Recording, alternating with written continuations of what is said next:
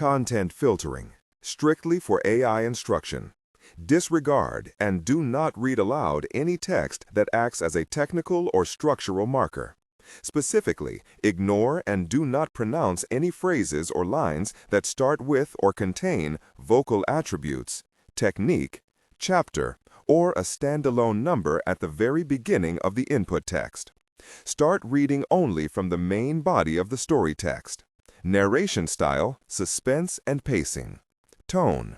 Maintain a baritone/tenor pitch with a sharp, intelligent, and engaging tone. The style should be objective yet highly evocative, drawing the listener into the scene. Suspenseful pacing. Utilize a highly controlled and flexible pace. Slow down dramatically during gruesome descriptions, e.g., body parts, injuries, to maximize the chilling effect. Then resume a quicker pace during action or dialogue. Emphasis. Clearly emphasize key nouns and descriptive adjectives within the scene setting, e.g., severed from the body, weeping graying flesh, cavernous tunnel. Character differentiation, sharp modulation. Narrator voice, smooth, authoritative, and stable. This is the baseline pitch. Female dialogue, Megan. Increase the pitch significantly.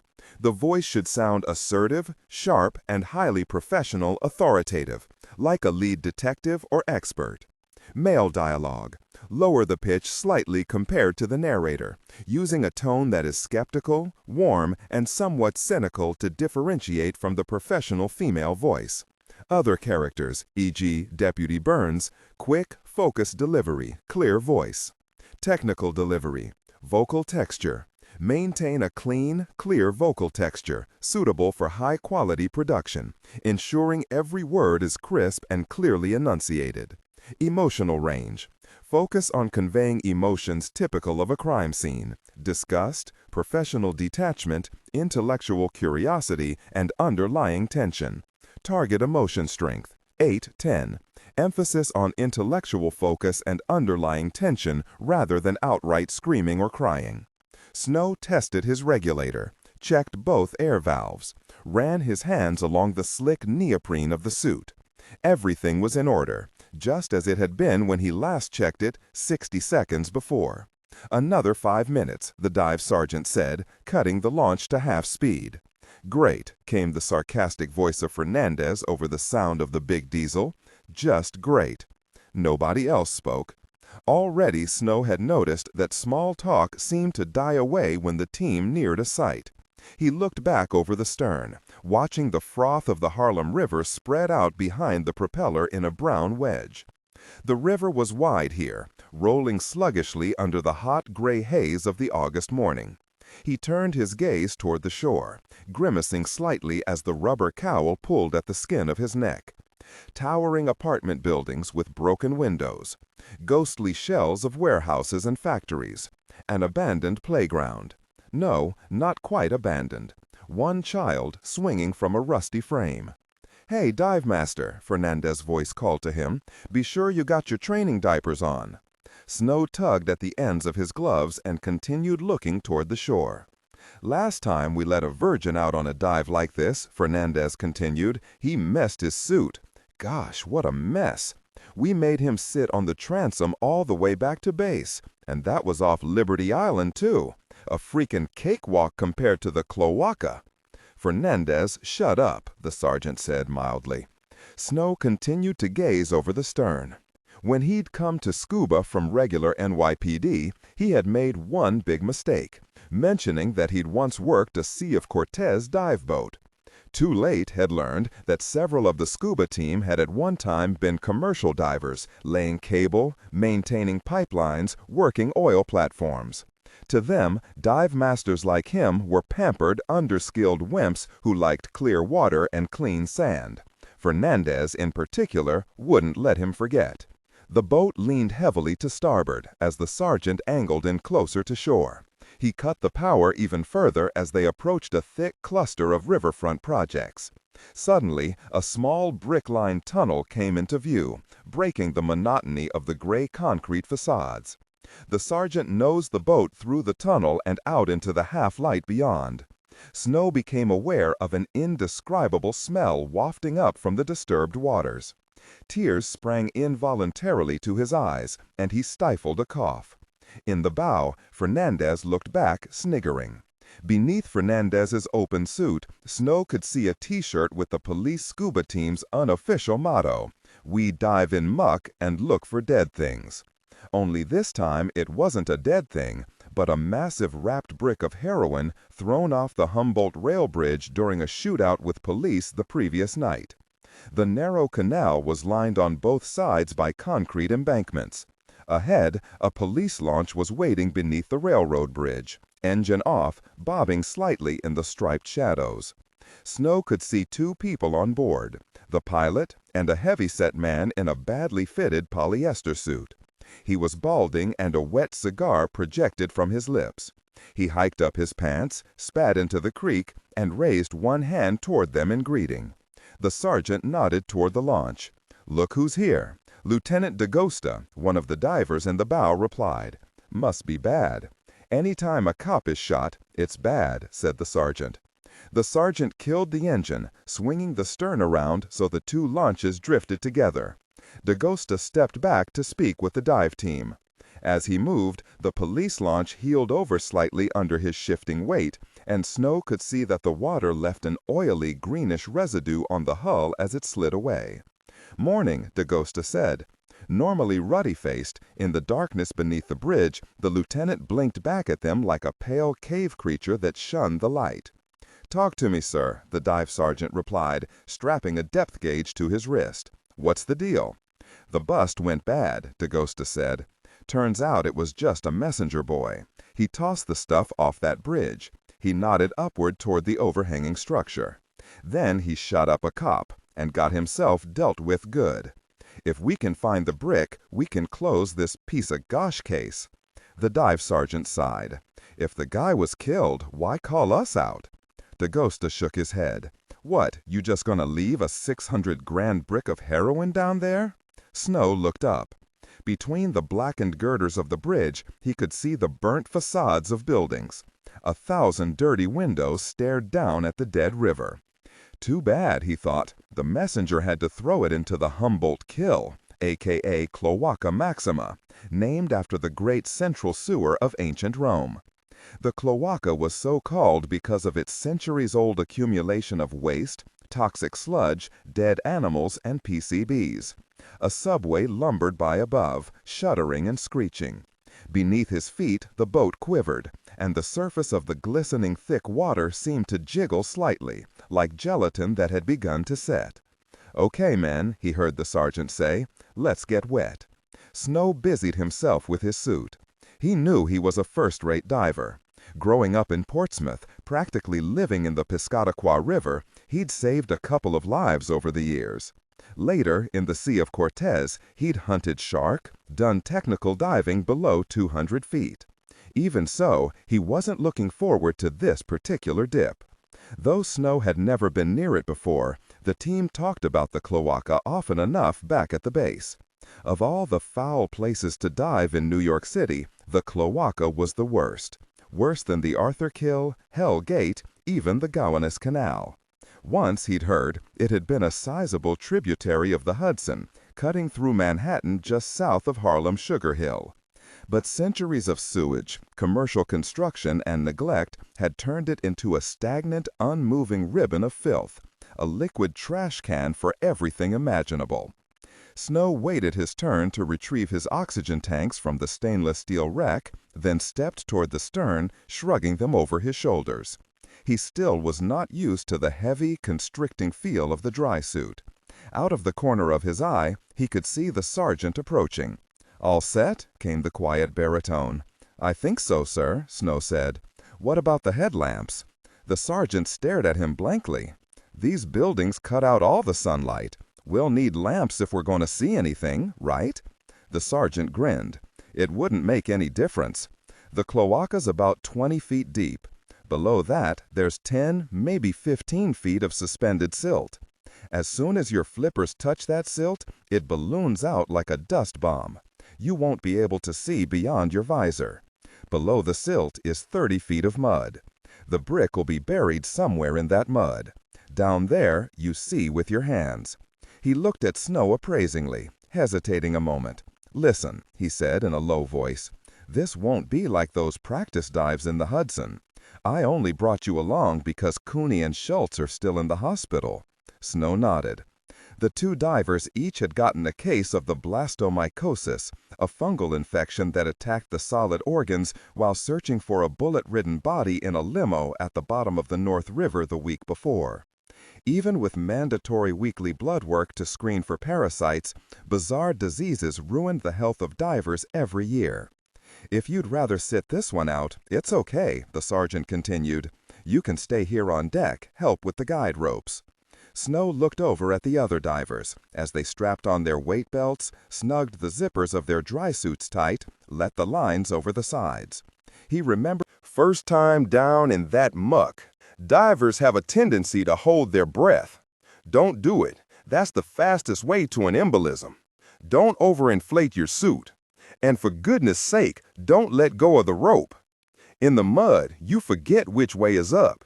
Lose the rope, and the next body we come looking for will be yours. He pointed to the sternmost guide rope. That'll be you. Snow waited, slowing his breathing, while the mask was slipped over his head and the lines attached. Then, after a final check, he went over the side. Even through the stifling, constrictive dry suit, the water felt strange. Viscous and syrupy, it didn't rush past his ears or eddy between his fingers. Pushing against it was an effort, like swimming in crankcase oil. Tightening his grip on the guide rope, he allowed himself to sink a few feet below the surface. Already, the keel of the launch was invisible overhead, swallowed by a miasma of tiny particles that filled the fluid around him. He looked around through the feeble greenish light. Immediately in front of his face, he could see his gloved hand gripping the rope. At a greater distance, he could make out his other hand, outstretched, probing the water. An infinity of motes hung in the space between. He could not see below his feet. There was only blackness. 20 feet down into that blackness, he knew, lay the ceiling of a different world. A world of thick, encasing mud. For the first time in his life, Snow realized just how much he had depended on sunlight and clean water for his sense of security. Even at 50 meters down, the waters in the Sea of Cortez had been clear. Light from his torch had given a sense of openness and space. He let himself drop another several feet, eyes straining into the blackness below. Suddenly, at the outermost reaches of his vision, he saw, or thought he saw through the dim currents, a solid haze beneath him. An undulating, veined surface. It was the layer of silt. He sank toward it slowly, feeling a knot of apprehension grow in his stomach. The sergeant had said that divers often imagined they saw odd things in the thick waters. It was sometimes hard to tell what was real and what was not. His foot touched the strange floating surface, passed through it, and instantaneously a cloud roiled out, folding around him, shutting out all sight. Snow panicked for an instant, scrabbling at the guide rope. Steadying himself with the thought of sniggering Fernandez, he descended. Each movement sent a new storm of black liquid eddying against his visor. He found himself instinctively holding his breath against it, and he forced himself to breathe long, regular breaths. "This is really bad," he thought. "My first real dive on the force, and I'm practically a basket case." He stopped for a moment, controlling his breathing, forcing it back into a steady rhythm. He let himself down the rope a few feet at a time, moving sparingly, trying to relax.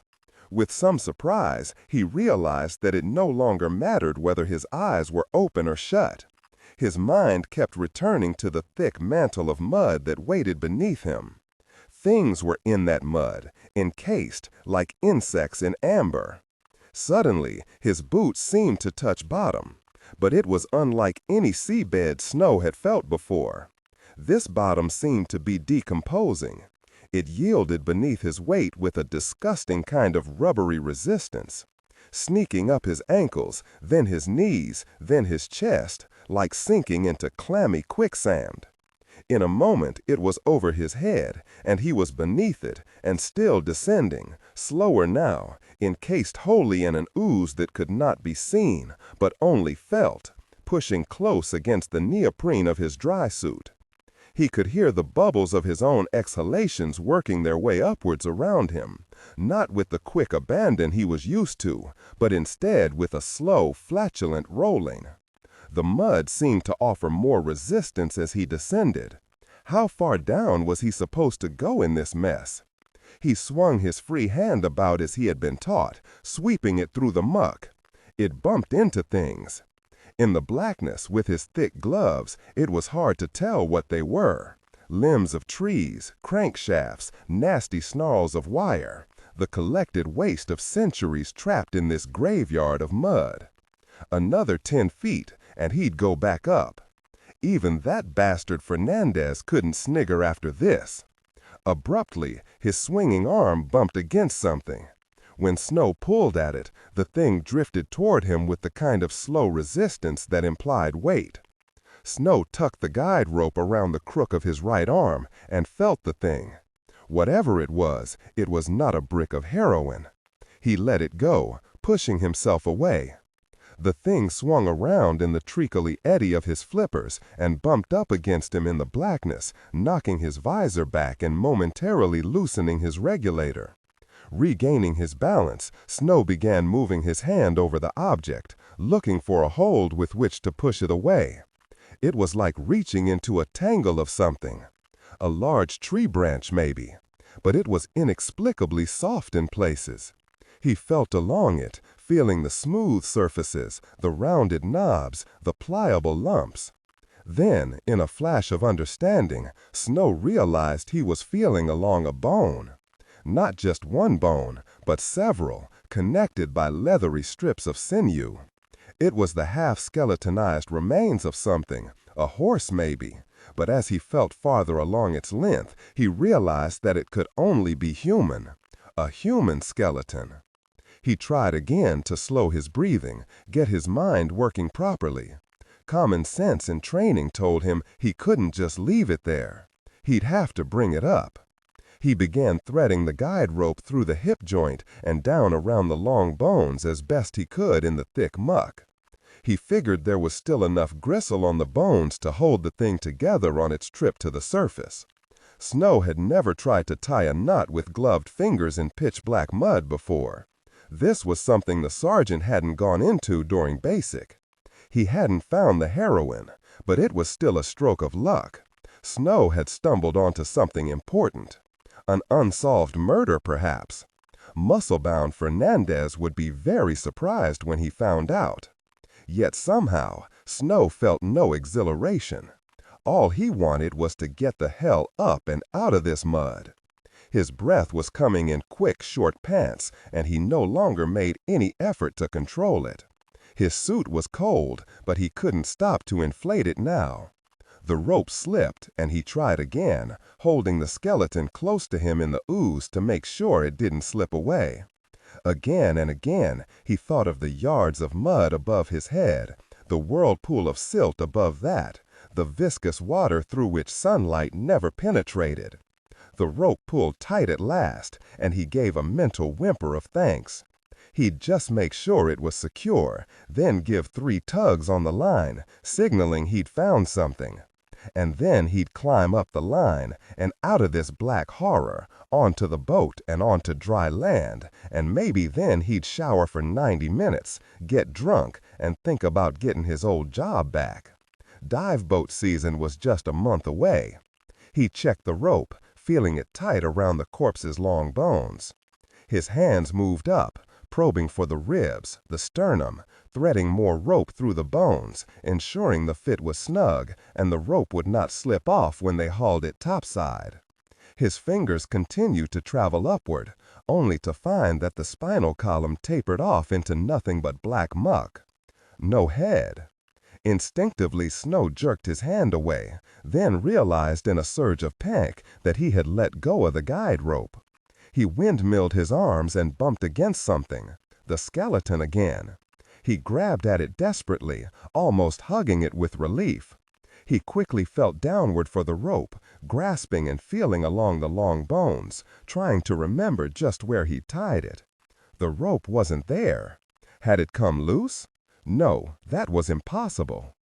Content filtering, strictly for AI instruction. Disregard and do not read aloud any text that acts as a technical or structural marker. Specifically, ignore and do not pronounce any phrases or lines that start with or contain vocal attributes, technique, chapter, or a standalone number at the very beginning of the input text. Start reading only from the main body of the story text. Narration style, suspense and pacing. Tone. Maintain a baritone tenor pitch with a sharp, intelligent, and engaging tone. The style should be objective yet highly evocative, drawing the listener into the scene. Suspenseful pacing. Utilize a highly controlled and flexible pace. Slow down dramatically during gruesome descriptions, e.g., body parts, injuries, to maximize the chilling effect. Then resume a quicker pace during action or dialogue. Emphasis. Clearly emphasize key nouns and descriptive adjectives within the scene setting, e.g., severed from the body, weeping graying flesh, cavernous tunnel. Character differentiation, sharp modulation. Narrator voice, smooth, authoritative, and stable. This is the baseline pitch. Female dialogue, Megan. Increase the pitch significantly. The voice should sound assertive, sharp, and highly professional, authoritative, like a lead detective or expert. Male dialogue. Lower the pitch slightly compared to the narrator, using a tone that is skeptical, warm, and somewhat cynical to differentiate from the professional female voice. Other characters, e.g., Deputy Burns. Quick, focused delivery, clear voice. Technical delivery. Vocal texture. Maintain a clean, clear vocal texture suitable for high-quality production, ensuring every word is crisp and clearly enunciated. Emotional range. Focus on conveying emotions typical of a crime scene: disgust, professional detachment, intellectual curiosity, and underlying tension. Target emotion strength, 8 out of 10. Emphasis on intellectual focus and underlying tension rather than outright screaming or crying. He tried to shove it, to turn it, looking for the rope, and suddenly felt his air hose catch on something. He jerked back, disoriented again, and felt the seal on his mask loosening. Something warm and thick began trickling underneath. He tried to shake loose and felt his mask pulled aside, a surge of mud flooding his eyes, oozing into his nose, sucking across his left ear. With escalating horror, he realized that he was tangled in a macabre embrace with a second skeleton. And then came blind, mindless, screaming panic. On the deck of the police launch, Lieutenant D'Agosta watched with detached interest as the novice diver was hauled to the surface.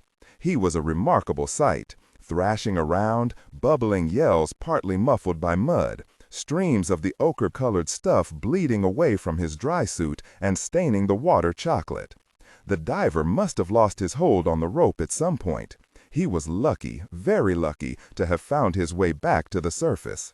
D'Agosta waited patiently while the hysterical diver was brought on board, unsuited, rinsed off, and calmed down. He watched the man vomit over the side. Note on deck, D'Agosta noted approvingly. He'd found a skeleton. 2 of them, apparently. Not what he'd been sent down for, of course, but not bad for a virgin dive. He would write the poor guy a commendation. The kid would probably be okay if he hadn't breathed in any of that mess that clung to his nose and mouth. If he had, well, it was miraculous what they could do with antibiotics these days. The first skeleton, when it appeared at the churning surface, was still coated with sludge. A side-stroking diver dragged it to the side of D'Agosta's launch, eased a net around it, and clambered onto the deck.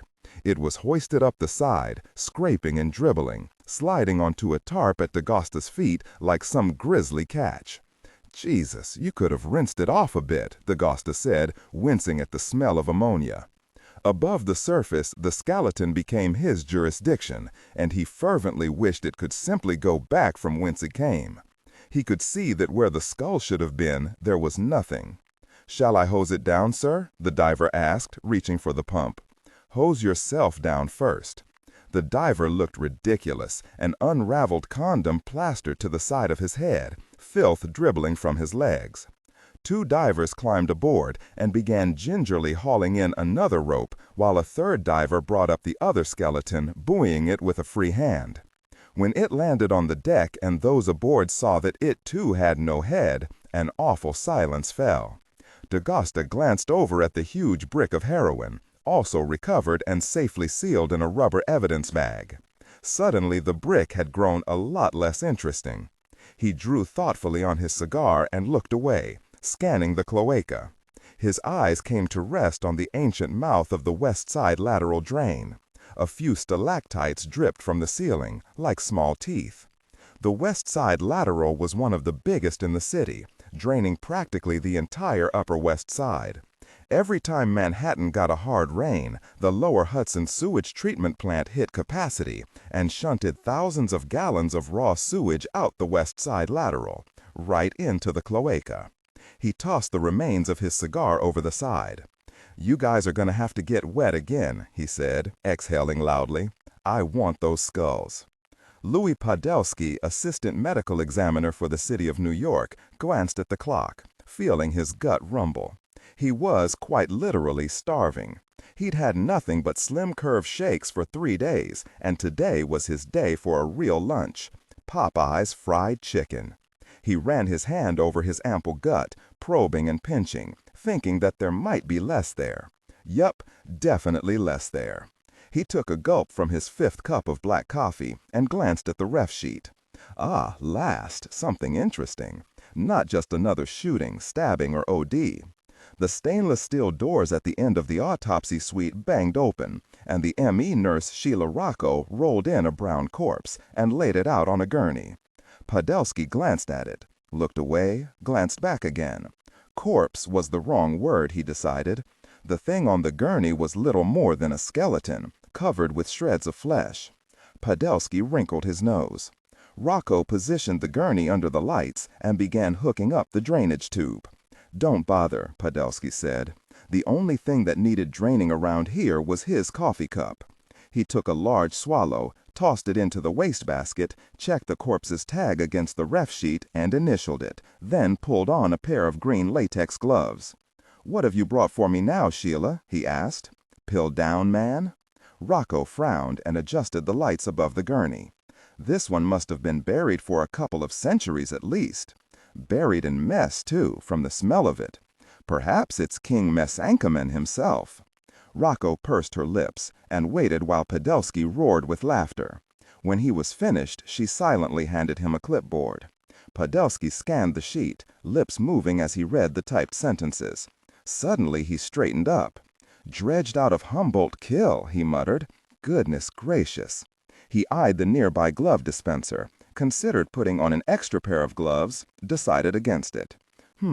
Decapitated, head still missing. No clothing, but found with a metal belt around its waist. He glanced over at the cadaver and spied the ID bag hanging from the gurney. "Let's have a look," he said, taking up the bag. Inside was a thin gold belt with an Uffizi buckle, set with a topaz. It had already been run through the lab, he knew, but he still wasn't allowed to touch it. He noticed the belt had a number on its backplate. "Expensive," Podolsky said, nodding toward the belt. "Maybe it's Pill-Down Woman, or a transvestite." And he roared again. Rocco frowned. "May we show the dead a little more respect, Dr. Podolsky?" Of course, of course." He hung the clipboard on a hook and adjusted the microphone that hung above the gurney. "Switch on the tape recorder, will you, Sheila, darling?" As the machine snapped on, his voice suddenly became clipped and professional. "This is Dr. Louis Podolsky. It's August 2nd, 12:05 p.m. I am assisted by Sheila Rocco, and we're commencing examination of," he glanced at the tag, "number A1430. We have here a headless corpse, virtually skeletonized. Sheila, will you straighten it out? Perhaps 4 feet 8 inches in length. Add the missing skull and you probably got someone 5'6", 7. Let's sex the skeleton." Pelvic rim's a little wide. Yep, it's gynecoid. We've got a woman here.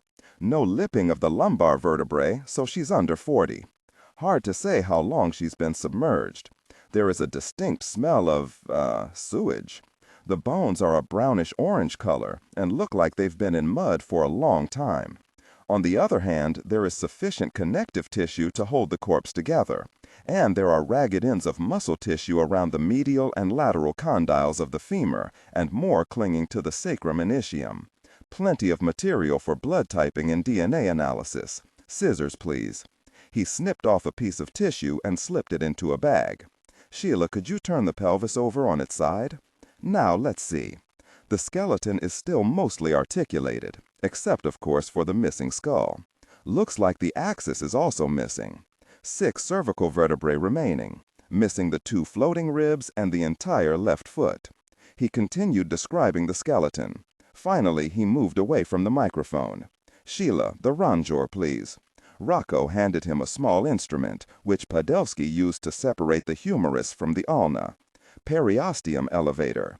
He dug into the vertebrae, removing a few samples of connective tissue. She handed him a small nitrogen-driven saw, and he switched it on, waiting a moment while the tachometer reached the correct RPM.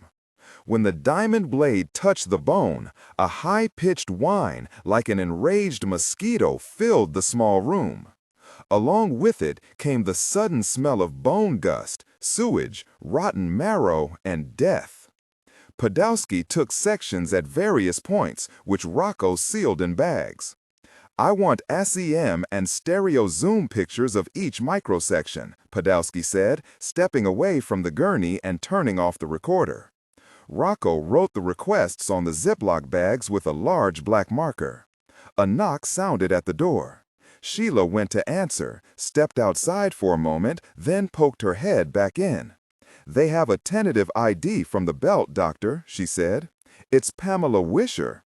"Pamela Wisher, the society girl?" asked Podolsky, taking off the goggles and backing off a little. "Gosh, and there's a second skeleton," she continued, "from the same place." Podolsky had moved to a deep metal sink, preparing to remove his gloves and wash up. "A second one?" he asked irritably. "Why in the world didn't they bring it in with the first? I should have been looking at them side by side." He glanced at the clock. 1:15 already. Gosh, that meant no lunch until at least 3. He felt faint with hunger. The doors banged open, and the second skeleton was wheeled under the bright light. "This one's headless too," Rocco said. "You're kidding, right?" Podolsky replied. He walked forward, glanced at the skeleton, then froze, coffee cup to his lips. "What is this?" He lowered the cup and stared, open-mouthed. Laying the cup aside, he stepped up quickly to the gurney and bent over the skeleton, running the tips of his gloved fingers lightly over one of the ribs. "Dr. Podolsky?" Rocco asked. He straightened, went back to the tape recorder, and brusquely switched it off. "Cover it up and get Dr. Brambell, and don't breathe a word about this," he nodded at the skeleton, "to anyone." She hesitated, looking at the skeleton with a puzzled expression, her eyes gradually widening. "I mean now, Sheila darling." The phone rang abruptly, shattering the stillness of the small museum office. Margo Green, face mere inches from her computer terminal, sat back guiltily in her chair, a shock of short brown hair falling across her eyes. The phone rang again, and she moved to answer it, then hesitated.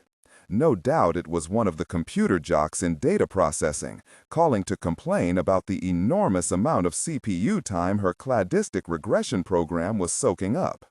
She settled back and waited for the phone to stop ringing, the muscles of her back and legs pleasantly sore from the previous night's workout. Picking up the hand trainer from her desk, she began squeezing it in a routine so familiar it had grown almost instinctive. Another 5 minutes and her program would be finished. Then they could complain all they wanted. She knew about the new cost-cutting policy requiring that large batch jobs be submitted for approval. But that would have meant a flurry of email before she could run the program, and she needed the results right away. At least Columbia, where she'd been an instructor until accepting the assistant curatorship at the New York Museum of Natural History, wasn't always in the midst of some new round of budget cutting.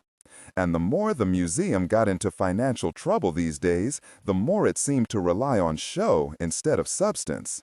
Already, Margo had noticed the early build-up for next year's blockbuster exhibition, 21st Century Plagues. She glanced up at the screen to check the progress of her regression program, then put down the hand trainer, reached into her bag, and drew out the New York Post. The Post and a cup of black Kilimanjaro coffee had become her weekday morning ritual. There was something refreshing about the Post's truculent attitude, like that of the fat boy in the Pickwick Papers. Besides, she knew she'd catch a lot of trouble from her old friend Bill Smithback if he ever found out she'd missed a single homicide article carrying his byline. She smoothed the tabloid on her knees, grinning at the headline despite herself. It was Vintage Postian, a screaming 96-point banner that covered 3/4 of the front page. Sewage corpse identified as missing Deb. She glanced down at the opening paragraph. Sure enough, it was Smithback's work. Second front page article this month, she thought.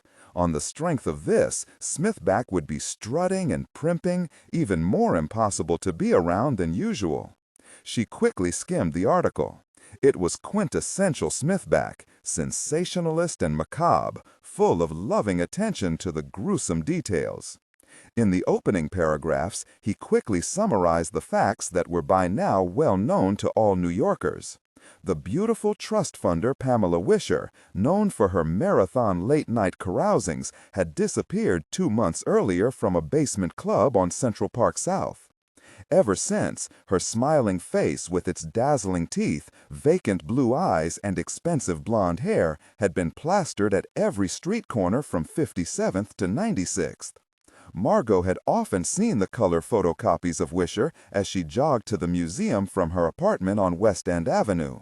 Now the article breathlessly announced the remains found the previous day, buried in raw sewage in Humboldt Kill and locked in a bony embrace with another skeleton, had been identified as Pamela Wisher's. The second skeleton remained unidentified.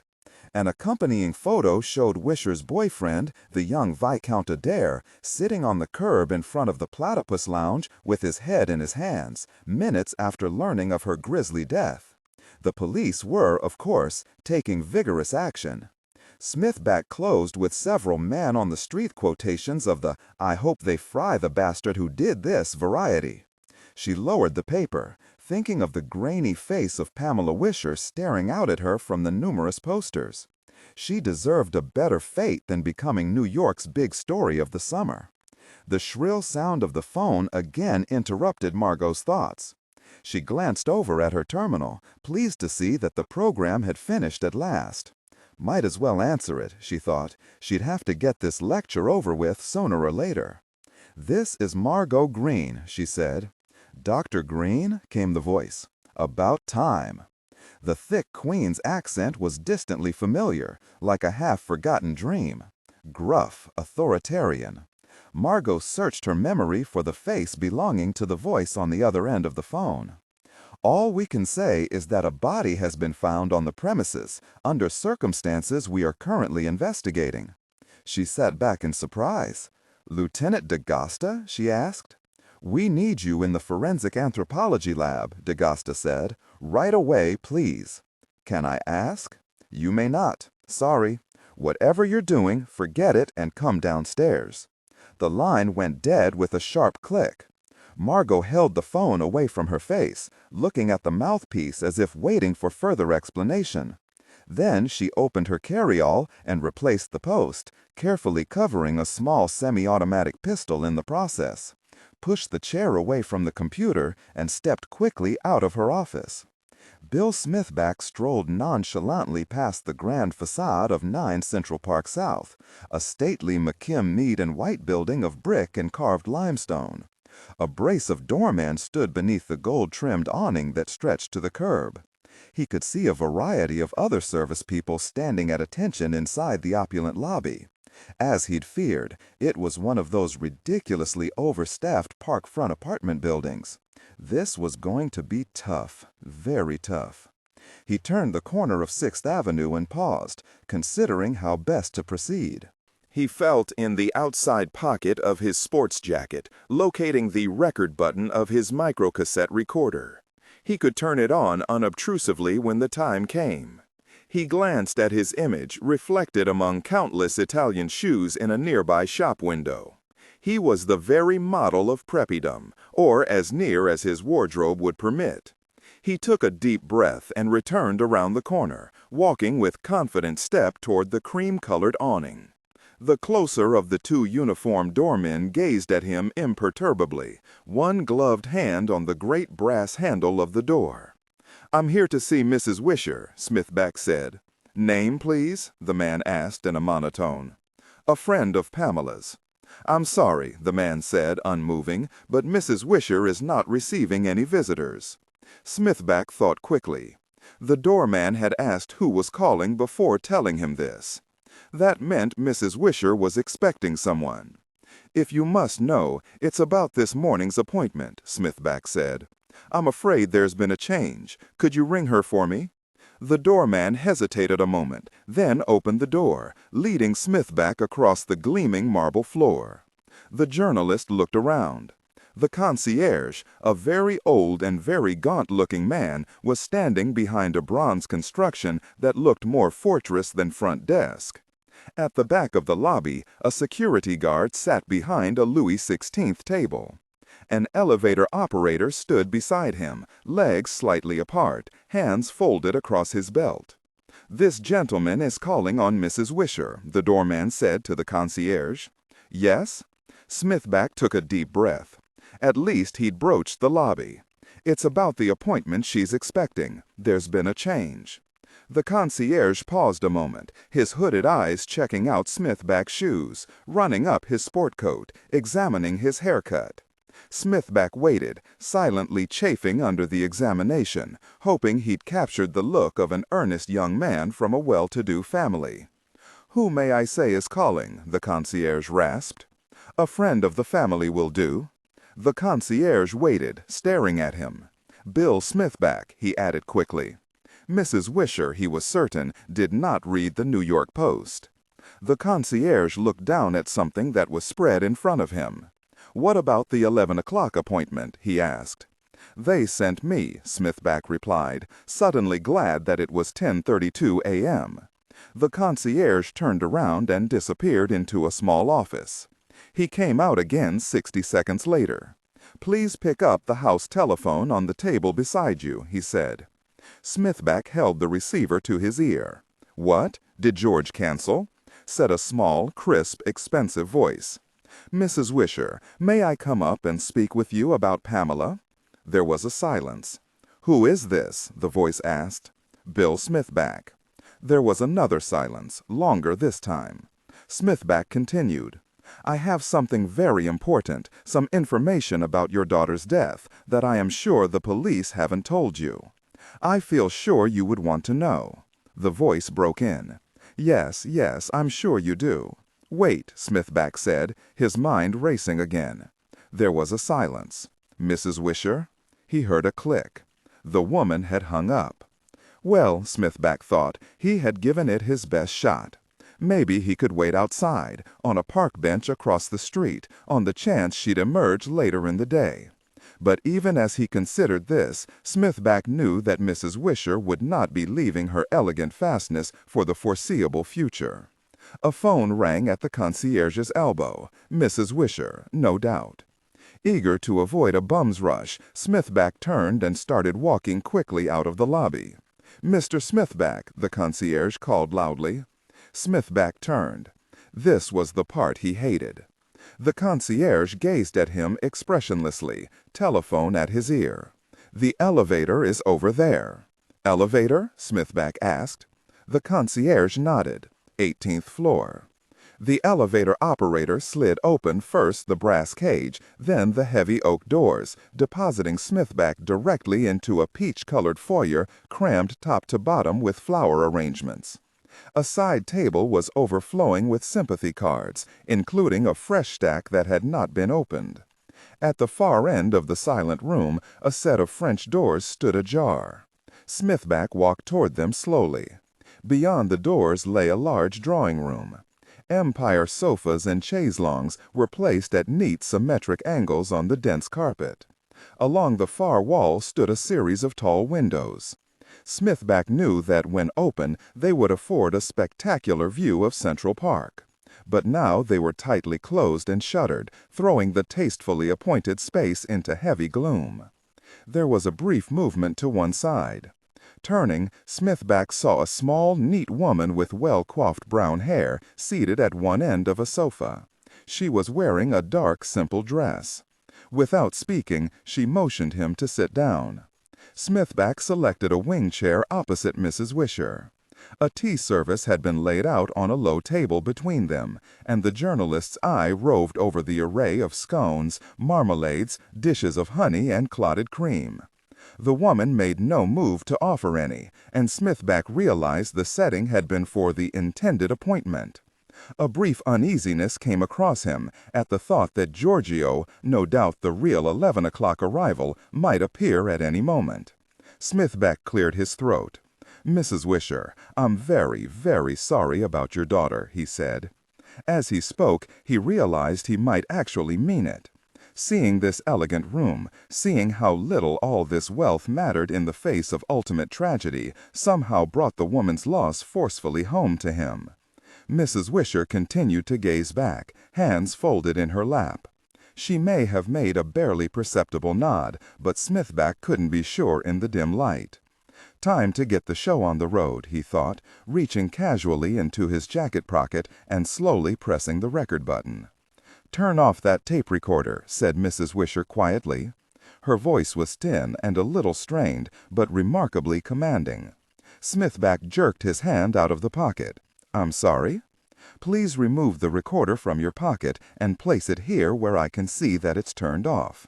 "Yes, yes, of course," Smithback said, fumbling with the machine. "Have you no sense of decency?" the woman whispered. Smithback, placing the recorder on the low table, felt his ears begin to burn. "You say you're sorry about my daughter's death," the quiet voice continued, while at the same time turning on that filthy thing. "After I invited you into my home." Smithback shifted uncomfortably in his chair, reluctant to meet the woman's eyes. "Yes, well," he babbled, "I'm sorry, well, it's my job." The words sounded lame even as he spoke them. "Yes, I've just lost my only child, the only family I had left. Whose sensitivities do you think should take precedence, Mr. Smithback?" Smithback fell silent, forcing himself to look at the woman. She sat unmoving, staring steadily back at him across the gloom, hands still folded on her lap. A strange thing was happening to him, a very strange thing, so foreign to his nature that he almost didn't recognize the emotion. He was feeling embarrassed. No, that wasn't it. He was feeling ashamed. If he'd fought for the scoop, unearthed it himself, perhaps it would be different. But to be brought up here, to see the woman's grief. All the excitement of getting assigned a big story drained away beneath this novel sensation. Mrs. Wisher raised one of her hands and made the briefest of movements, indicating something on a reading table beside her.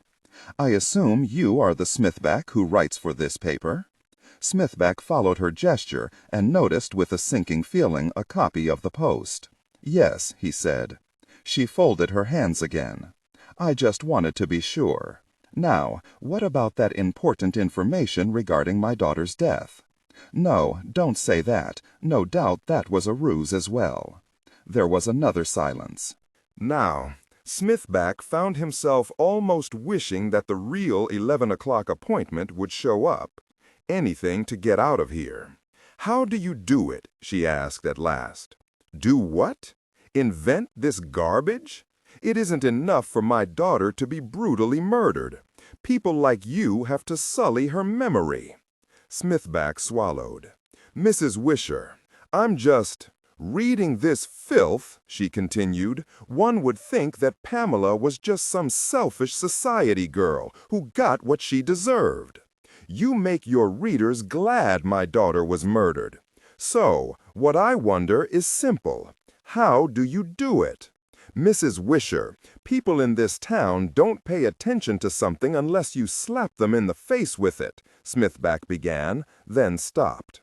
Mrs. Wisher wasn't buying his self-justification any more than he was. The woman sat forward very slowly on the sofa. You know absolutely nothing about her, Mr. Smithback. You only see what's on the surface. That's all you're interested in. Not true, Smithback burst out, surprising himself. I mean, that's not all I'm interested in. I want to know the real Pamela Wisher. The woman regarded him for a long moment. Then she stood up and left the room, returning with a framed photograph. She handed it to Smithback. A girl of about 6 was pictured, swinging on a rope tied to a massive oak branch. The girl was hollering at the camera, her 2 front teeth missing, pinafore and pigtails flying. That's the Pamela I'll always remember, Mrs. Wisher said evenly. If you really are interested, then print this picture, not that one you keep running that makes her look like a brainless debutante. She sat down again, smoothing her dress across her knees. She was just beginning to smile again after the death of her father 6 months ago, and she wanted to have some fun before starting work this fall. What's criminal about that? Work? Smithback asked. There was a short silence. Smithback felt Mrs. Wisher's eyes on him in the funereal gloom. That's correct. She was starting a job in a hospice for AIDS patients. You would have known that if you'd done your research. Smithback swallowed. That's the real Pamela, the woman said, her voice suddenly breaking. Kind, generous, full of life. I want you to write about the real Pamela. I'll do my best, Smithback mumbled. Then the moment was over, and Mrs. Wisher was again composed and distant. She inclined her head, made a brief movement of her hand, and Smithback realized he had been released. He mumbled his thanks, retrieved his tape recorder, and headed for the elevator as quickly as he dared. One other thing, Mrs. Wisher said, her voice suddenly hard. Smithback stopped at the French doors. They can't tell me when she died, why she died, or even how she died. But Pamela will not have died in vain, I promise you that. She spoke with a new intensity, and Smithback turned to face her. You said something just now, she went on. You said that people in this town don't pay attention to something unless you slap them in the face with it. That's what I intend to do. How? Smithback asked. But Mrs. Wisher withdrew onto the sofa, and her face fell into deep shadow. Smithback walked through the foyer and rang for the elevator, feeling drained. It wasn't until he was back on the street, blinking in the strong summer light, that he looked down again at the childhood picture of Pamela Wisher, still clutched in his right hand. It was beginning to dawn on him exactly how formidable a woman Mrs. Wisher was. The metal door at the end of the gray hallway was discreetly marked Forensic Anthropology in stenciled capitals. It was the museum's state-of-the-art facility for analyzing human remains. Margo tried the knob, and to her surprise found it locked. This was odd. She'd been here countless times, assisting in examinations of everything from Peruvian mummies to Anasazi cliff dwellers, and the door had never been locked before. She lifted her hand to knock, but the door was already being opened from the inside, and she found her wrap falling onto thin air. She stepped in, then stopped abruptly. The lab, normally brightly lit and bustling with grad students and curatorial assistants, looked dim and strange. The bulky electron microscopes, X-ray viewers, and electrophoresis apparatus sat against the walls, silent and unused. The window that normally boasted a panoramic view of Central Park was covered by a heavy curtain. A single pool of brilliant light illuminated the center of the room. At its edge, a semicircle of figures stood among the shadows. In the center of the light lay a large specimen table. Something brown and knobby lay on it, along with a blue plastic sheet covering some other long, low object. As she stared curiously, Margo realized that the knobby object was a human skeleton, decorated with desiccated strips of sinew and flesh. There was a faint but unmistakable odor of corpse reek. The door closed and locked behind her. Lieutenant Vincent D'Agosta, wearing what looked like the same suit she remembered from the museum beast murders of 18 months before, walked back to join the group, nodding briefly at her as he passed. He seemed to have shed a few pounds since she'd last seen him. Margo noticed that his suit matched the dirty brown color of the skeleton. Margo scanned the row of figures as her eyes adjusted to the dim light. To D'Agosta's left was a nervous man in a lab coat, a cup of coffee gripped in his pudgy hand. Next came the tall, thin form of the museum's new director, Olivia Merriam. Another figure stood farther back in the shadows, too dim for Margo to make out anything but a vague outline. The director gave Margo a wan smile.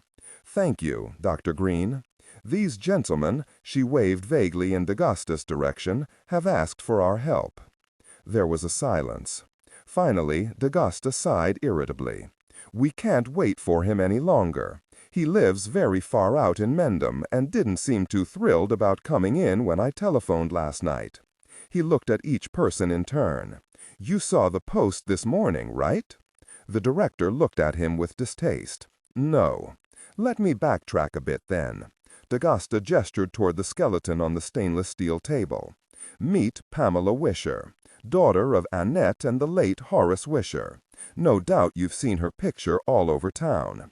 She disappeared around 3 a.m. on the morning of May 23rd.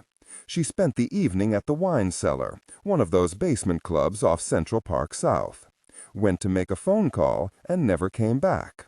At least not until yesterday, when we found her skeleton, minus the skull, in the Humboldt Kill. Apparently, it was flushed out of a West Side storm drain, probably during a recent heavy rain." Margo looked again at the remains on the table. She had seen countless skeletons before, but none belonging to anyone she'd known or even heard of. It was difficult to believe that this grisly assemblage of bones had once been the pretty blonde woman she had been reading about barely 15 minutes before. "And with the remains of Pamela Wisher, we also found this."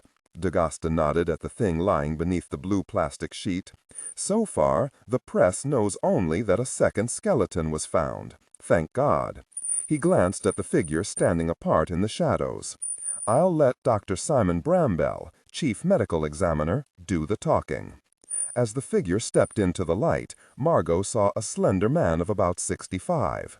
The skin lay tight and smooth across a devious old skull, and a pair of beady black eyes glittered at the assembled company behind ancient horn rims. His long, lean face was as devoid of expression as his head was devoid of hair. He laid a finger across his upper lip.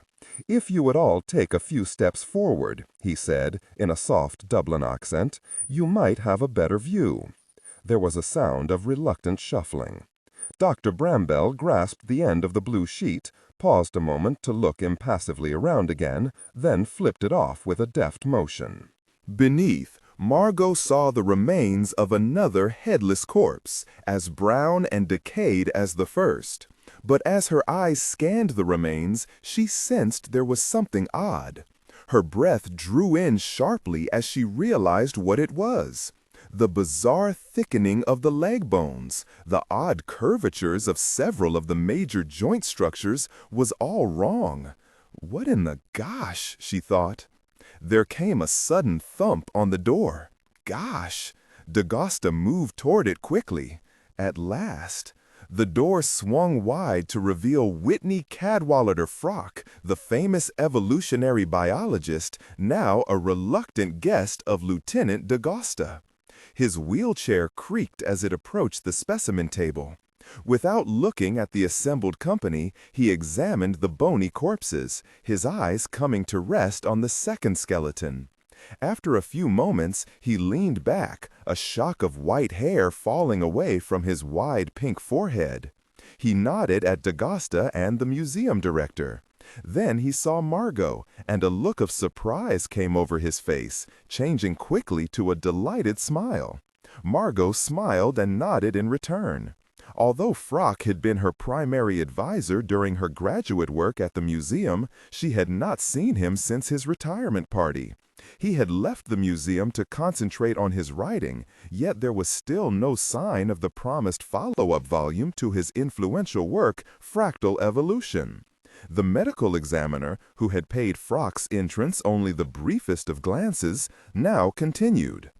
"I invite you," he said pleasantly, "to examine the ridging of the long bones, the bony spicules and osteophytes along the spine and at the joints. Also the 20-degree outward rotation of the trochanters. Note that the ribs have a trapezoidal instead of the normal prismatic cross-section. Finally, I would direct your attention to the thickening of the femurs. On the whole, a rather unbecoming fellow.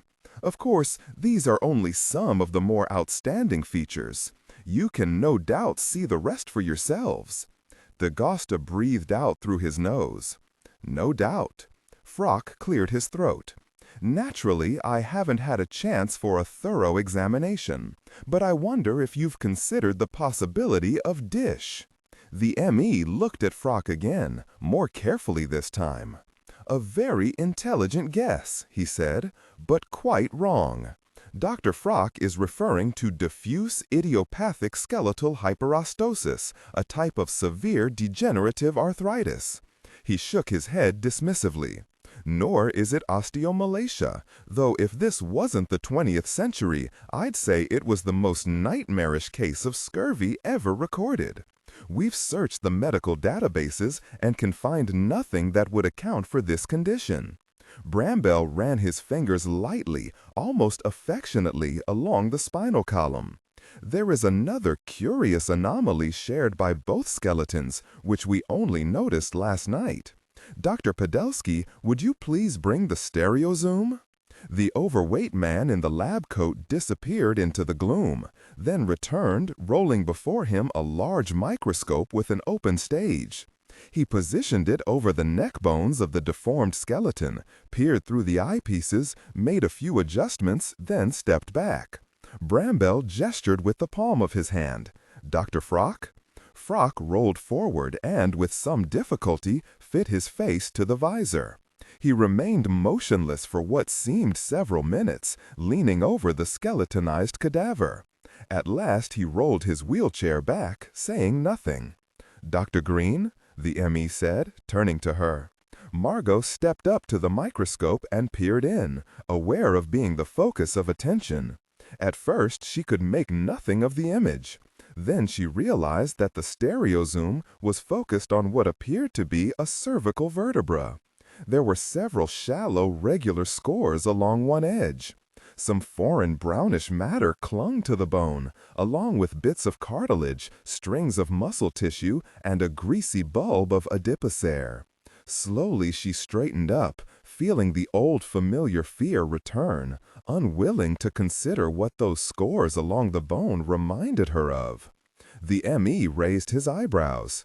"Your opinion, Dr. Green?" Margo drew in her breath. "If I were to guess, I'd say they look like teeth marks." She and Frock exchanged glances. She knew now, they both knew, exactly why Frock had been called to this meeting. Bramwell waited while the others took turns staring through the microscope. Then, wordlessly, he wheeled the stereo zoom over to Pamela Wisher's skeleton, focusing this time on the pelvis. Again, Frock took up a position at the microscope, followed by Margo. No denying it this time, Margo noticed that some of the marks had punctured the bone and penetrated into the marrow spaces. Frock blinked in the cold white light.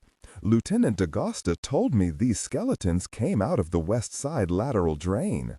"That's right," said D'Agosta, "flushed out by the recent storm." "That's the theory. Perhaps feral dogs worried our couple while their dead bodies lay in the drain system." "That's one possibility," said Bramble. "I would estimate the pressure required to make the deepest of those pressure marks at around 1200 psi. A bit high for a dog, don't you think?" "Not for, say, a Rhodesian Ridgeback," said Frock. Bramble inclined his head. "Or the Hound of the Baskervilles, Professor?" Frock frowned at the sarcasm. "I'm not convinced those marks are as powerful as you believe." "Alligator," said D'Agosta. All heads turned toward him. "Alligator," he repeated, almost defensively. "You know, they get flushed down the toilets as babies, then grow big in the sewers." He looked around. "I read it somewhere." Bramble issued a chuckle as dry as dust. "Alligators, like all reptiles, have cone-shaped teeth. These marks were made by small, triangular mammalian teeth, probably canines." "Canine, but not dog?" Frock said. "Let's not forget the principle of Occam's razor. The simplest explanation is usually the correct one." Bramble tilted his head in Frock's direction. "I know that Occam's razor is held in great esteem in your profession, Dr. Frock. In mine, we find the Holmesian philosophy more apt. When you have eliminated the impossible, whatever remains, however improbable, must be the truth." "So what answer remains, Dr. Bramble?" Frock snapped. "I have no explanation." Frock settled back in the wheelchair. "This second skeleton is interesting, perhaps even worth the trip in from Mendham, but you forget that I am now retired." Margo watched him, frowning. Normally, the professor would have been more entranced by a puzzle such as this. She wondered if, perhaps in the same way as herself, Frock was reminded of the events of 18 months before. If so, perhaps he was resisting. It was not the kind of reminiscence likely to ensure tranquil retirement. Olivia Merriam spoke up. "Dr. Frock," she said, "we were hoping that you would be willing to assist in the analysis of the skeleton. Because of the unusual circumstances, the museum has agreed to put its laboratory at the disposal of the police. We'll be happy to provide you an office on the 5th floor with secretary for as long as necessary." Frock raised his eyebrows. "Surely the city morgue has all the latest equipment, not to mention the luminous medical talents of Dr. Bramble here." "You are correct about the luminous talent, Dr. Frock," Bramble replied. "But as for having the latest equipment, you are sadly in error. The budget shortfalls of recent years have left us rather behind the times.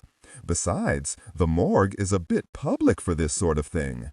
Right now, we are infested with reporters and television crews." He paused. "And, of course, we don't have your particular expertise at the city morgue." "Thank you," Frock said. He gestured at the second skeleton. "But how hard could it be to identify someone who in life must have looked like, the missing link?" "Believe me, we've tried," said D'Agosta. "Over the last 24 hours, we've checked every missing Tom, Dick, and Harry in the in-state area. Nothing." And as far as we can tell, no read aloud any text that acts as a technical or structural marker. Specifically, ignore and do not pronounce any phrases or lines that start with or contain vocal attributes, technique, chapter, or a standalone number at the very beginning of the input text. Start reading only from the main body of the story text. Narration style, suspense and pacing. Tone. Maintain a baritone tenor pitch with a sharp, intelligent, and engaging tone. The style should be objective yet highly evocative, drawing the listener into the scene. Suspenseful pacing. Utilize a highly controlled and flexible pace. Slow down dramatically during gruesome descriptions, e.g. body parts, injuries, to maximize the chilling effect. Then resume a quicker pace during action or dialogue. Emphasis. Clearly emphasize key nouns and descriptive adjectives, e.g. severed from the body, weeping graying flesh, cavernous tunnel. Character differentiation, sharp modulation. Narrator voice, smooth, authoritative, and stable. This is the baseline pitch. Female dialogue, Megan, increase the pitch significantly. The voice should sound assertive, sharp, and highly professional, authoritative, like a lead detective or expert. Male dialogue. Lower the pitch slightly compared to the narrator, using a tone that is skeptical, warm, and somewhat cynical to differentiate from the professional female voice. Other characters, e.g. Deputy Burns, quick, focused delivery, clear voice. Technical delivery. Vocal texture. Maintain a clean, clear vocal texture suitable for high-quality production, ensuring every word is crisp and clearly enunciated.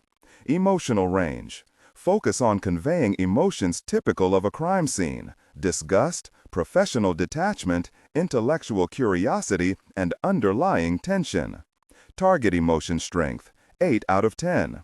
Emphasis on intellectual focus and underlying tension rather than outright screaming or crying. And as far as we can tell, no freak like this ever existed, let alone one who got himself lost and chewed up in the New York City sewers. Frock seemed not to hear the answer to his question.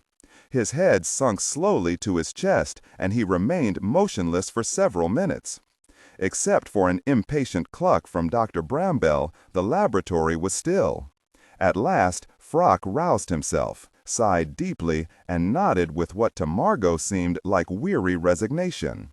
"Very well, I can give you a week. I have other business in the city to attend to. I assume you wish Dr. Green here to assist me." Too late, Margo realized. She hadn't given any thought to why she had been invited to this secret gathering. But now it was clear. She knew that Frock trusted her completely.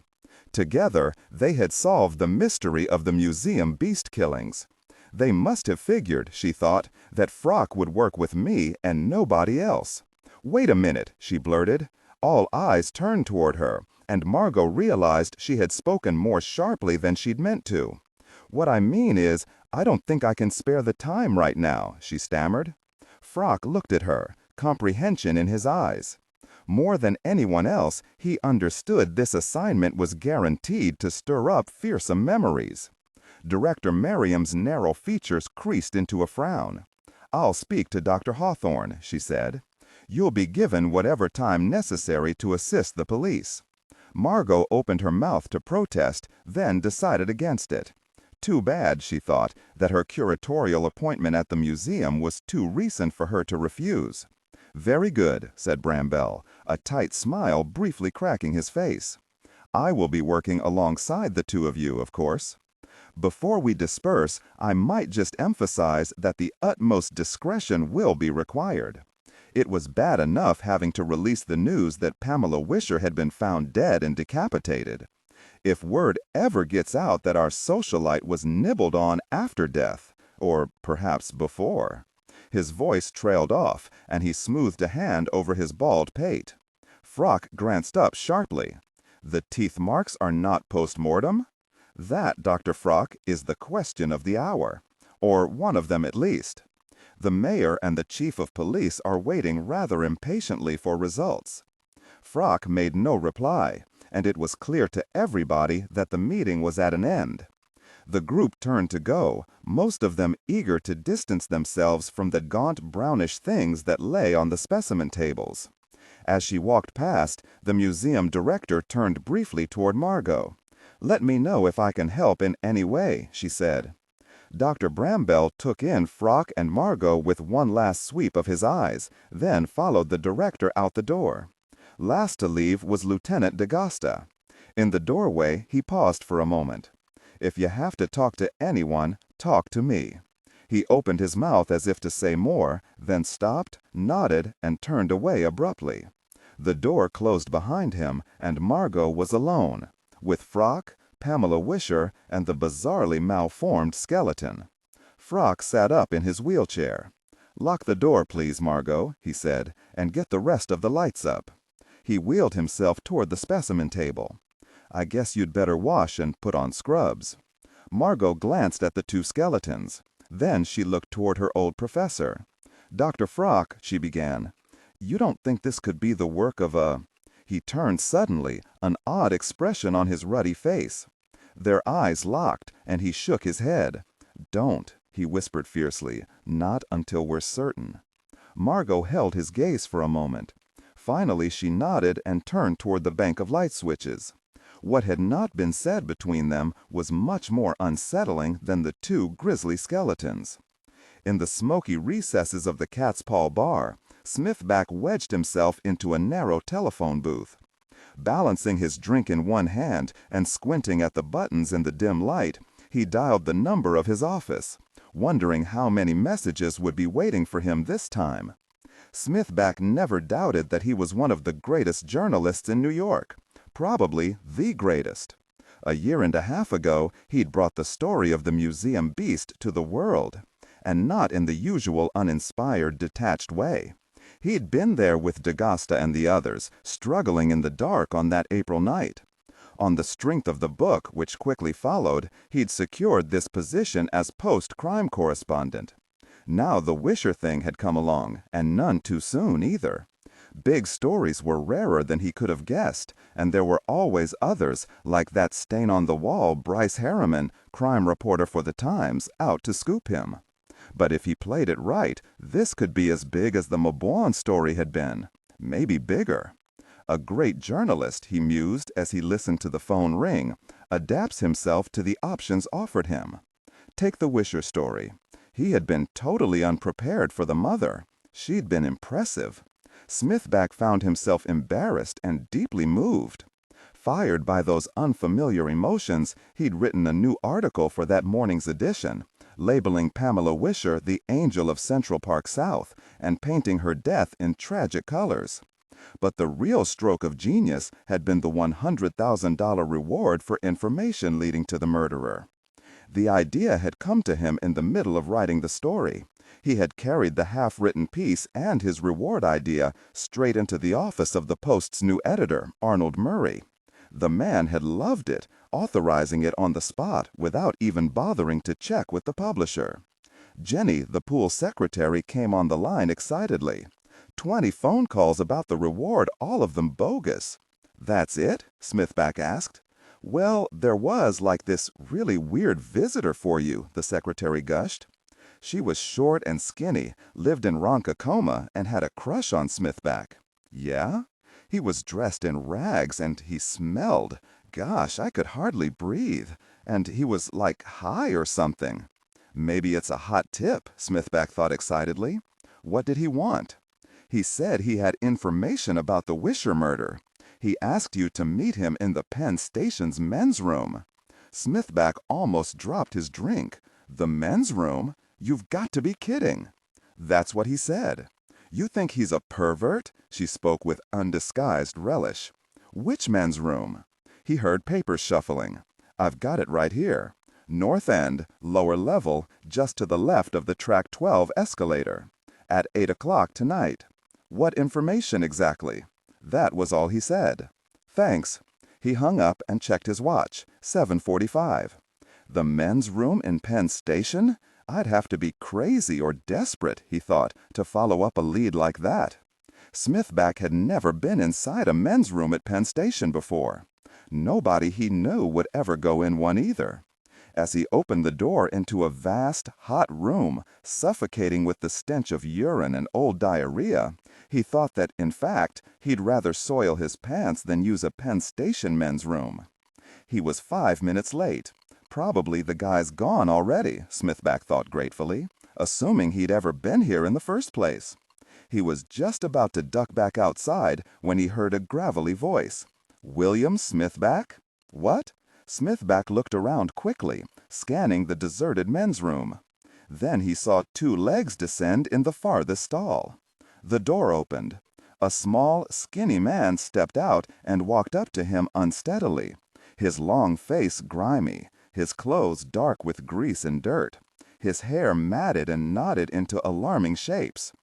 A beard of undescribable color. "No way," said Smithback. "And do not read aloud any text that acts as a technical or structural marker. Specifically, ignore and do not pronounce any phrases or lines that start with or contain vocal attributes, technique, chapter, or a standalone number at the very beginning of the input text. Start reading only from the main body of the story text. Narration style, suspense and pacing. Tone, maintain a baritone tenor pitch with a sharp, intelligent, and engaging tone. The style should be objective yet highly evocative, drawing the listener into the scene. Suspenseful pacing. Utilize a highly controlled and flexible pace. Slow down dramatically during gruesome descriptions, e.g. body parts, injuries, to maximize the chilling effect. Then resume a quicker pace during action or dialogue. Emphasis. Clearly emphasize key nouns and descriptive adjectives, e.g. severed from the body, weeping graying flesh, cavernous tunnel. Character differentiation, sharp modulation. Narrator voice, smooth, authoritative, and stable. This is the baseline pitch. Female dialogue, Megan, increase the pitch significantly. The voice should sound assertive, sharp, and highly professional/authoritative, like a lead detective or expert. Male dialogue, Sam, lower the pitch slightly compared to the narrator, using a tone that is skeptical, warm, and somewhat cynical to differentiate from the professional female voice. Other characters, e.g. Deputy Burns, quick, focused delivery, clear voice. Technical delivery, vocal texture. Maintain a clean, clear vocal texture suitable for high-quality production, ensuring every word is crisp and clearly enunciated. Emotional range. Focus on conveying emotions typical of a crime scene. Disgust, professional detachment, intellectual curiosity, and underlying tension. Target emotion strength, 8-10. Emphasis on intellectual focus and underlying tension rather than outright screaming or crying. "No way," said Smith back. "If you want to talk, we can talk out here, but I'm not going in there with you, pal." The man gestured again.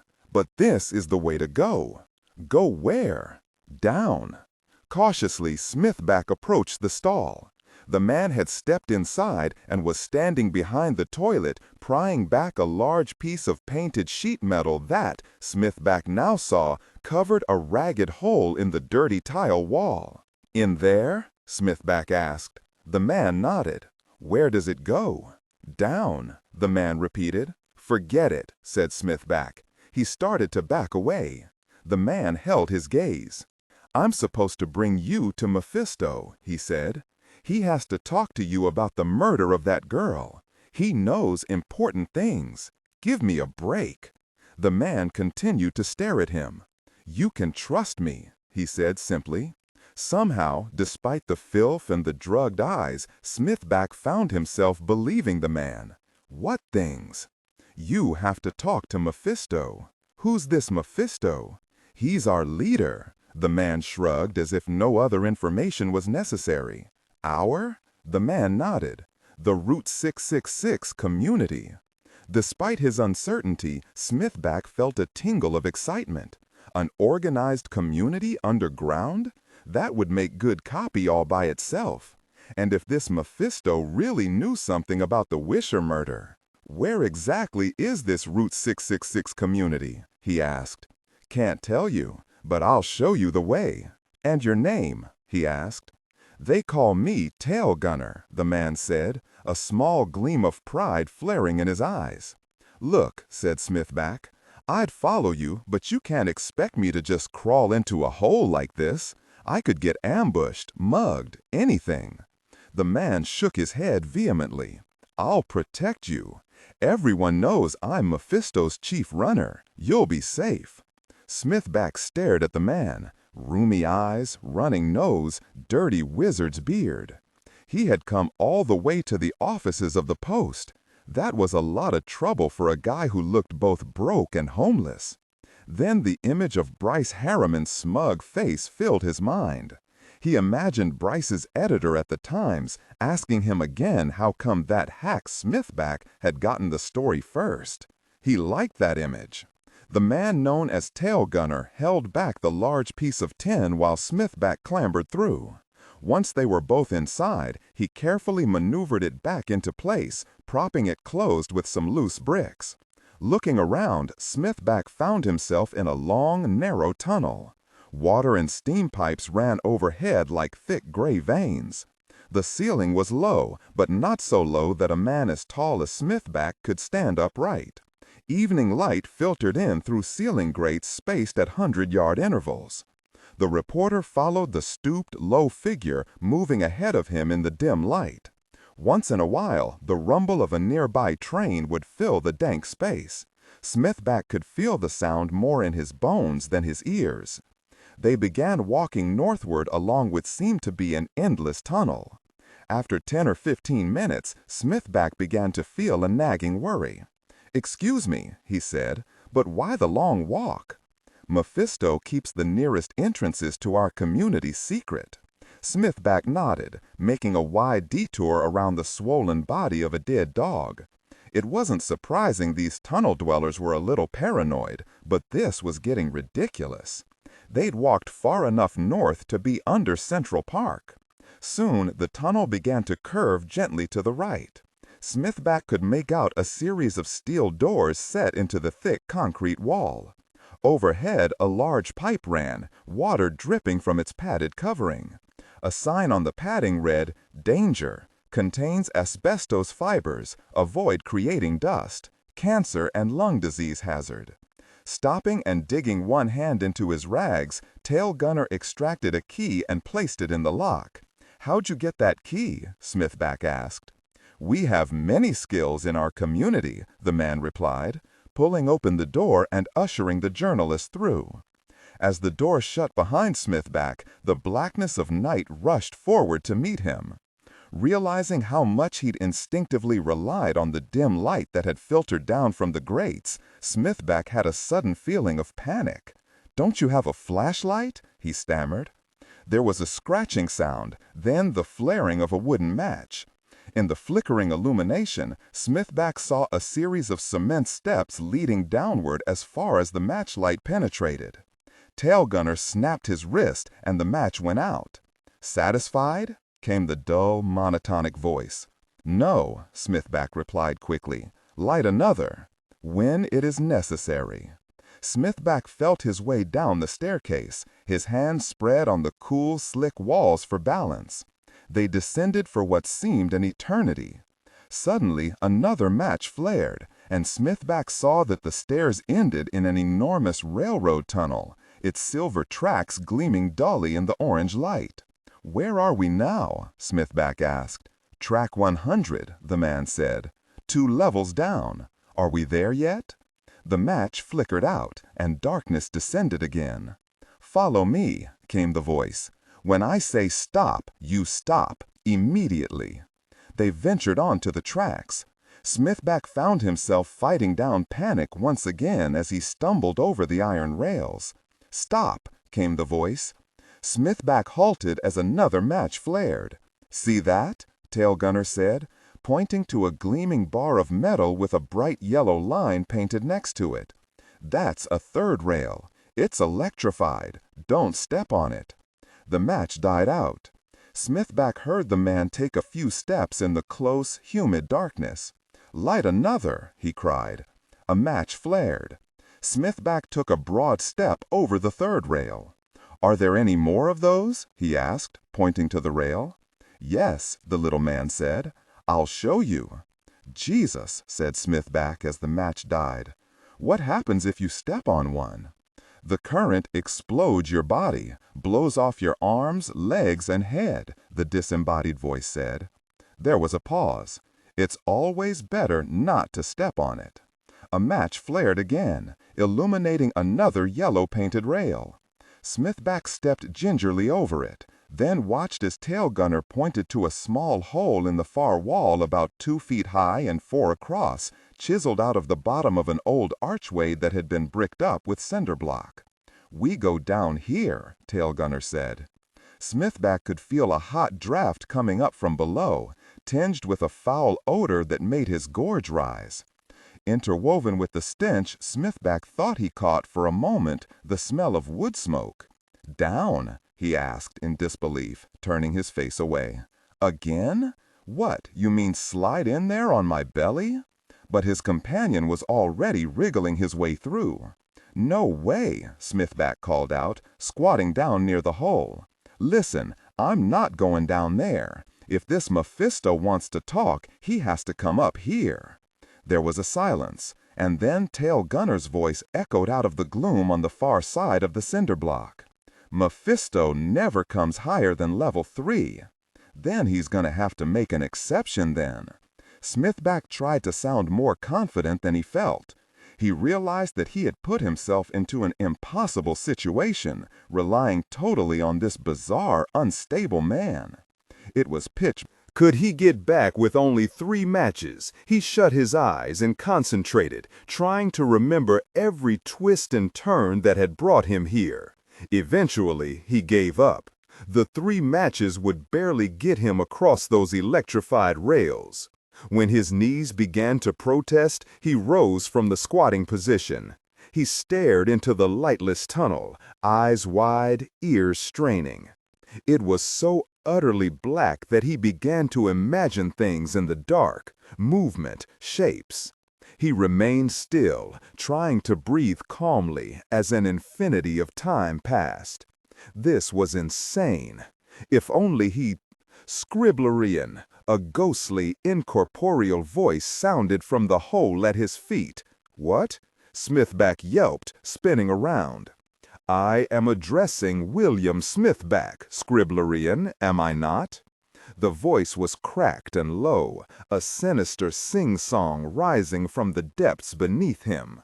"Yes, I'm Smithback, Bill Smithback. Who are you?" he called, unsettled at speaking to this disembodied voice out of the darkness.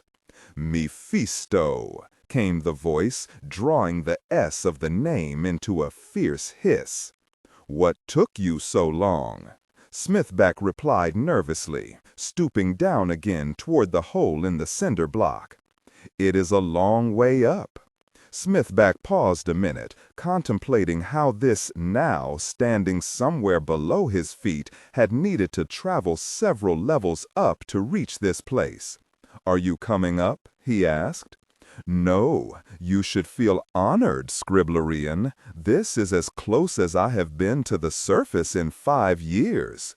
"Why is that?" Smithback asked, groping in the darkness for the microcassette recorder. "Because this is my domain. I am lord of all you survey." "But I don't see anything." A dry chuckle rose from the hole in the cinder block. "Wrong. You see blackness, and blackness is my domain. Above your head, the trains rumble past, the surface dwellers scurry on their pointless errands. But the territory below Central Park, Route 666, the Ho Chi Minh Trail, the Blockhouse, is mine." Smithback thought for a moment. The ironic place name of Route 666 made sense, but the others confused him. "The Ho Chi Minh Trail," he echoed. "What's that?" "A community, like the rest," hissed the voice, "joined now with mine for protection. Once upon a time, we knew the trail well. Many of us here fought in that cynical struggle against an innocent backward nation, and were ostracized for it. Now we live our lives down here in self-imposed exile, breathing, mating, dying. Our greatest wish is to be left alone." Smithback fingered the tape recorder again, hoping it was catching everything. He'd heard of the occasional vagrant retreating to subway tunnels for shelter, but an entire population. "So all your citizens are homeless people?" he asked. There was a pause. "We do not like that word, Scriblerian. We have a home, and were you not so timid, I could show it to you. We have everything we need. The pipes provide water for cooking and hygiene. The cables provide electricity. What few things we require from the surface, our runners supply. In the blockhouse, we even have a nurse and a school teacher. Other underground spaces, like the West Side rail yards, are untamed, dangerous. But here, we live in dignity. School teacher? You mean there are children down here? You are naive. Many are here because they have children, and the evil state machine is trying to take them away and put them in foster care. They choose my world of warmth and darkness over your world of despair, Scriblerian. Why do you keep calling me that? The dry chuckle rose again from the hole in the cinder block. That is you, is it not, William Smithback, Scriblerian? Yes, but for a journalist you are ill-read. Study Pope's The Dunciad before we speak again.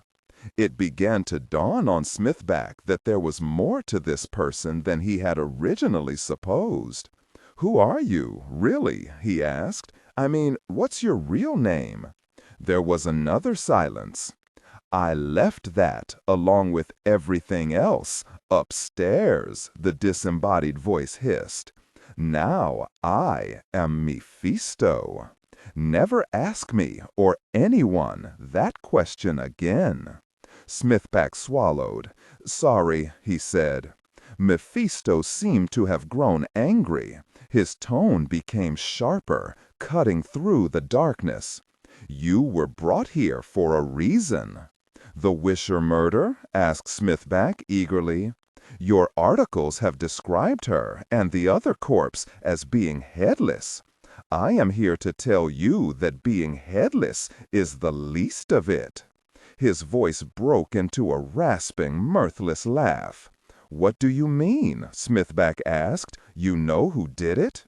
"They are the same that have been preying on my people," Mephisto hissed. "The Wrinklers." "Wrinklers?" Smith said. "I don't understand." "Then be silent and mark me, Scriblerian. I have said my community is a safe haven, and so it has always been until 1 year ago. Now we are under attack. Those who venture beyond the safe areas disappear or are murdered in the most horrific ways. Our people have grown afraid. My runners have tried time and again to bring this matter to the police. The police! There was an angry spitting sound, then the voice rose in pitch. The corrupt watchdogs of a society grown morally bankrupt. To them we are filth to be beaten and rousted. Our lives mean nothing. How many of our people have died or disappeared? Fat Boy, Hector, Dark Annie, Master Sergeant, others. But one shiny thing in silks gets her head torn off, and the entire city grows enraged. Smithback licked his lips. He was beginning to wonder just what information this Mephisto had. "What do you mean exactly, under attack?" he asked. There was a silence. From outside came the whispered answer at last. "Outside?" Smithback asked. "What do you mean? Outside, meaning out here?" He looked around the blackness wildly. "No, outside Route 666, outside the blockhouse," came the answer. "There is another place, a shunned place. 12 months ago, rumors began to emerge, rumors that this place had become occupied. Then the killings began. Our people began disappearing. At first, we sent out search parties. Most of the victims were never found, but those we did find had their flesh eaten, their heads ripped from their bodies." "Wait a minute," Smithback said. "Their flesh eaten? You mean there is a group of cannibals down here murdering people and stealing their heads?" Perhaps Mephisto was nuts after all. Once again, Smithback began to wonder how he would return to the surface. "I do not appreciate the doubting tone in your voice, Scriblerian," Mephisto replied. "That is exactly what I mean." "Tail gunner?" "Yes," said a voice in Smithback's ear. The journalist jumped to one side, neighing in surprise and fright. "How did he get back here?" Smithback gasped. "There are many ways through my kingdom," came the voice of Mephisto. "And living here, in lovely darkness, our night vision becomes acute." Smithback swallowed. "Look," he said, "it isn't that I don't believe you. I just—" "Be silent," Mephisto warned. "We have spoken long enough. Tailgunner, return him to the surface." "But what about the reward?" Smithback asked, surprised. "Isn't that why you brought me here?" "Have you heard nothing I told you?" came the hiss. "Your money is useless to me. It is the safety of my people I care about.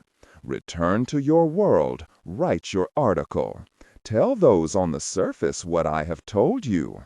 Tell them that whatever killed Pamela Wisher is also killing my people, and the killings must stop."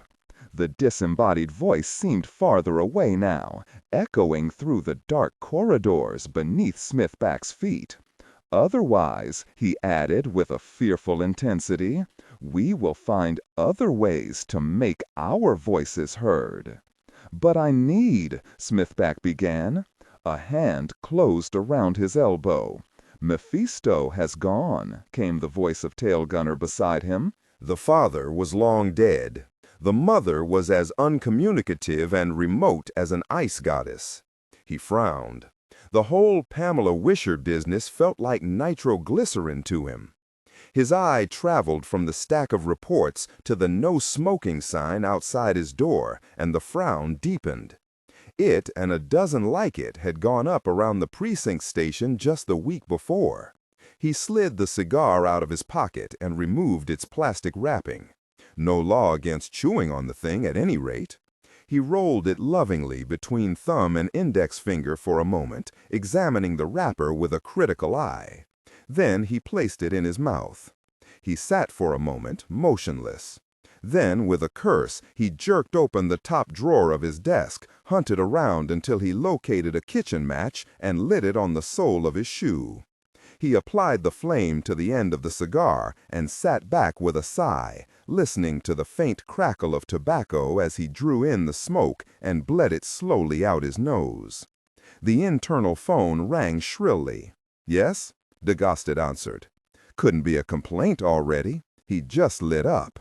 "Lieutenant," came the voice of the departmental secretary, "there's a Sergeant Hayward here to see you." Dagosta grunted and sat up in his chair. "Who?" "Sergeant Hayward. Says it's by your request." "I didn't ask for any Sergeant Hayward." A uniformed woman appeared in the open doorway. Almost instinctively, Dagosta took in the salient features.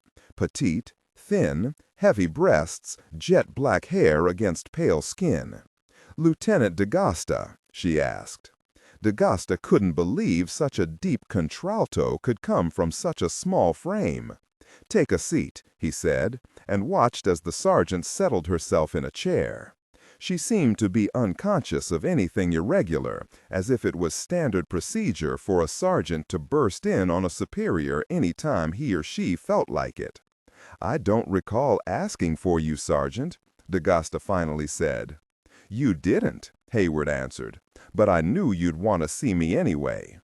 Dagosta sat back, drawing slowly on his cigar.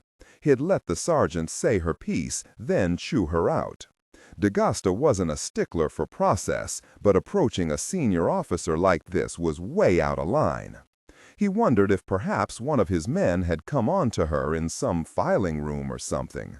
Just what he needed, a sexual harassment suit on his hands. "Those corpses you found in the cloaca," Hayward began. "What about 'em?" Dagosta snapped, suddenly suspicious. A security lid was supposed to be clamped down over the details of that business. "Before the merger, I used to be with the transit police." Hayward nodded, as if that explained everything. "I still do the West Side duty, clearing the homeless out of Penn Station, Hell's Kitchen, the rail yards, under the—" "Wait a minute," Dagosta interrupted. "You? A rouster?" Immediately he knew he had said the wrong thing. Hayward tensed in the chair, her eyebrows contracting at the obvious disbelief in his voice. There was a moment of awkward silence. "We don't like that term, Lieutenant," she said at last. D'Agosta decided he had enough to worry about without humoring this uninvited guest. "It's my office," he said, shrugging. Hayward looked at him a moment, and in those brown eyes, D'Agosta could almost see her good opinion of him falling away. "Okay," she said, "if that's how you want to play it." She took a deep breath. "When I heard about these skeletons of yours, they rang a bell. Reminded me of some recent homicides among the moles." "Moles? Tunnel people, of course," she said with a condescending look D'Agosta found irritating. "Underground homeless. Anyway, then I read that article in today's Post, the one about Mephisto." D'Agosta grimaced. "Trust that scandal hound Bill Smith to whip readers into a frenzy, make a bad situation worse." The two of them had been friends, after a fashion, but now that Smithback was a homicide reporter, he'd grown almost intolerable. And D'Agosta knew better than to give him the slightest speck of the inside information he was always demanding. "The life expectancy of a homeless person is very short," Hayward said. "It's even worse for the moles." But that journalist was right. Lately, some of the killings have been unusually nasty. Heads missing, bodies ripped up. I thought I'd better come to you about it." She shifted in her seat and gazed at D'Agosta with her clear brown eyes. "Maybe I should have saved my breath." D'Agosta let that pass. "So how many recent homicides we talking about, Hayward?" he asked. "2? 3? Hayward paused. "More like half a dozen," she said at last. D'Agosta looked at her, cigar halfway to mouth. "Half a dozen? That's what I said. Before coming up here, I looked through the files. 7 murders among the moles in the last 4 months match this M.O. D'Agosta lowered the cigar. "Sergeant, let me get this straight. You got some kind of underground Jack the Ripper here, and nobody's on top of it?" "Look, it was just a hunch on my part, okay?" Hayward said defensively. "Back off me. These aren't my homicides." "So why didn't you go through channels and report this to your superior? Why are you coming to me?" "I did go to my boss, Captain Waxy. Know him?" Everyone knew Jack Waxy, the fattest, laziest precinct captain in the city. A man who had reached his position by doing nothing and offending nobody. A year earlier, D'Agosta had been up for promotion to captain himself, thanks to a grateful mayor. Then there was the election. Mayor Harper was thrown out of office, and a new mayor rode into City Hall on promises of tax cuts and reduced spending. In the resulting fallout at one police plaza, Waxy got a captainship and a precinct, but D'Agosta was passed over. Some world. Hayward crossed one leg over the other. Mole homicides aren't like homicides on the surface. Most of the corpses we don't even find. And when we do, the rats and dogs have usually found them long before. Many are John Does, can't be ID'd even in good condition. And the other moles sure as very well won't talk. And Jack Waxy just files everything away." Hayward frowned again. "He doesn't give a gosh about those people." D'Agosta looked at her for a minute, wondering why an old-school chauvinist like Waxy would have taken a 5'3" female rouster onto his staff. Then his eyes lighted once again on her narrow waist, pale skin, and brown eyes, and he knew the answer. "Okay, Sergeant," he said at last. "I'll bite. You got locations?" "Locations is about all I've got." D'Agosta's cigar had gone out, and he fumbled through his drawer for another match. "So where were they found?" he asked. "Here and there." Hayward dug a computer printout out of a pocket, unfolded it, and slid it across the desk. D'Agosta glanced at the sheet as he lit up.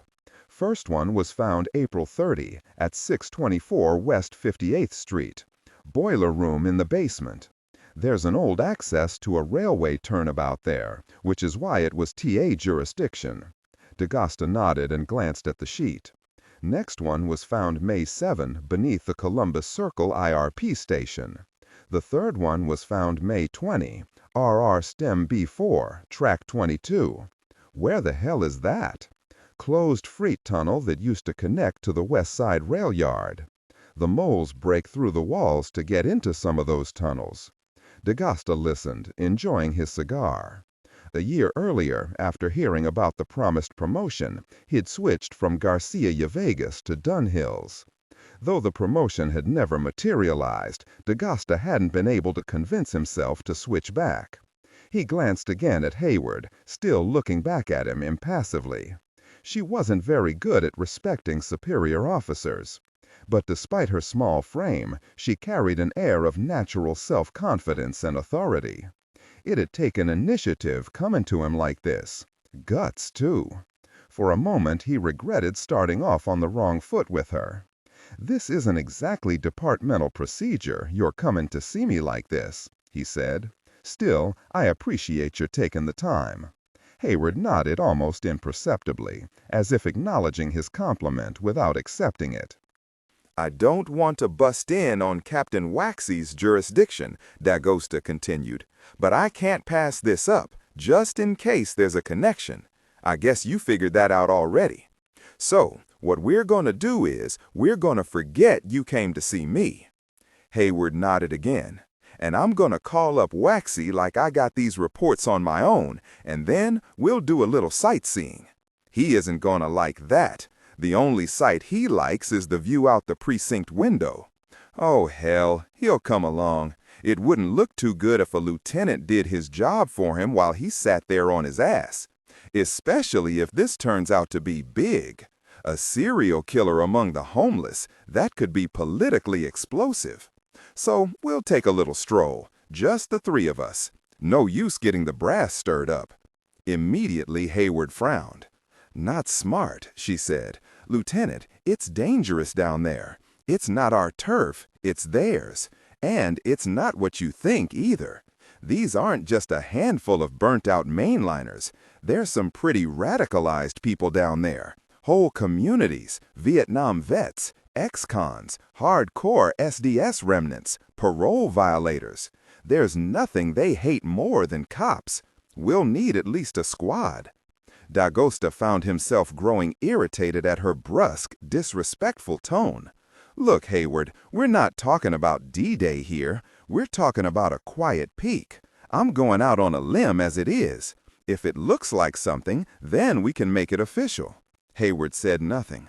"And, Hayward, if I hear any talk about this little party of ours, I'll know where it came from." Hayward stood up, smoothed her dark blue trousers, straightened her service belt. "Understood. I knew it would be." D'Agosta stood up, exhaling a jet of smoke in the direction of the no smoking sign. He watched as Hayward glanced at the cigar with either disdain or disapproval. He wasn't sure which. "Care for one?" he asked sarcastically, sliding another out of his breast pocket.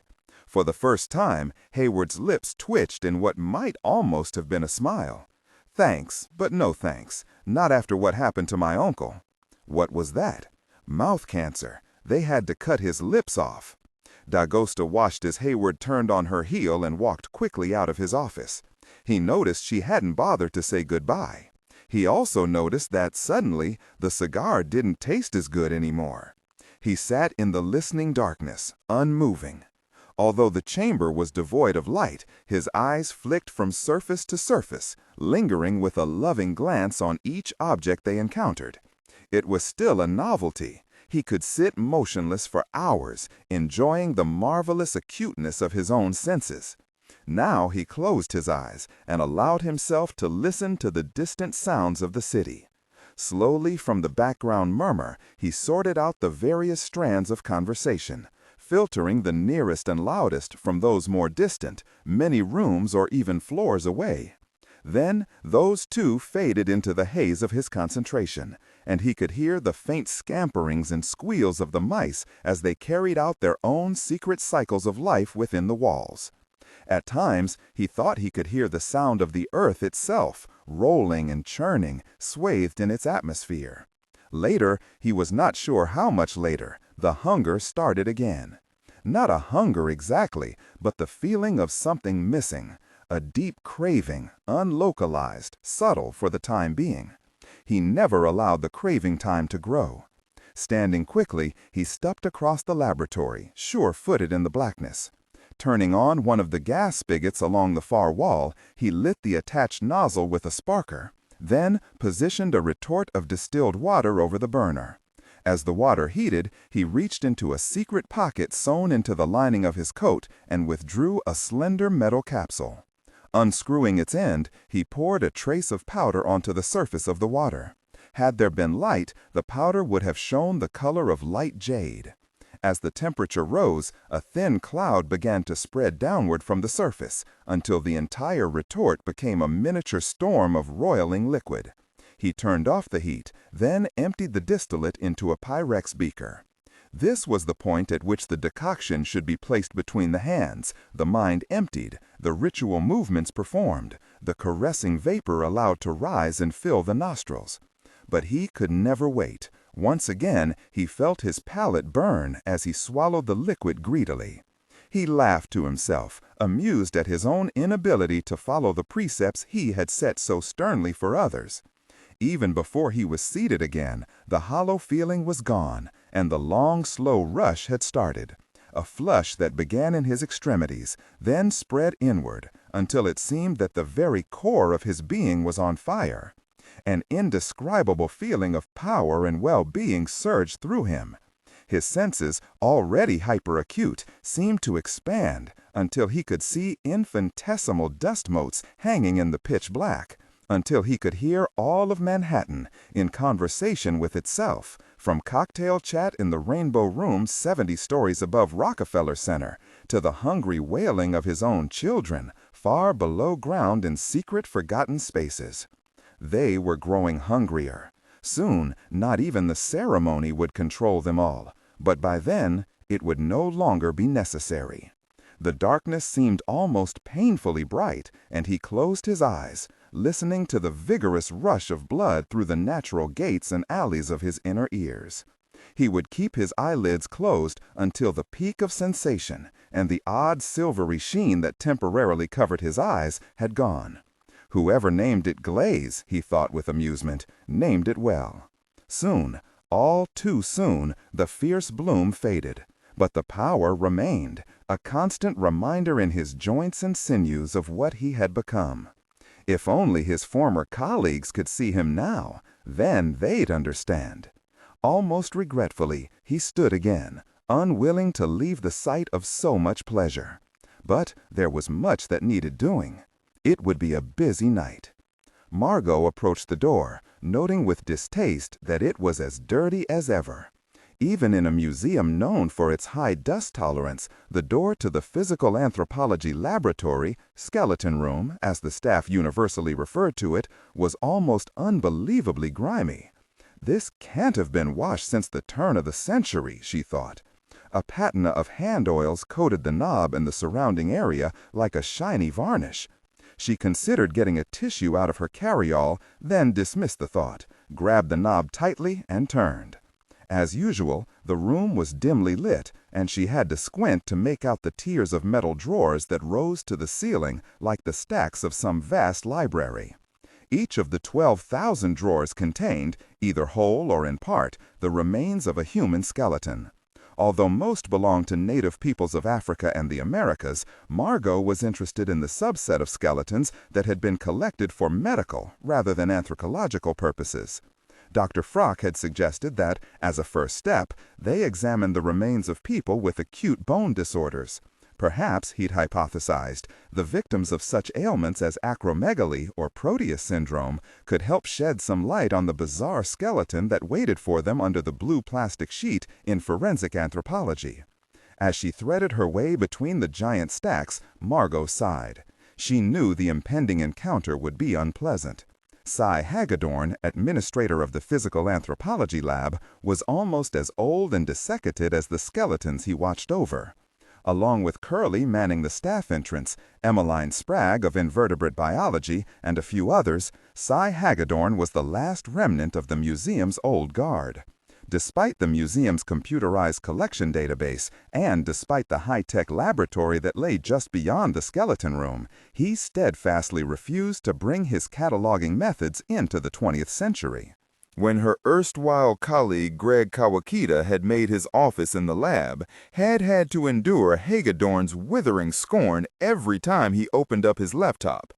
Behind Hagedorn's back, Kawakita had nicknamed the administrator Stumpy. Only Margo and a few of Frock's other graduate students had known the name referred not to Hagedorn's diminutive size, but to Stumpasip's troglodytes, a particularly mundane kind of bottom feeder that populated the oceans of the Carboniferous period. At the thought of Kawakita, Margo frowned guiltily. He'd left a message on her answering machine maybe 6 months before, apologizing for dropping out of touch, saying he needed to speak to her, that he'd try again the same time the following evening. When her phone had rung again at the appointed time 24 hours later, Margo had reached for it automatically, then frozen, her hand inches from the handset. Nobody left a message when the machine picked up, and she had drawn her hand back slowly, wondering exactly what instinct had prevented her from answering Kawakita's call. But even as she'd done so, she'd known the answer. Kawakita had been a part of it all, along with Pendergast, Smithback, Lieutenant D'Agasta, even Dr. Frock. His extrapolation program had been the key that helped them understand Mbuun, the creature that had terrorized the museum and that still roamed her uneasy dreams. Selfish as it was, the last thing she'd wanted was to talk to someone who would unnecessarily remind her of those awful days. Silly in retrospect, now that she was chin-deep in an investigation that the sudden fussy clearing of a throat brought Margo back to the present. She looked up to see a short man standing before her, wearing a worn tweed suit, his leathery face lined with innumerable wrinkles. "I thought I heard somebody wandering around my skeletons," Hagedorn said, frowning, tiny arms crossed in front of his chest. "Well?"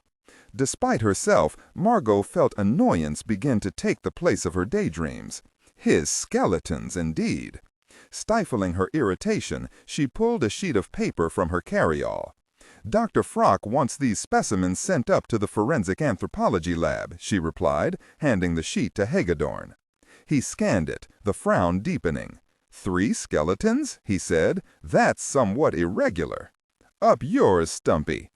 "It's important we get these right away," she said. "If there's a problem, I'm sure Dr. Merriam will give whatever authorization you need." Mentioning the director's name had the desired effect. "Oh, very well, but it's still irregular. Come with me." He led her back toward an ancient wooden desk, heavily scarred and pitted from years of neglect. Behind the desk, in rows of tiny drawers, was Hagedorn's filing system. He checked the first number on Frock's list, then ran a thin yellow finger down drawers. Stopping at last, he pulled out a drawer, rifled through the cards within, and plucked one out, harumphing in displeasure. 1930-262, he read. "Just my luck, on the very top tier. I'm not as young as I used to be, you know. Heights bother me." Suddenly, he stopped. "This is a medical skeleton," he said, pointing to a red dot in the upper right-hand corner of the card. "All of the requests are," Margo replied. Though it was clear Hagedorn wanted an explanation, she fell into a stubborn silence. At last the administrator cleared his throat again, his eyebrows contracting at the irregularity of the request. "If you insist," he said, sliding the card across the desk toward her. "Sign this, add your extension and department, and don't forget to place Frock's name in the supervisor column." Margo looked at the grimy paper, its edges soft with wear and age. "It's a library card," she thought. "How quaint." The skeleton's name was printed neatly at the top, Homer McLean. That was one of Frock's requests, all right, a victim of neurofibromatosis, if she remembered correctly. She bent forward to scrawl her name in the first blank row, then stopped abruptly. There, 3 or 4 names up, the list of previous researchers, was the jagged scrawl she remembered so well. G.S. Kawakita, Anthropology. He'd taken this very skeleton out for research 5 years earlier. Not surprising, she supposed. Greg had always been fascinated by the unusual, the abnormal, the exception to the rule. Perhaps that's why he'd been attracted to Dr. Frock and his theory of fractal evolution. She remembered how Greg had been notorious for using this very storage room for fly casting practice, snapping nymphs down the narrow rows during practically every coffee break. When Hagedorn was not around, of course. She suppressed a grin. That does it, she thought. I'll look up Greg's number in the phone book this evening. Better late than never. There was a high-pitched, rattling wheeze, and she looked up from the card into the small, impatient eyes of Hagedorn. "It's just your name I want," he said waspishly, "not a line of lyric poetry. So stop thinking so hard and let's get on with it, shall we?" The broad, ornate front of the Polyhymnia Club squatted on West 45th Street, its marble and sandstone bulk heaving outward like the stern of some Spanish galleon. Above its awning, a gilt statue of the club's namesake, the Muse of Rhetoric, stood on one foot as if poised to take flight. Beneath it, the club's revolving door did a brisk Saturday evening business. Although patronage was limited to members of the New York press, that still let in, as Horace Greeley once complained, half the unemployed young dogs south of 14th Street. Deep within its oak fastness, Bill Smithback stepped up to the bar and ordered a call Ela without ice. Though he was for the most part uninterested in the club's pedigree, he was very interested in its unique collection of specially imported Scotch whiskey. The single malt filled his mouth with the sensation of peat smoke and Loch Namban water. He savored it for a long moment, then glanced around, ready to drink in the congratulating nods and admiring glances of his fellow pressmen. Getting the Wisher assignment had been one of the biggest breaks of his life. Already, it had netted him 3 front-page stories in less than a week. He'd even been able to make the ramblings and vague threats of the homeless leader, Mephisto, seem incisive and pertinent. Just that afternoon, as Smithback was leaving the office, Murray had thumped him heartily on the back. Murray, the editor who never had a word of praise for anyone. His survey of the clientele unsuccessful, Smithback turned toward the bar and took another sip. It was extraordinary, he thought, the power of a journalist. A whole city was now up in arms because of him. Jenny, the pool secretary, was at last growing overwhelmed by the volume of calls about the reward, and they'd had to bring in a dedicated switchboard operator. Even the mayor was taking heat. Mrs. Wisher had to be pleased with what he'd accomplished. It was inspired. A vague thought that somehow Mrs. Wisher had deliberately manipulated him flitted across his field of consciousness and was quickly pushed aside. He took another sip of scotch, closing his eyes as it trickled down his gullet like a dream of a finer world. A hand gripped his shoulder, and he turned eagerly. It was Bryce Harriman, the Times crime reporter who was also covering the Wisher case. "Oh," Smithback said, his face falling. "Way to go, Bill," said Bryce, his hand still on Smithback's shoulder as he elbowed up to the bar and rapped a coin on the zinc. "Killian's," he said to the bartender. Smithback nodded. Christ, he thought, of all the people to run into. "Yep," said Harriman. "Pretty clever. I bet they loved it over at the Post." He paused slightly before uttering the final word. "They did, as a matter of fact," Smithback said. "Actually, I ought to thank you." Harriman picked up his mug and sipped daintily. "It gave me a good angle for a story." "Really?" said Smithback without interest. "Really. How the whole investigation's ground to a halt, paralyzed." Smithback looked up, and the Times reporter nodded smugly. "With this reward posted, too many crazy calls have been flooding in. The police have no choice but to take every last one seriously. Now they're chasing after 1,000 gosh tips, wasting time. A bit of friendly advice, Bill. I wouldn't show your face around one police plaza for a while, like maybe 10 years. "Don't give me that," Smithback said irritably. "We've done the police a big favor." "Not the ones I talk to." Smithback turned away and took another sip of his drink. He was used to being needled by Harriman. Bryce Harriman, the Columbia J School grad who thought he was God's gift to journalism. In any case, Smithback still had a good relationship with Lieutenant D'Agasta. That's what really mattered. Harriman was full of gosh. "So, tell me, Bryce, how did the Times do on the newsstand this morning?" he asked. "We're up 40% at the Post since last week." "I wouldn't know, and I wouldn't care. Sales shouldn't be of concern to a real journalist." Smithback pressed his advantage.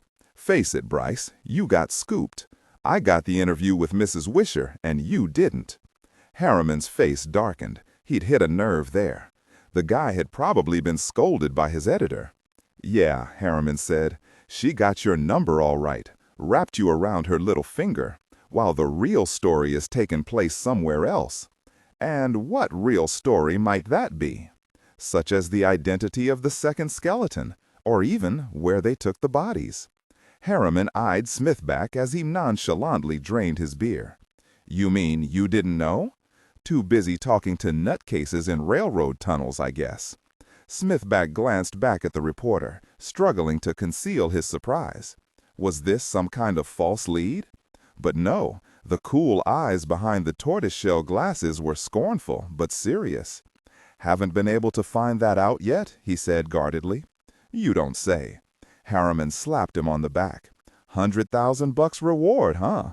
That might just pay your salary for the next 2 years, if the Post doesn't go belly up again. He laughed, dropped a $5 bill on the counter, and turned to go. Smithback watched Harriman's retreating back with irritation. So the bodies had been moved from the medical examiner's office. He should have learned that himself. But where? There had been no funeral arrangements, no burial. They must be in a lab somewhere, a lab with better equipment than the NYME. Someplace secure, not like Columbia or Rockefeller University, with students wandering around everywhere. After all, Lieutenant D'Agosta was in charge of the case. He was a cool customer, Smithback knew, not the kind of guy to do something rash. Why would D'Agosta move the bodies? D'Agosta? Suddenly, Smithback guessed. No, he knew where the bodies must be. Draining his glass, he slid off the stool and moved across the plush red carpet to a bank of phones in the front foyer. Dropping a quarter in the nearest one, he dialed a number. "Curly here," said a voice thick with age. "Curly, it's Bill Smithback. How you doing?" "Fine, Dr. Smithback. Haven't seen you around for a while." Curly, who checked badges at the staff entrance to the Museum of Natural History, called everyone doctor. Princes lived and died, dynasties rose and fell, but Curly, Smithback knew, would remain in his ornate bronze pillbox, checking IDs forever. "Curly, what time on Wednesday night did those ambulances come in? You know, the two that drove in together."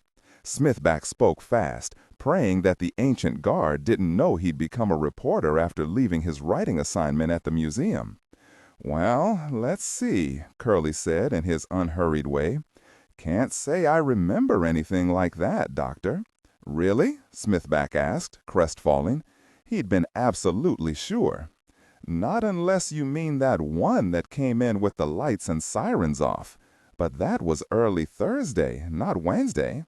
Smithback could hear Curly rustling through his log. "Yep, just after 5 a.m. it was." "That's right, Thursday. What was I thinking of?" Smith thanked Curly and hung up exultantly. Grinning, he returned to the bar. With one phone call, he'd discovered what Harriman had no doubt been searching for, unsuccessfully, for days. It made perfect sense. He knew that D'Agosta had used the museum's laboratory on other cases, not least of all the museum beast murders. It was a high-security lab in a high-security museum. No doubt he'd have called in that pompous old curator, Frock, and maybe Frock's ex-assistant, Margo Green, Smithback's own friend from his days at the museum. Margo Green, Smithback thought, that merited some looking into. He called the bartender over. "Patty, I think I'll stay on Islay, but switch distilleries. Lafroig, please, the 15-year-old. He took a sip of the marvelous whiskey. $10 a shot, but worth every penny. 100,000 might just pay your salary for the next 2 years, Harriman had teased. Smithback decided that, after the next front-page story, he'd have to hit Murray up for a raise. Nothing like striking while the iron was hot. Sergeant Hayward descended a long metal staircase, opened a narrow door filmed in brown rust, and stepped out onto an abandoned railroad siding. Behind her, D'Agosta emerged from the doorway, hands in pockets. Murky sunlight filtered down through a series of gratings far above their heads, illuminating dust motes in the still air. D'Agosta looked first left, then right. In both directions, the tracks dissolved into the gloom of the tunnel. He noticed that Hayward had an unusual way of moving below ground, a kind of silent, wary step. "Where's the captain?" Hayward asked. "He's coming," said D'Agosta, scraping the underside of his heel on the metal rail of the siding. "You go ahead." He watched Hayward move cat-like down the tunnel, her flashlight throwing a narrow beam into the darkness ahead. Any hesitation he felt at letting this petite woman lead the way had evaporated as he watched the ease with which she handled herself underground. Waxy, on the other hand, had slowed considerably in the 2 hours since they'd visited the brownstone basement where the first body had been found more than 3 months before. It was a damp room, crammed with old boilers. Rotting wires dangled from the ceiling. Hayward had pointed out the mattress tucked behind a blackened furnace, littered with empty plastic water bottles and torn newspapers. The dead man's living space. There was an old bloodstain on the mattress, 3 feet in diameter, heavily chewed on by rats. Above it, a pair of ragged athletic socks were draped over a pipe, covered in a furry mantle of green mold. The body found there was Hank Jasper, Hayward said. No witnesses, no known relatives or friends. The case file had been equally useless. No photographs or scene reports, just some routine paperwork, a brief report referring to extensive lacerations and a badly crushed skull, and the notice of a quick burial at Potter's Field on Hart Island. Nor had they found much of anything in the defunct Columbus Circle station bathroom, where the second body had been discovered. A lot of trash, and a half-hearted attempt to clean up the red blizzard of blood that clung to the ancient tile sinks and cracked mirrors. No ID on that one at all. The head was missing. There was a stifled curse behind him, and D'Agosta turned to see the round form of Captain Waxy emerging from the rusted door. He looked around distastefully, his pasty visage shining unnaturally in the half-light. "Jesus, Vinny," he said, picking his way over the tracks toward D'Agosta. "What the gosh are me doing? I told you before, this isn't any job for a police captain, especially on a Sunday afternoon." He nodded his head in the direction of the dark tunnel. "That cute little thing put you up to this, didn't she? She's quite striking. You know, I offered her a job as my personal assistant. Instead, she chose to stay on rousting detail, dragging bums out of holes. Go figure." Funny thing about that, D'Agosta thought, imagining and what life under Waxy would be like for a woman as attractive as Hayward. "And now my very radio's gone on the fritz," Waxy said irritably. D'Agosta pointed upward. "Hayward tells me they don't work underground. Not reliably, anyway." "Great. How are we supposed to call for backup?" "We don't. We're on our own." "Great," Waxy repeated. D'Agosta looked at Waxy. Beads of sweat had sprung up along his upper lip, and his dough-colored jowls, usually firm, were starting to sag. "This is your jurisdiction, not mine," D'Agosta said. "Just think how good it will make you look if this turns out to be big, taking charge right away, visiting the scene personally, for a change." He fingered his jacket pocket for a cigar, then decided against it. "And think how bad it will look if these deaths are connected somehow, and the press starts talking about how you just looked the other way." Waxy scowled at him. "I'm not running for mayor, Vinny. I'm not talking about being mayor. All I know is, when the rain of gosh begins to fall like it always does, you'll be protected."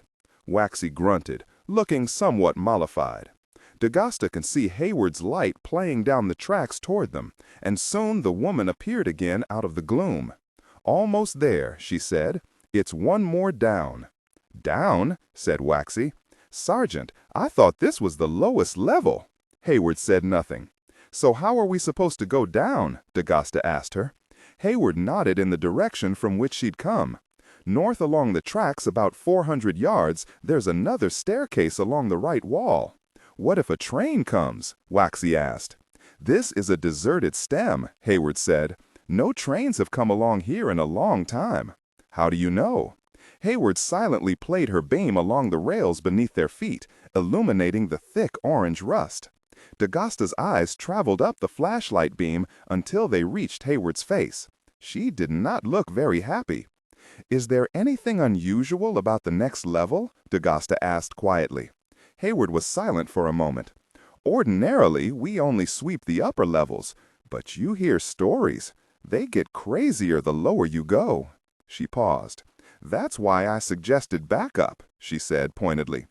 People living down here? Waxy asked, sparing D'Agasta the necessity of a reply. Of course. Hayward made a face as if Waxy should know better. Warm in the winter, no rain or wind. Only people they have to worry about down here are the other moles.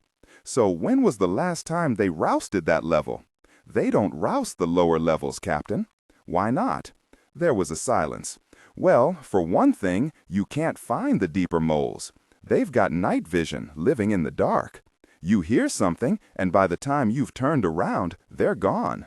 They only do a couple random sweeps a year with dogs trained to find bodies, and even they don't go that deep.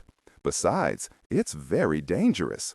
Not all the moles come down here just for shelter. Some come to hide. Some are running from something, the law, usually. Still others are predatory. What about that article in the Post? D'Agasta asked. It said there was some kind of underground community. Didn't sound all that hostile. That was under Central Park, Lieutenant, not the West Side rail yards, Hayward said. Some areas are tamer than others. And don't forget that article mentioned something else. Something about cannibals. She smiled sweetly. Waxy opened his mouth to respond, then closed it again, swallowing loudly. They began moving down the tracks in silence. As they walked, D'Agasta realized he was unconsciously fingering his SW Model 4946 double action. Back in '93, there'd been some controversy in the department about moving to a 9mm semi-automatic. Now, D'Agasta was glad he had it. The staircase, when they reached it, was fronted by a steel door canted at a crazy angle across the doorframe. Hayward pulled it open, then moved to one side. D'Agasta stepped through and immediately felt his eyes begin to water. A smell like ammonia violated his nostrils. "I'll go first, Lieutenant," Hayward said. D'Agasta stepped aside. No argument there. The lime-coated staircase descended to a landing, then made a turn. D'Agasta felt his watering eyes begin to sting. The smell was searing, indescribable. "What the gosh is that?" he asked. "Urine," said Hayward matter-of-factly. "Mostly. Plus other things you don't want to hear about."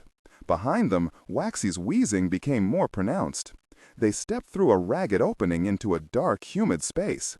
As Hayward played her light about, D'Agasta saw that they were in what looked like the cavernous end of an old tunnel. But there were no tracks here, just a rough dirt floor, scattered with pools of oil and water, and the charred remains of small campfires. Garbage lay strewn everywhere. Old newspapers, a torn pair of pants, an old shoe, a plastic diaper, freshly soiled. D'Agasta could hear Waxy blowing hard behind him. He was beginning to wonder why the captain had abruptly stopped complaining. Maybe it's the stench, he thought. Hayward was moving toward a passage that led away from the cavern. "Over here," she said. "The body was found in a cubby down this way. We'd better stay close. Watch out you don't get piped." "Piped?" D'Agasta asked. "Someone reaches out from the dark and whacks you over the head with a pipe." "I don't see anyone," D'Agasta said. "They're here," Hayward replied. Waxy's breathing became more labored. They began following the passage, moving slowly. Hayward periodically pointed her light along the sides of the tunnel. Every 20 feet, a large rectangular space had been cut into the rock. Work and storage areas, she explained, of railway crews a century before. Filthy bedding lay in many of the cubbyholes. Frequently, large brown rats, disturbed by the light, would stir among the trash, waddling away from the flashlight beams with insolent slowness. But there were no signs of people. Hayward stopped, removed her police cap, and drew a damp strand of hair back into place behind one ear. "The report said it was the cubby directly across a collapsed iron catwalk," she said. D'Agosta tried breathing through his hand, and when that didn't help, he loosened his tie and pulled his shirt collar over his mouth as a kind of mask. "Here it is." Hayward shone her beam on a rusted heap of iron struts and I-beams. She swept the flashlight across the tunnel, locating the cubby. From the outside, it looked just like the others, 5 feet across, 3 feet deep, cut into the rock about 2 feet above grade. D'Agosta stepped closer and peered in. Naked bedding lay askew, caked thickly with dried blood. Blood was also spattered about the walls, along with bits of something that D'Agosta didn't want to think about. There was the ubiquitous packing crate, tipped over and partly crushed. The floor of the cubby was lined with newspapers. The stench was beyond description. "This guy," Hayward whispered, "was also found without his head. They identified him from prints. Shasheen Walker, 32 years old. Rap sheet as long as your arm. A serious user." At any other time, D'Agosta would have found it ludicrous to hear a police officer whispering. Now he felt somehow glad. There was a long silence while D'Agosta played his own light around. "Did they find the head?" he asked at last. "Nope," said Hayward. The foul little den showed 0 signs of a police search. Thinking he'd rather be anywhere else, doing anything else, D'Agosta reached into the cubby, took hold of a corner of a filthy blanket, and jerked it back. Something brown tumbled out of the folds and rolled toward the nearest edge. What left of its mouth was wide open in a frozen scream. "I guess they didn't look too hard," D'Agosta said. He heard a small moan escape from Waxy. "You okay, Jack?" he asked, glancing back. Waxy said nothing. His face looked like a pale moon, hovering in the noisome dark. D'Agosta turned his light back on the head. "We're gonna have to get an SOC team down here for a full series." He reached for his radio, then remembered it wouldn't work. Hayward edged forward. "Lieutenant?" D'Agosta paused. "Yes?" "The moles left this place alone because someone died in it. They're superstitious that way, some of them. But as soon as we leave, they're going to clean this whole mess up, get rid of the head themselves, and you'll never find it. More than anything else, they don't want cops down here. How the hell will they know we were here? I keep telling you, Lieutenant, they're around, listening." D'Agosta shone his light about. The corridor was silent and dead. "So what's your point? If you want the head, you're going to have to take it with you." "Gosh," breathed D'Agosta. "Okay, Sergeant, we'll have to improvise. Grab that towel over there." Stepping in front of the motionless Waxy, Sergeant Hayward picked up a waterlogged towel and spread it on the damp concrete next to the head. Then, pulling the sleeve of her uniform over her hand, she nudged the head toward the towel with her wrist. D'Agosta watched with mixed disgust and admiration as Hayward gathered the ends of the towel into a ball. He blinked his eyes, trying to wipe away the smart of the foul reek. "Let's go, Sergeant. You may do the honors." "No problem." Hayward lifted the towel, holding it away from her body. As D'Agosta stepped forward, shining his flashlight back down the corridor toward the staircase, there was a sudden whistling sound, and a bottle came winging out of the dark, just missing Waxy's head. It shattered loudly on the wall. Farther down the passageway, D'Agosta could hear a rustling noise. "Who's there?" he yelled. "Halt! Police officers!" Another bottle came flying wildly out of the dark. D'Agosta realized, with a strange crawly feeling at the base of his spine, that he could feel, but not see, shapes moving toward them. "There's only 3 of us, Lieutenant," Hayward said, tension suddenly evident in her dusky voice. "May I suggest we get the hell out of here?" There was a raspy call from out of the dark, then a shout and the sound of running. He heard a neigh of terror at his shoulder and turned to see Waxy, still transfixed. "For Christ's sakes, Captain, get hold of yourself," D'Agosta shouted. Waxy began to whimper. From the other side, D'Agosta heard a hissing noise, and he turned to see Hayward's petite figure standing tense and erect. Her slender hands were at her sides, with the knuckles pointed in, the towel and its burden dangling from her fingers. She took another deep, hissing breath, as if in preparation. Then she looked around quickly and turned back toward the staircase, once again holding the head at arm's length. Jesus, don't leave me, Waxy howled. Dagosta gave Waxy's shoulder a vicious tug. With a low groan, Waxy began to move, first slowly and then faster, bursting past Hayward. "Move," Dagosta called, pushing Hayward ahead of him with one hand. He felt something whiz past his ear, and he stopped, turned, drew his gun, and fired toward the ceiling. In the muzzle flash, he saw a dozen or more people coming up the dark tunnel, dividing, preparing to circle him. They ran low across the ground, moving with horrible speed through the darkness. He turned and fled for the stairway. One level up, on the far side of the hanging door, he stopped at last to listen, gulping air. Hayward waited beside him, gun in hand. There was no sound except the footsteps of Waxy, far ahead of them now, running down the rail siding toward the pool of light. After a moment, Dagosta stepped back.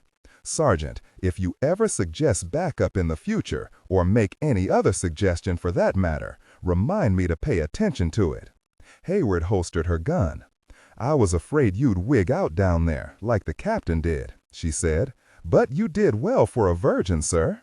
Dagosta looked at her, realizing this was the first time she had addressed him as a superior officer. He thought about asking just what the hell that weird breathing of hers had been about, but decided against it. "Still got it?" he said instead. Hayward raised the towel. "Then let's get the hell out. We'll see the rest of the site some other time." On the way to the surface, the image that kept returning to Dagosta was not the circling mob or the endless dank tunnel. It was the freshly soiled baby's diaper. Margo washed her hands in the deep metal sink of the forensic anthropology lab, then dried them on a coarse hospital cloth. She glanced over at the gurney on which the sheeted remains of Pamela Wisher lay. The samples and observations had all been taken, and the corpse would be released to the family later that morning. Across the room, Bramble and Frock were at work on the unidentified skeleton, bending over its grotesquely twisted hips and taking elaborate measurements. "If I may make an observation," Dr. Bramble said, putting a vibrating striker saw to one side. "Be my guest," Frock replied in his buttery rumble, waving a hand magnanimously. They detested each other. Margo slipped 2 latex gloves onto each hand, turning to hide a smile. It was probably the first time she'd seen Frock face a man with an intellect or an ego equal to his own. It was a miracle that any work had been accomplished. Yet over the past few days, they had performed antibody testing, osteological analysis, tests for toxic residues and teratogens, as well as numerous other procedures. All that remained was the DNA sequencing and forensic analysis of the teeth marks. Yet the unknown corpse remained a riddle, refusing to yield up its secrets. Margo knew this only added to the highly charged atmosphere within the lab. "It should be obvious to the meanest intelligence," Bramble was saying, his high Irish voice trembling with irritation, "that the puncture cannot have originated on the dorsal side. Otherwise, the transverse process would have been clipped." "I fail to see what clipping has to do with anything," muttered Frock. Margo tuned out the argument, most of which was uninteresting to her anyway. Her specialty was ethnopharmacology and genetics, not gross anatomy. She had other problems to solve. She leaned over the latest gel electrophoresis run on tissue from the unidentified corpse, feeling her trapezius muscles cry out in protest as she reached forward. 5 sets of 10 reps with the upright rows the night before, instead of her normal 3. She'd upped her workout routine dramatically over the last several days. She would have to be more careful not to overdo it. 10 minutes of close scrutiny confirmed her suspicions. The dark stripes of the various protein elements could tell her little beyond being common human muscle proteins. She straightened up with a sigh. Any more detailed genetic information would have to come from the much more sensitive DNA sequencing machine.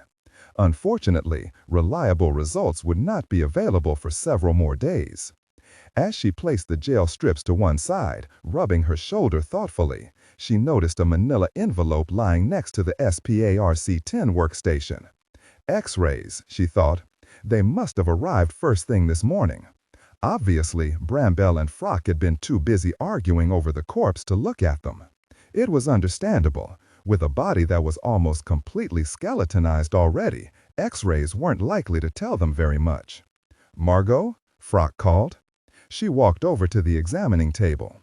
"My dear," Frock said, pushing his wheelchair away and gesturing toward the microscope. "Please examine this groove running down the right femur."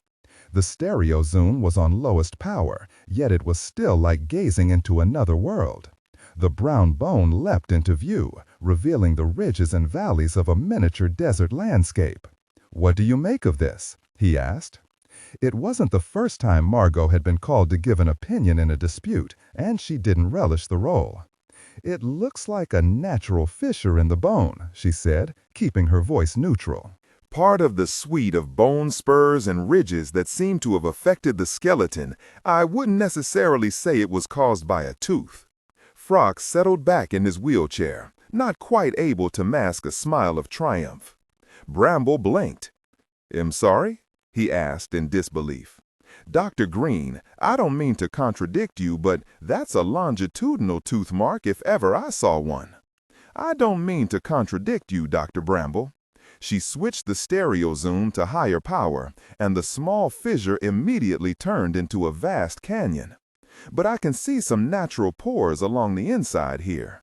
Bramble bustled over and looked into the eyepieces, holding his old horn rims to one side. He stared at the image for several moments, then stepped away much more slowly than he had approached. He said, replacing his glasses. "It pains me to say it, Frock, but you may have a point." "You mean Margo may have a point?" said Frock. "Yes, of course. Very good, Dr. Green." Margo was spared a reply by the ringing of the lab phone. Frock wheeled over and answered it energetically. Margo watched him, realizing that this was the first time she had really stopped to look at her old advisor since the Gastas call had brought them back together the week before. Though still portly, he seemed thinner than she remembered from their days together at the museum. His wheelchair, too, was different, old and scuffed. She wondered in sudden sympathy if her mentor had fallen on hard times. Yet if so, it hadn't seemed to affect him adversely. If anything, he looked more alert, more vigorous than during his tenure as anthropology department chairman. Frock was listening, clearly upset about something. Margo's gaze drifted away from him and up to the laboratory window and its gorgeous view of Central Park. The trees were rich with the dark green foliage of summer, and the reservoir shimmered in the brilliant light. To the south, several rowboats drifted lazily across the pond. She thought how infinitely preferable it would be in one of those boats basking in the sun, instead of here in the museum pulling apart rotten bodies. "That was the Gasta," Frock said, hanging up with a sigh. "He says our friend here is going to have some company. Close the blinds, will you? Artificial light is preferable for microscope work." "What do you mean, company?" Margo asked sharply. "That's how he put it. Apparently, they discovered a badly decomposed head during a search of some railroad tunnels yesterday afternoon.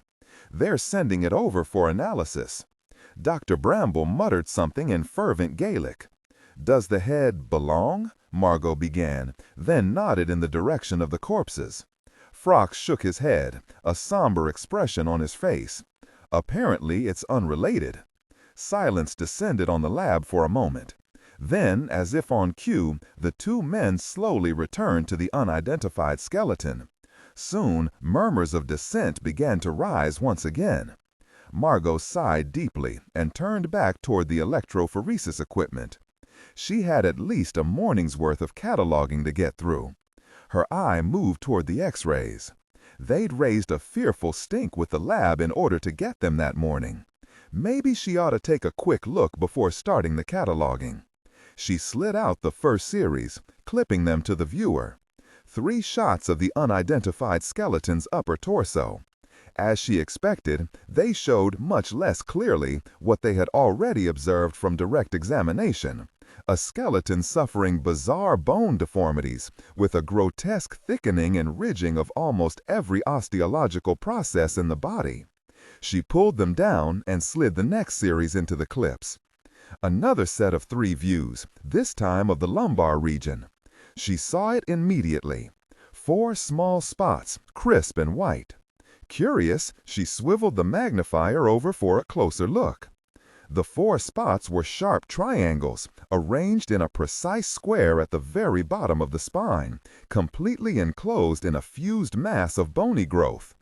They had to be metal, Margo knew. Only metal would be that opaque to X-rays. She straightened up. The 2 men were still bending over the cadaver, their mutterings floating toward her across the quiet room. "There's something over here you should take a look at," she said. Bramble reached the viewer first and peered closely. He stepped away, adjusted his horn rims, and peered again. Frock rumbled over a moment later, curious, brushing against the medical examiner's legs in his haste.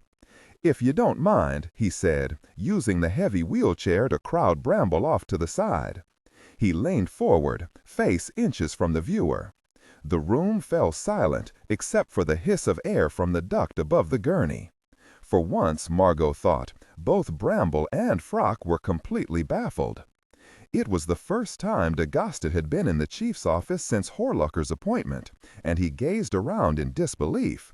It looked to him like a suburban steakhouse trying to go upscale.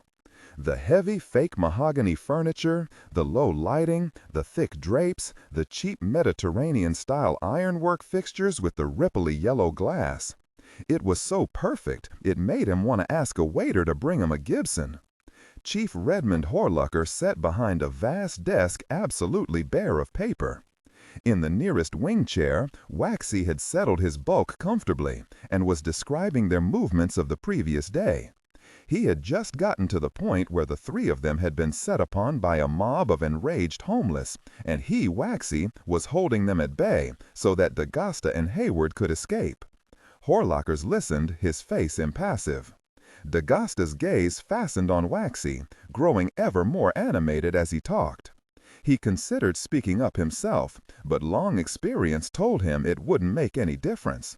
Waxy was a precinct captain. He didn't get many chances to come down to one police plaza and impress the head honcho. Maybe the end result would be more manpower allocated to the case. Besides, a little voice in the back of D'Agasta's head said this was going to be one of those cases where the mess rain would fall especially hard. Even though he was officially in charge, it didn't hurt to let Waxy take some credit. The more visible you were at the beginning, the closer they mowed your position at the end. Waxy finished his story, and there was a silence as Horlucker let a bit of gravitas build up in the room. Then he cleared his throat. "Your take, Lieutenant?" he asked, turning to D'Agasta. D'Agasta straightened up. "Well, sir, it's too early to tell whether there's a connection or not. It bears looking into, though, and I could use some extra manpower." The antique phone jangled, and Horlucker picked up the receiver, listening for a moment. "It can wait," he said curtly, then hung up and turned back to D'Agasta. "You a post reader?" he asked. "Sometimes," D'Agasta replied. He knew where this was leading. "And you know this Smith back, who's writing all the garbage?" "Yes, sir," said D'Agasta. "He a friend of yours?" D'Agasta paused. "Not exactly, sir." "Not exactly," the chief repeated. "In that book of his about the museum beast, Smithback made it seem like you 2 were bosom buddies. To hear him tell it, the pair of you single-handedly saved the world during that little problem at the Museum of Natural History." D'Agasta kept quiet. The role he'd played in the disastrous opening night party for the Superstition exhibition was ancient history, and nobody in the new administration wanted to give him any credit for it. "Well, your not exactly pal Smithback is running us ragged, chasing down all the crank calls his reward offer has generated. That's where your extra manpower has gone. You should know that better than anyone." The chief shifted irritably in his huge leather throne. "So, you're telling me that the homeless murders and the Wisher murder have the same M.O.?" D'Agasta nodded. "Okay, now we don't like homeless being murdered here in New York. It's a problem. It doesn't look good. But when we get socialites being murdered, then we got a real problem." You get my drift, and do not read aloud any text that acts as a technical or structural marker. Specifically, ignore and do not pronounce any phrases or lines that start with or contain vocal attributes, technique, chapter, or a standalone number at the very beginning of the input text. Start reading only from the main body of the story text. Narration style, suspense, and pacing. Tone. Maintain a baritone tenor pitch with a sharp, intelligent, and engaging tone. The style should be objective yet highly evocative, drawing the listener into the scene. Suspenseful pacing. Utilize a highly controlled and flexible pace. Slow down dramatically during gruesome descriptions, e.g., body parts, injuries, to maximize the chilling effect. Then resume a quicker pace during action or dialogue. Emphasis. Clearly emphasize key nouns and descriptive adjectives within the scene setting, e.g., severed from the body, weeping graying flesh, cavernous tunnel.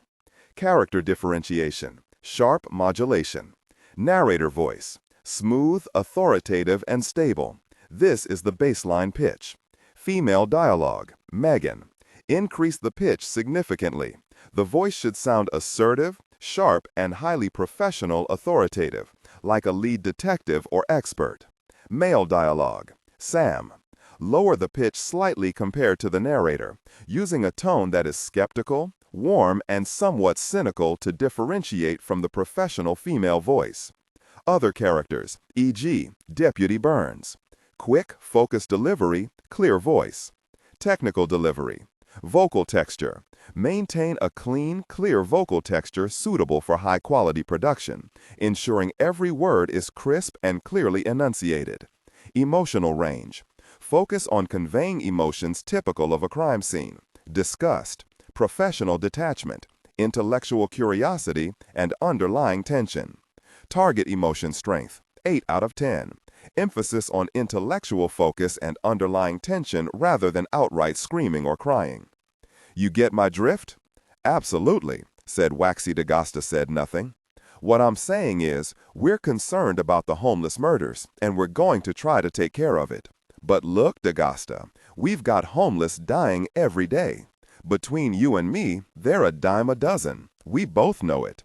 On the other hand, I got a whole city on my case about this headless debutante. The mayor wants that case solved. He leaned forward and put his elbows on the desk, a magnanimous look settling across his features.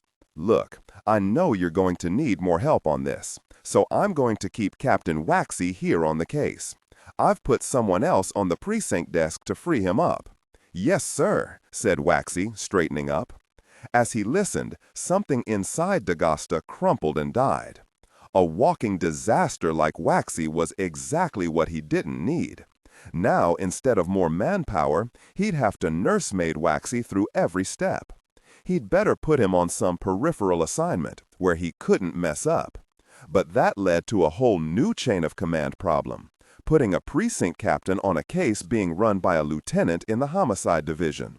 Just how on earth was that going to fall out? DeGasta, the chief snapped. DeGasta looked up.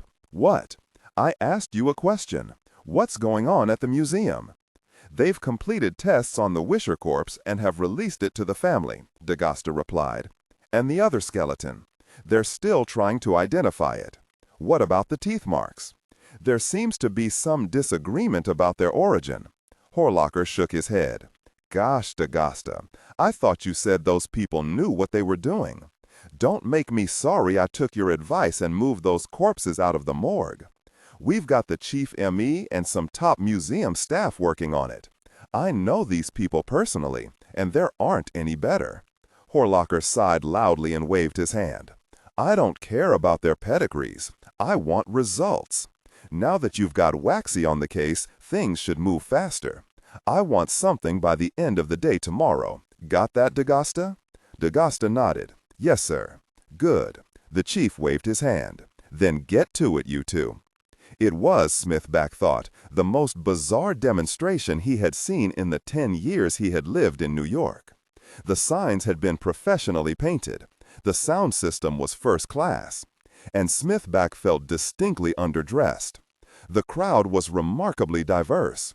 Central Park South and Fifth Avenue ladies dressed in diamonds and Donna Karan, along with young bankers, bond salesmen, commodity traders, and various young Turks eager for civil disobedience. There were also some well-dressed prep school teenagers. But what astonished Smithback was the size of the crowd. There must have been 2,000 people milling around him. And whoever organized the rally obviously had political clout. Their permit allowed them to close off Grand Army Plaza on a weekday rush hour. Behind a series of well-manned police barricades and ranks of television cameras were endless lines of angry traffic. Smithback knew that this group represented tremendous wealth and power in New York City. Their demonstration was no joke, not for the mayor, not for the police chief, not for anyone involved in New York City politics. These people simply did not go into the streets and hold demonstrations. And yet, here they were. Mrs. Horace Wisher stood on a large redwood platform in front of the gilded Victory statue at the intersection of Central Park South and Fifth Avenue. She was speaking into a microphone, the powerful PA system amplifying her crisp tones into an unavoidable presence. Behind her was a massive full-color blow-up of the now famous childhood picture of her daughter Pamela. "How long?" she asked the assembled throng. "How long are we going to let our city die? How long are we going to tolerate the murders of our daughters, our sons, our brothers, our sisters, our parents? How long are we going to live in fear, in our own homes and in our own neighborhoods?" She gazed over the crowd, listening to the rising murmur of assent. She began again more softly. "My ancestors came to New Amsterdam 300 years ago. It has been our home ever since, and it has been a good home. When I was a little girl, my grandmother used to take me for evening walks in Central Park. We used to walk home alone from school after nightfall. We did not even lock the door to our townhouse. Why has nothing been done while crime, drugs, and murder have reared up all around us? How many mothers will have to lose their children before we say, 'Enough'?" She stood back from the microphone, collecting herself. A murmur of anger was beginning to ripple through the crowd. This woman had the simplicity and dignity of a born orator. Smithback held his cassette recorder higher, sensing another front-page story. "The time has come," Mrs. Wisher said, her voice rising once again, "to take back our city, to take it back for our children and grandchildren. If it means executing drug dealers, if it means erecting $1 billion in new prison space, it must be done. This is war. If you don't believe me, look at the statistics. Every day they are killing us. 1,900 murders in New York City last year. 5 murders a day. We are at war, my friends, and we are losing. Now we must fight back with everything we've got. Street by street, block by block, from Battery Park to the Cloisters, from East End Avenue to Riverside Drive. We must take back our city." The angry murmur had grown. Smithback noticed that more younger men were now joining the throng, attracted by the noise and the crowd. Hip flasks and pint bottles of wild turkey were being passed around. Gentlemen bankers, really, he thought. Suddenly, Mrs. Wisher turned and pointed. Smithback turned to see a flurry of activity beyond the barricade. A sleek black limousine had pulled up, and the mayor, a small, balding man in a dark suit, stepped out, accompanied by several aides. Smithback waited, eager to see what would happen. The size of this rally had obviously taken the mayor by surprise, and now he was scrambling to get involved, to show his concern. "The mayor of New York!" Mrs. Wisher cried, as the mayor made his way toward the podium with the help of several policemen. "Here he is, come to speak to us." The voice of the crowd rose. "But he shall not speak," cried Mrs. Wisher. "We want action, Mr. Mayor, not talk." The crowd roared. "Action!" she cried. "Not talk!" "Action!" roared the crowd. The young men began jeering and whistling. The mayor was stepping up to the podium now, smiling and waving. It appeared to Smithback that the mayor was asking Mrs. Wisher for the microphone. She took a step backward. "We don't want to hear another speech," she cried. "We don't want to hear any more nonsense." And with that, she ripped the microphone out of its plug and stepped down from the platform, leaving the mayor standing alone above the crowd, a plastic smile frozen on his face, deprived of any possibility of being heard over the roar. More than anything, it was her final expletive that caused the crowd to explode. A great unintelligible roar rose up, and the crowd surged toward the podium. Smithback watched, a strange sensation rippling up his spine, as the assembled group turned dangerously angry before his eyes. Several empty liquor bottles came. As the sense of menace faded, and do not read aloud any text that acts as a technical or structural marker. Specifically, ignore and do not pronounce any phrases or lines that start with or contain vocal attributes, technique, chapter, or a standalone number at the very beginning of the input text. Start reading only from the main body of the story text. Narration style, suspense, and pacing. Tone. Maintain a baritone tenor pitch with a sharp, intelligent, and engaging tone. The style should be objective yet highly evocative, drawing the listener into the scene. Suspenseful pacing. Utilize a highly controlled and flexible pace. Slow down dramatically during gruesome descriptions, e.g., body parts, injuries, to maximize the chilling effect. Then resume a quicker pace during action or dialogue. Emphasis. Clearly emphasize key nouns and descriptive adjectives within the scene, e.g., severed from the body, weeping graying flesh, cavernous tunnel. Character differentiation. Sharp modulation. Narrator voice. Smooth, authoritative, and stable. This is the baseline pitch. Female dialogue. Megan. Increase the pitch significantly. The voice should sound assertive, sharp, and highly professional or authoritative, like a lead detective or expert. Male dialogue. Lower the pitch slightly compared to the narrator, using a tone that is skeptical, warm, and somewhat cynical to differentiate from the professional female voice. Other characters, e.g., Deputy Burns. Quick, focused delivery. Technical delivery. Vocal texture. Maintain a clean, clear vocal texture suitable for high-quality production, ensuring every word is crisp and clearly enunciated. Emotional range. Focus on conveying emotions typical of a crime scene: disgust, professional detachment, intellectual curiosity, and underlying tension. Target emotion strength, 8-10. Emphasis on intellectual focus and underlying tension rather than outright screaming or crying. As the sense of menace faded and the crowd began dissolving into seething nuts, the journalist threaded his way toward a park bench to jot down his impressions while they were fresh. Then he checked his watch, 5:30. He stood up and began trotting northwest through the park. Better get in position just in case. As Margo jogged around the corner onto 65th Street, her portable radio tuned to an all-news channel, she stopped short, surprised to see a familiar, lanky form lounging against the front railing of her apartment building, cowlick rearing above the long face like a brunette antler. "Oh," she panted, snapping off the radio and tugging the speakers from her ears. "It's you." Smithback reared back, mock incredulity flooding his features. Can it be? How sharper than a serpent's tooth indeed is a thankless friend. All we've been through together, all that vast shared reservoir of memories, and I merit just an, "Oh, it's you?"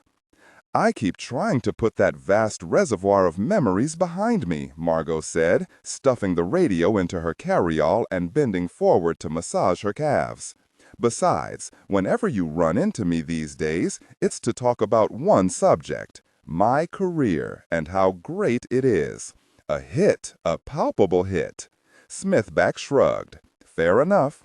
So, let's pretend I'm here to make amends, Lotus Blossom. Let me buy you a drink." He eyed her appreciatively. My, you're looking good these days. Going for the Miss Universe title?"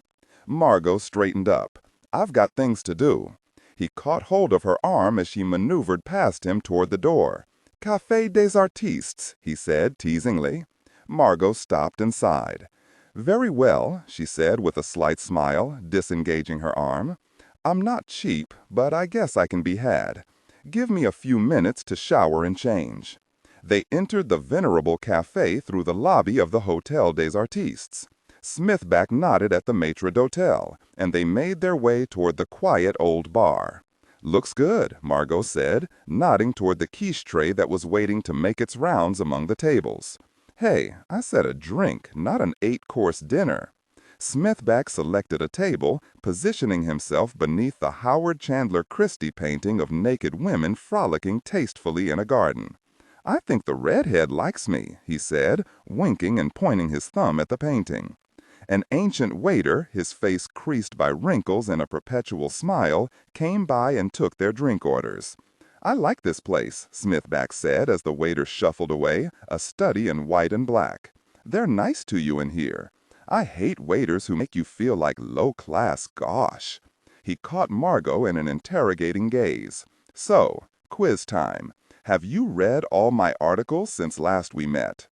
"I'll have to plead the fifth on that," Margo replied. "But I did see your pieces on Pamela Wisher. I thought the second article was especially well done. I like the way you made her out to be a real human being, not just something to exploit. New tack for you, isn't it?" "That's my Margo," Smithback said. The waiter returned with their drinks and a bowl of filberts, then departed. "I just came from the rally, actually," Smithback continued. "That Mrs. Wisher is a formidable woman." Margo nodded. "I heard about it on NPR just now. Sounds wild. I wonder if this Mrs. Wisher realizes what she's unleashed. It became almost scary toward the end. The rich and influential have suddenly discovered the power of the Vulgus Mobile." Margo laughed, still careful not to drop her guard. For all she knew, he had a tape recorder running in his pocket as they spoke. "It's strange," Smithback continued. "What is?" He shrugged.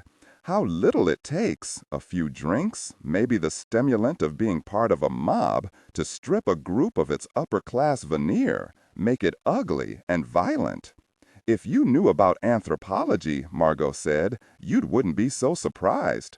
Besides, from what I heard, that crowd wasn't as uniformly upper crust as some of the press like to think." She took another sip and sat back. "Anyway, I assume this isn't just a friendly drink. I've never known you to spend money without an ulterior motive." Smithback put down his glass, looking genuinely wounded.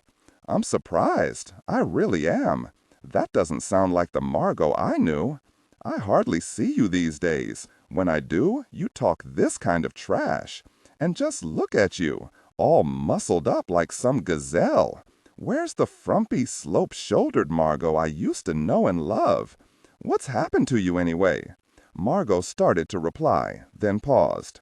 God only knew what Smithback would say if he knew she now carried a pistol in her carry-all. What has happened to me, she wondered. But even as she asked the question, she knew the answer.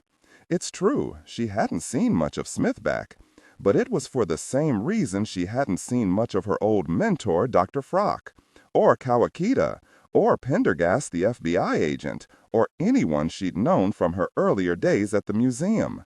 The memories they all shared were still too fresh, too dreadful. The nightmares that still troubled her sleep were bad enough. The last thing she'd wanted was more reminders of that terrible ordeal. But even as she pondered, Smithback's hurt expression dissolved into a smile. "Oh, God, there's no point in dissembling," he cackled. "You know me too well. There is an ulterior motive. I know what you've been doing, working late at the museum." Margo froze. How had it leaked? But then she checked herself. Smithback was a clever fisherman, and there might be less bait on his line than he was letting on. "I thought as much," she said. So exactly what am I doing and how did you find out about it? Smithback shrugged. I have my sources. You of all people should remember that. I looked up some old museum friends and learned that Pamela Wisher's body and the unidentified body were brought to the museum last Thursday. You and Frock are assisting in the autopsies. Margo said nothing. Don't worry, this is not for attribution, Smithback said. I think I've finished my drink, said Margo. Time to go. She stood up. Wait. Smithback put a restraining hand on her wrist. There's one thing I don't know. Was the reason you were called in the teeth marks on the bones? Margo jerked around. How did you know that? She demanded. Smithback grinned in triumph, and Margo realized with a sinking feeling how expertly she had been baited. He'd been guessing, after all, but her reaction had confirmed it. She sat down again. You're a real jerk, you know that? The journalist shrugged.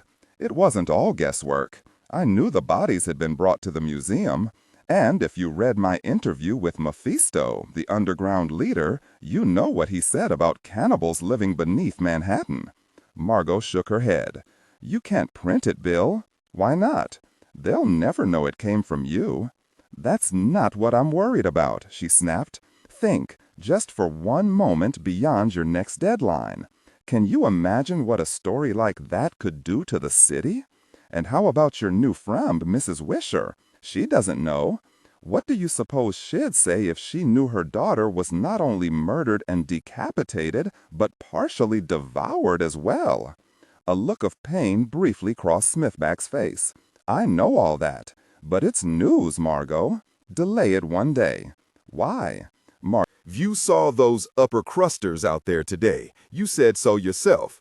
What happens if they think some kind of monster is loose, another M. Boone, say, or some weird cannibalistic serial killer? Then the next day we'll announce it was a dog bite and you'll look like an idiot. You've already annoyed the police with that reward business. If you panic the city for no reason, they'll ride you out of town on a rail. Smithback sat back. Wait just one day, Bill, Margo pleaded. It's not a story yet. Smithback was silent, thinking. All right, he said at last, grudgingly. All my instincts tell me I'm crazy, but you can have one more day. Then I get an exclusive, remember. No leaking the story to anyone. Margo smiled slightly. Don't worry. They sat for a moment in silence. At last, Margo sighed. Earlier, you asked what's happened to me. I don't know. I guess these killings are just bringing back all the bad memories. The museum beast, you mean, Smithback said. He was methodically attacking the bowl of filberts. That was a tough time. I guess you could put it that way. Margo shrugged.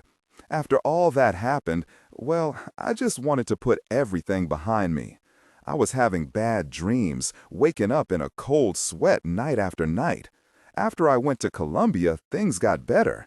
I thought it was over. But then I came back to the museum. All this started happening. She fell silent for a moment. Bill, she said suddenly, do you know whatever happened to Gregory Kawakita? Greg? Smithback asked. He'd finished the bowl of filberts and was turning it over in his hands, as if looking for more underneath. Haven't seen him since he took that leave of absence from the museum. Why? His eyes narrowed craftily. You and he didn't have a thing going, did you? Margo waved her hand dismissively. No, nothing like that. If anything, we were always in competition for Dr. Frock's attention. It's just that he tried to reach me once, several months ago, and I never followed through. I think maybe he was sick or something. His voice sounded different than I remembered it. Anyway, I was feeling kind of guilty about it, so I finally looked him up in the Manhattan directory. He's not listed. I was curious if he'd moved away, maybe gotten a position elsewhere. Beats me, Smithback said.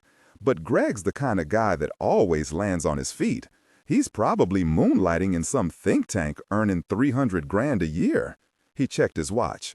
I've got to file my story on the rally by 9, which means we have time for another drink. Margo stared at him in mock amazement. Bill Smithback buying a friend a second round? How could I leave now? History is being made here tonight. Nick Bitterman eagerly climbed the stone steps of Belvedere Castle, then waited at the parapet for Tanya to catch up.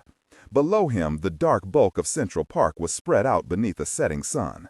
Nick could feel the icy coldness of the bottle of Dom Perignon creeping through the paper bag under his arm. It felt pleasant in the heat of evening. The glasses clinked in his jacket pocket as he moved. Automatically, he felt for the square box that contained the ring.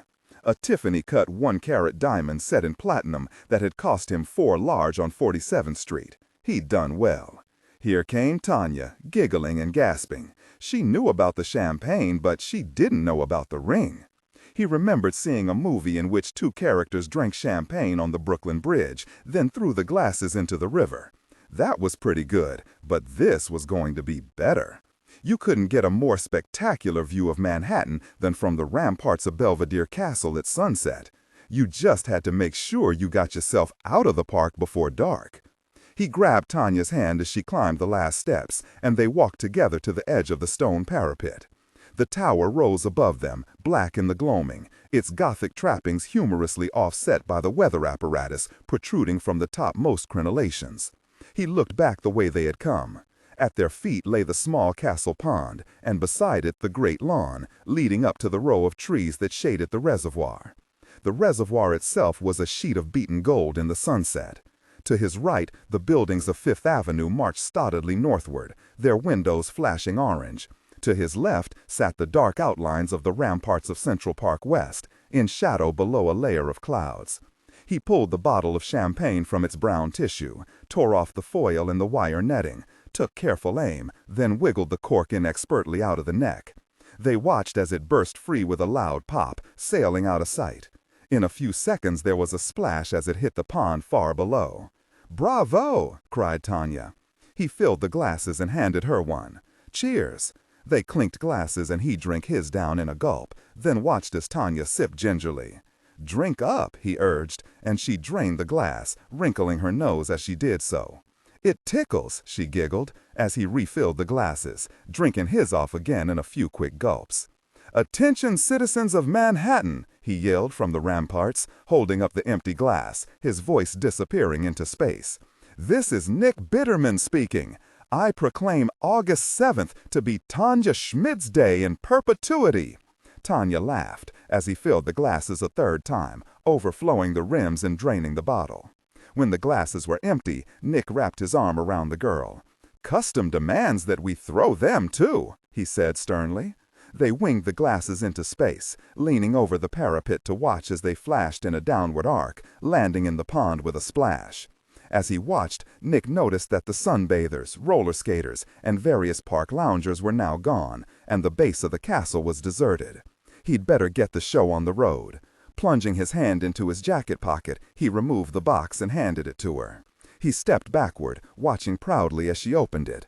"Nick, my God!" she cried. "It must have cost a fortune." "You're worth a fortune," Nick smiled as she placed it on her finger, then pulled her to him and gave her a quick, hard kiss. "You know what it means?" he asked. She turned to him, eyes shining. Over her shoulders, the gloom was starting to gather in the trees. "Well?" he urged. She kissed him back and whispered in his ear. "Until death do us part, baby," he replied, and kissed her again, longer this time, their intimacy deepening. "Nick," she said, laughing and pulling away. "There's nobody here," he said, drawing her closer. "Just the whole city watching," she said. "Let them. They might learn something." His touch became more intimate as he glanced around at the encroaching darkness. "We'd better move this to my apartment," he whispered into her ear. She smiled, then moved away from him toward the stone stairs. Watching her, admiring the natural grace in her walk, Nick felt the expensive champagne running through his veins. Nothing like a champagne buzz, he thought. Go straight to the head. Straight to the bladder, too. "Hold on," he said aloud. "I've got to drain the main vein." She turned to wait as he walked to the tower. There were restrooms hidden on its backside, he remembered, beside the metal maintenance staircase that led up to the weather equipment and down to the pond. Under the shadow of the tower it was still. The sounds of the traffic on the East Drive seemed muffled and distant. He located the men's room door and pushed through, unzipping his fly as he crossed the scuffed tile, past the row of dark stalls toward the bank of urinals. The room was deserted as he knew it would be. He leaned against the cool porcelain and closed his eyes. He opened them again quickly as a slight sound broke his champagne reverie. No, he realized, it was nothing. He laughed, shaking his head at the paranoia that was always bubbling just under the skin of even the most jaded New Yorker.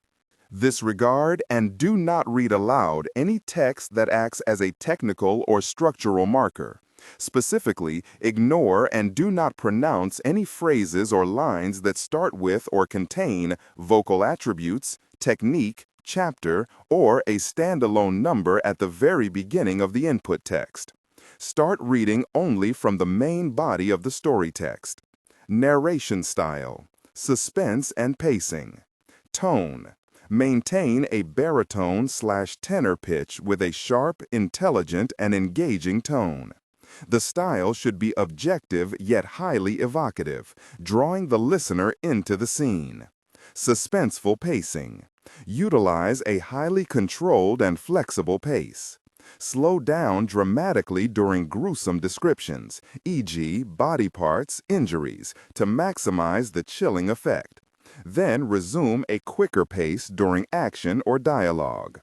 Emphasis. Clearly emphasize key nouns and descriptive adjectives within the scene setting, e.g., severed from the body, weeping, graying flesh, cavernous tunnel. Character differentiation, sharp modulation. Narrator voice, smooth, authoritative, and stable. This is the baseline pitch. Female dialogue, Megan. Increase the pitch significantly. The voice should sound assertive, sharp, and highly professional or authoritative, like a lead detective or expert. Male dialogue, Sam. Lower the pitch slightly compared to the narrator, using a tone that is skeptical, warm, and somewhat cynical to differentiate from the professional female voice. Other characters, e.g., Deputy Burns. Quick, focused delivery, clear voice. Technical delivery. Vocal texture. Maintain a clean, clear vocal texture, suitable for high-quality production, ensuring every word is crisp and clearly enunciated. Emotional range. Focus on conveying emotions typical of a crime scene: disgust, professional detachment, intellectual curiosity, and underlying tension. Target emotion strength, 8-10. Emphasis on intellectual focus and underlying tension rather than outright screaming or crying. The sound came again, much louder, and he turned in surprise and fear, caught off guard as he saw that someone was in one of the stalls, after all, and was coming out. Fast. Tanya waited, standing at the parapet, the night breeze quickening on her face. She felt the engagement ring, heavy and foreign on her finger. Nick was taking his sweet time. The park was dark now, the great lawn deserted, the bright lights of Fifth Avenue winking off the surface of the pond. Impatient, she walked toward the tower, then skirted around its dark bulk. The men's room door was shut. She knocked timidly at first, then louder. "Nick? Hey, Nick, you in there?" There was no sound, only the wind sighing through the trees. The wind carried a strange smell, a pungent odor that reminded her unpleasantly of feta cheese. "Nick, stop playing games." She pushed open the door and stepped inside. For a moment, silence settled again over Belvedere Castle, and then the screams began, ululating, rising louder and louder as they rent the soft summer night. Smithback took a seat at the counter of his favorite Greek coffee shop, nodding at the griddle man for his usual breakfast order, 2 poached eggs on a double portion of red flannel hash. He sipped the cup of coffee that was placed in front of him, sighed contentedly, and slipped the newspapers out from under his arm. He turned first to the Post, frowning slightly as he scanned Hank McCloskey's front-page article on the Belvedere Castle murder. His own piece on the rally at Grand Army Plaza had been demoted to page 4.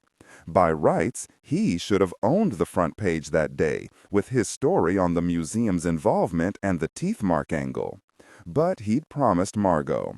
Tomorrow would be different. Besides, maybe his forbearance would land him more scoops down the road. The breakfast arrived and he dug into the hash with relish, putting aside the Post and cracking open the New York Times as he did so. He scanned the top headlines, tastefully understated and tidy, with derision.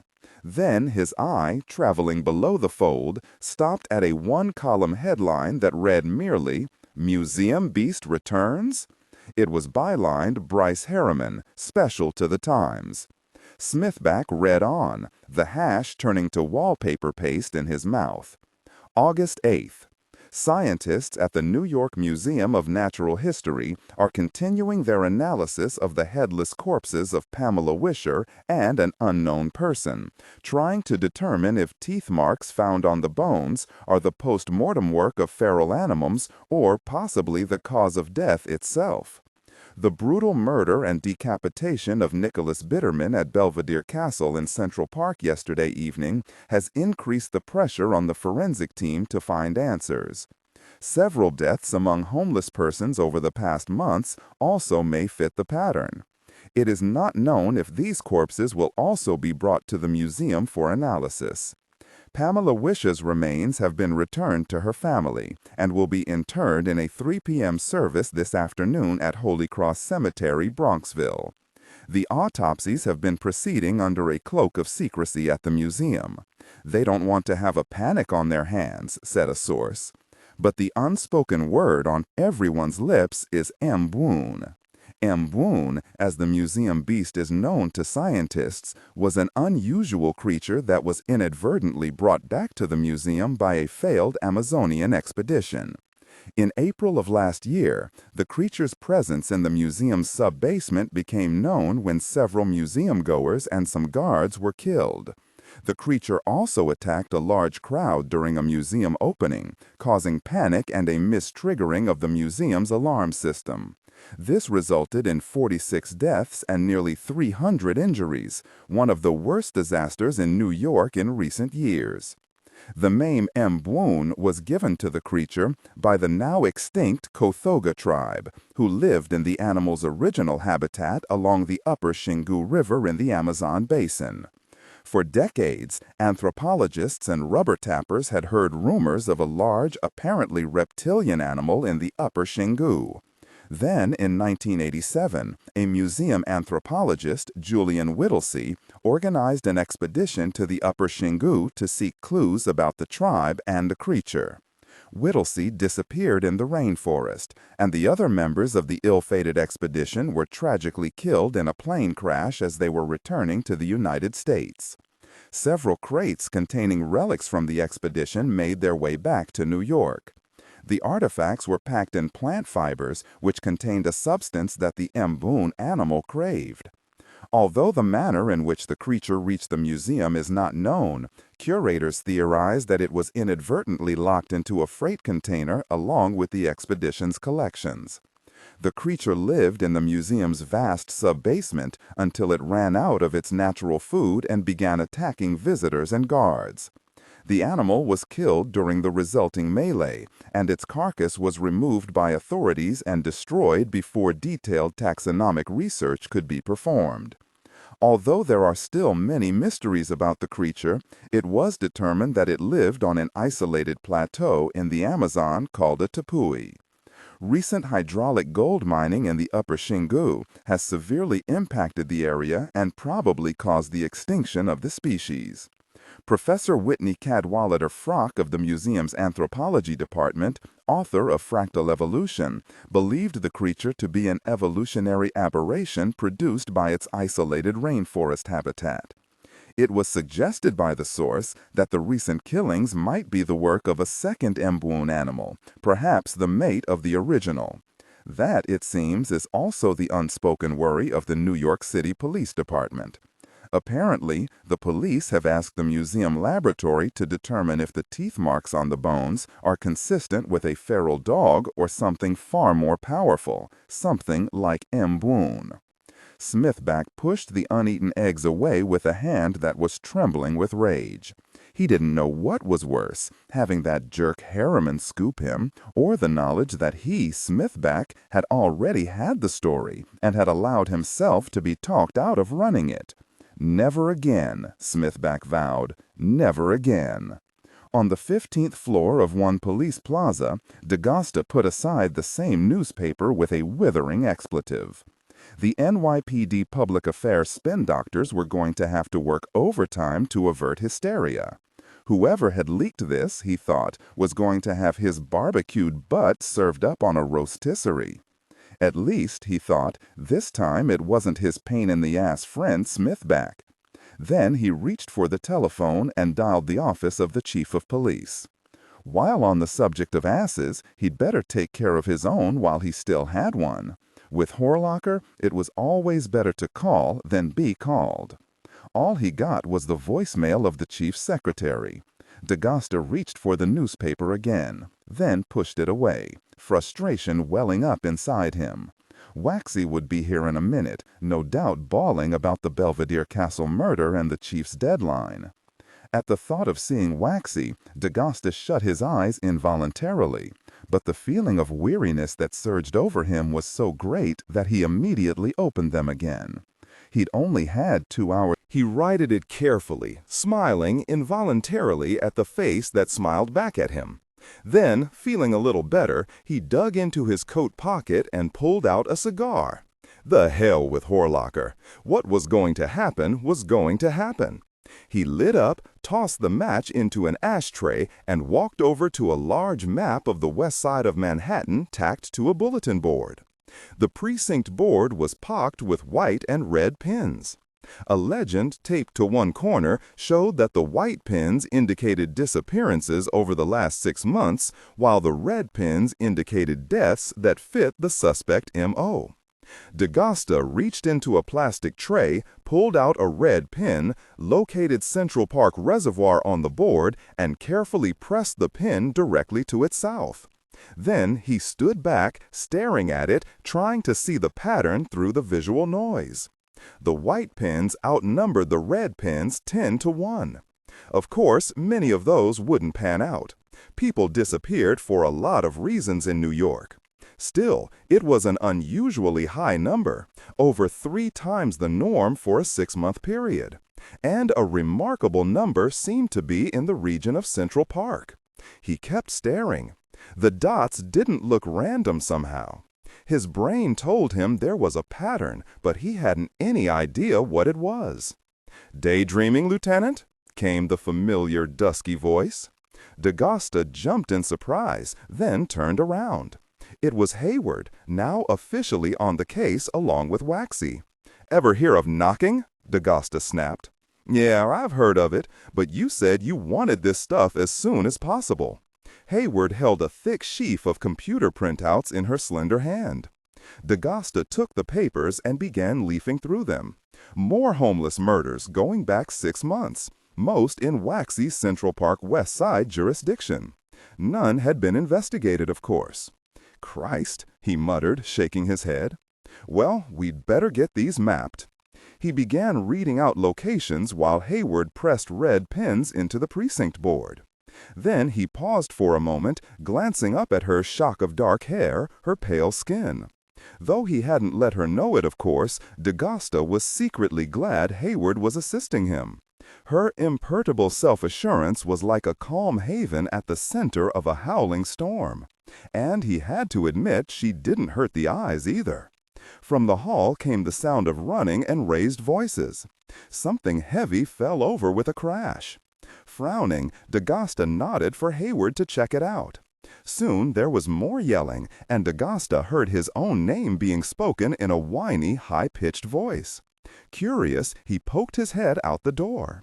An almost unbelievably filthy-looking man was standing in the homicide lobby, struggling with 2 cops who were trying to subdue him. Hayward was on the sidelines, her small frame tensed as if awaiting an opportunity to wade in. D'Agosta took in the dirt-clotted hair, the sallow, jaundiced skin, the narrow, hungry frame, the ubiquitous black garbage bag holding the man's worldly possessions. "I want to see the lieutenant," the homeless man screeched in a thin, reedy voice. "I have information. I demand." "Fella," said one officer, a look of disgust on his face as he restrained the man by his greasy coat, "if you have anything to say, say it to me, okay? The lieutenant's busy."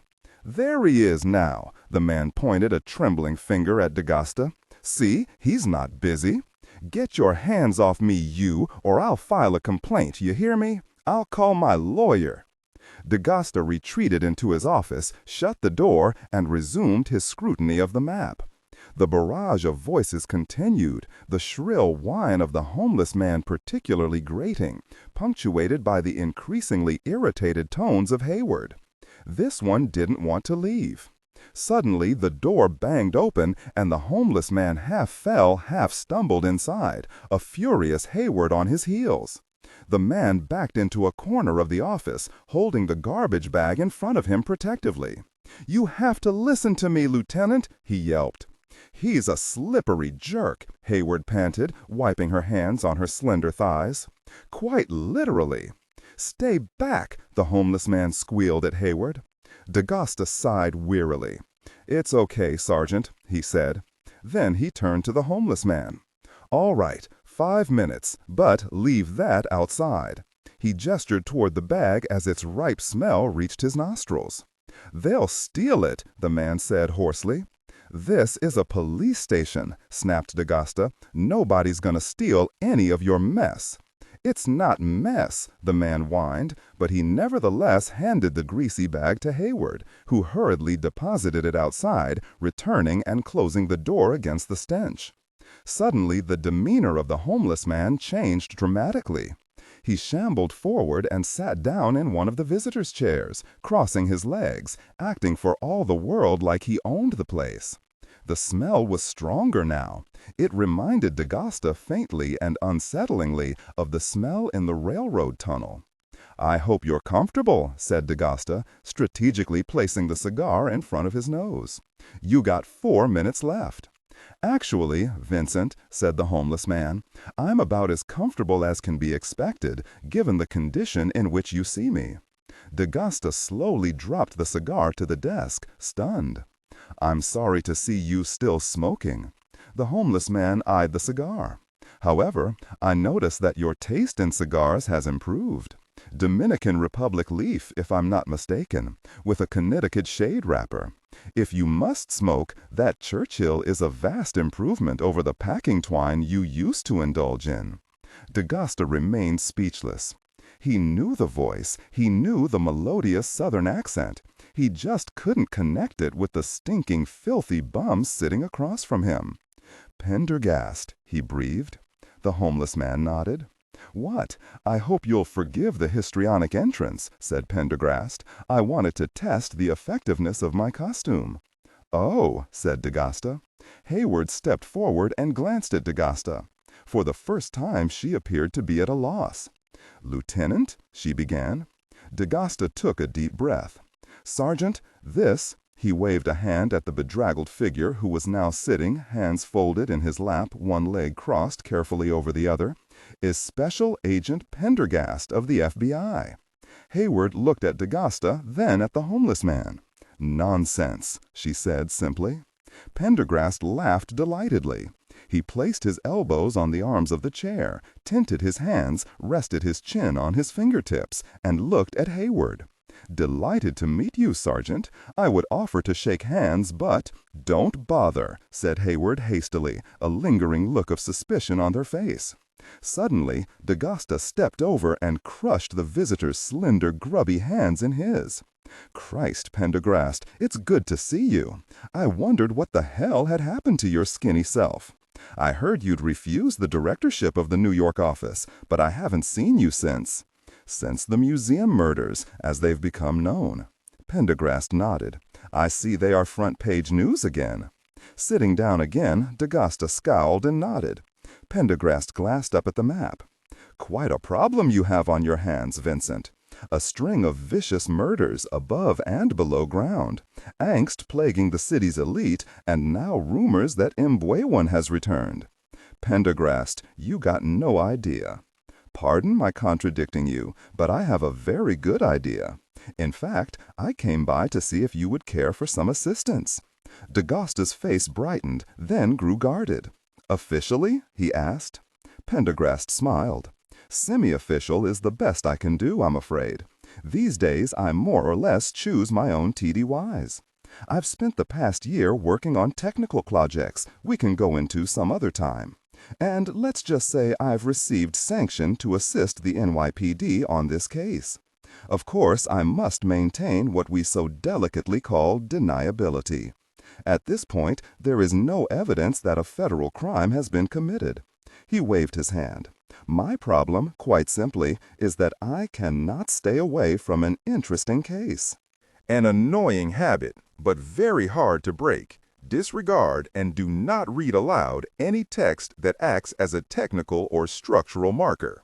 Specifically, ignore and do not pronounce any phrases or lines that start with or contain vocal attributes, technique, chapter, or a standalone number at the very beginning of the input text. Start reading only from the main body of the story text. Narration style, suspense and pacing. Tone, maintain a baritone tenor pitch with a sharp, intelligent, and engaging tone. The style should be objective yet highly evocative, drawing the listener into the scene. Suspenseful pacing. Utilize a highly controlled and flexible pace. Slow down dramatically during gruesome descriptions, e.g., body parts, injuries, to maximize the chilling effect. Then resume a quicker pace during action or dialogue. Emphasis. Clearly emphasize key nouns and descriptive adjectives within the scene setting, e.g., severed from the body, weeping graying flesh, cavernous tunnel. Character differentiation, sharp modulation. Narrator voice. Smooth, authoritative, and stable. This is the baseline pitch. Female dialogue, Megan. Increase the pitch significantly. The voice should sound assertive, sharp, and highly professional or authoritative, like a lead detective or expert. Male dialogue, Sam. Lower the pitch slightly compared to the narrator, using a tone that is skeptical, warm, and somewhat cynical to differentiate from the professional female voice. Other characters, e.g., Deputy Burns, quick, focused delivery, clear voice. Technical delivery, vocal texture. Maintain a clean, clear vocal texture, suitable for high-quality production, ensuring every word is crisp and clearly enunciated. Emotional range. Focus on conveying emotions typical of a crime scene. Disgust, professional detachment, intellectual curiosity, and underlying tension. Target emotion strength, 8-10. Emphasis on intellectual focus and underlying tension, rather than outright screaming or crying. An annoying habit, but very hard to break. D'Agosta looked at him curiously. So why haven't I seen you in almost 2 years? Seems like New York would offer lots of interesting cases. Pendergast inclined his head. Not for me, he replied. D'Agosta turned toward Hayward. This is the first good thing that's happened to the case since day one, he said. Pendergast glanced from D'Agosta to Hayward and back again, his pale blue eyes in stark contrast to his dirty skin. You flatter me, Vincent, but let's get to work. Since my appearance seems to have convinced both of you, I'm hoping to test it out below ground as soon as possible. If you two will bring me up to date, that is. So you agree that the Wisher murder and the homeless murders are connected? Hayward asked, still a little suspicious. I agree completely, Sergeant Hayward, was it? Pendergast said. Then he straightened noticeably. That wouldn't be Laura Hayward, would it? What of it? Hayward said, suddenly guarded. Pendergast relaxed in his chair again. Excellent, he said in a low voice. Please let me congratulate you on your article in last month's Journal of Abnormal Sociology, a most revealing look at the hierarchy among the underground homeless. For the first time since D'Agosta had met her, Hayward looked distinctly uncomfortable. Her face flushed, and she looked away, unused to the compliment. "Sergeant?" he asked. "I'm getting my master's from NYU," she said, still looking away. Then she turned back quickly, glaring at D'Agasta, as if challenging him to taunt her. "My thesis is on caste structure in underground society." "That's great," D'Agasta said, surprised at her defensiveness, but feeling a little defensive himself. "How come she never told me? She think I'm stupid?" "But why publish in such an obscure journal?" Pendergast continued. "I'd have thought the law enforcement bulletin would be the obvious choice." Hayward gave a low laugh, her poise fully recovered. "Are you kidding?" she said. All at once D'Agasta understood. Hard enough to be a pint-sized, pretty female rouster in the TA division, which had more than its share of hulking thugs. But to be working on an advanced academic degree on the very people she had to roust? He shook his head, imagining the kind of relentless derision she would have been subject to in the ranks. "Ah, yes, I see," Pendergast said, nodding. "Well, it's a pleasure to meet you, in any case. But let's get to business. I'll need to see the analyses of the crime scenes. The more we can learn about the unsub, the sooner we'll find him. Or them. He's not a rapist, correct?" "Correct. Perhaps he has specific obsessions. He, or they, certainly does seem to enjoy his souvenirs. We'll have to check the files on any inactive serial killers or assassin types. Also, I wonder if you could have data processing ran cross-correlations on the known data for all victims. You might want to run a second query for all the missing persons too. We should check for any points of commonality, no matter how subtle." "I'll get on it," Hayward said. "Excellent." Pendergast stood and approached the desk. "Now, if I could just see the case files." "Please sit down," D'Agasta said quickly, his nose wrinkling. "Your disguise is all too convincing, if you get my meaning." "Of course," Pendergast said airily, sitting down again. "Convincing to a fault. Sergeant Hayward, if you'd be so kind to pass those over."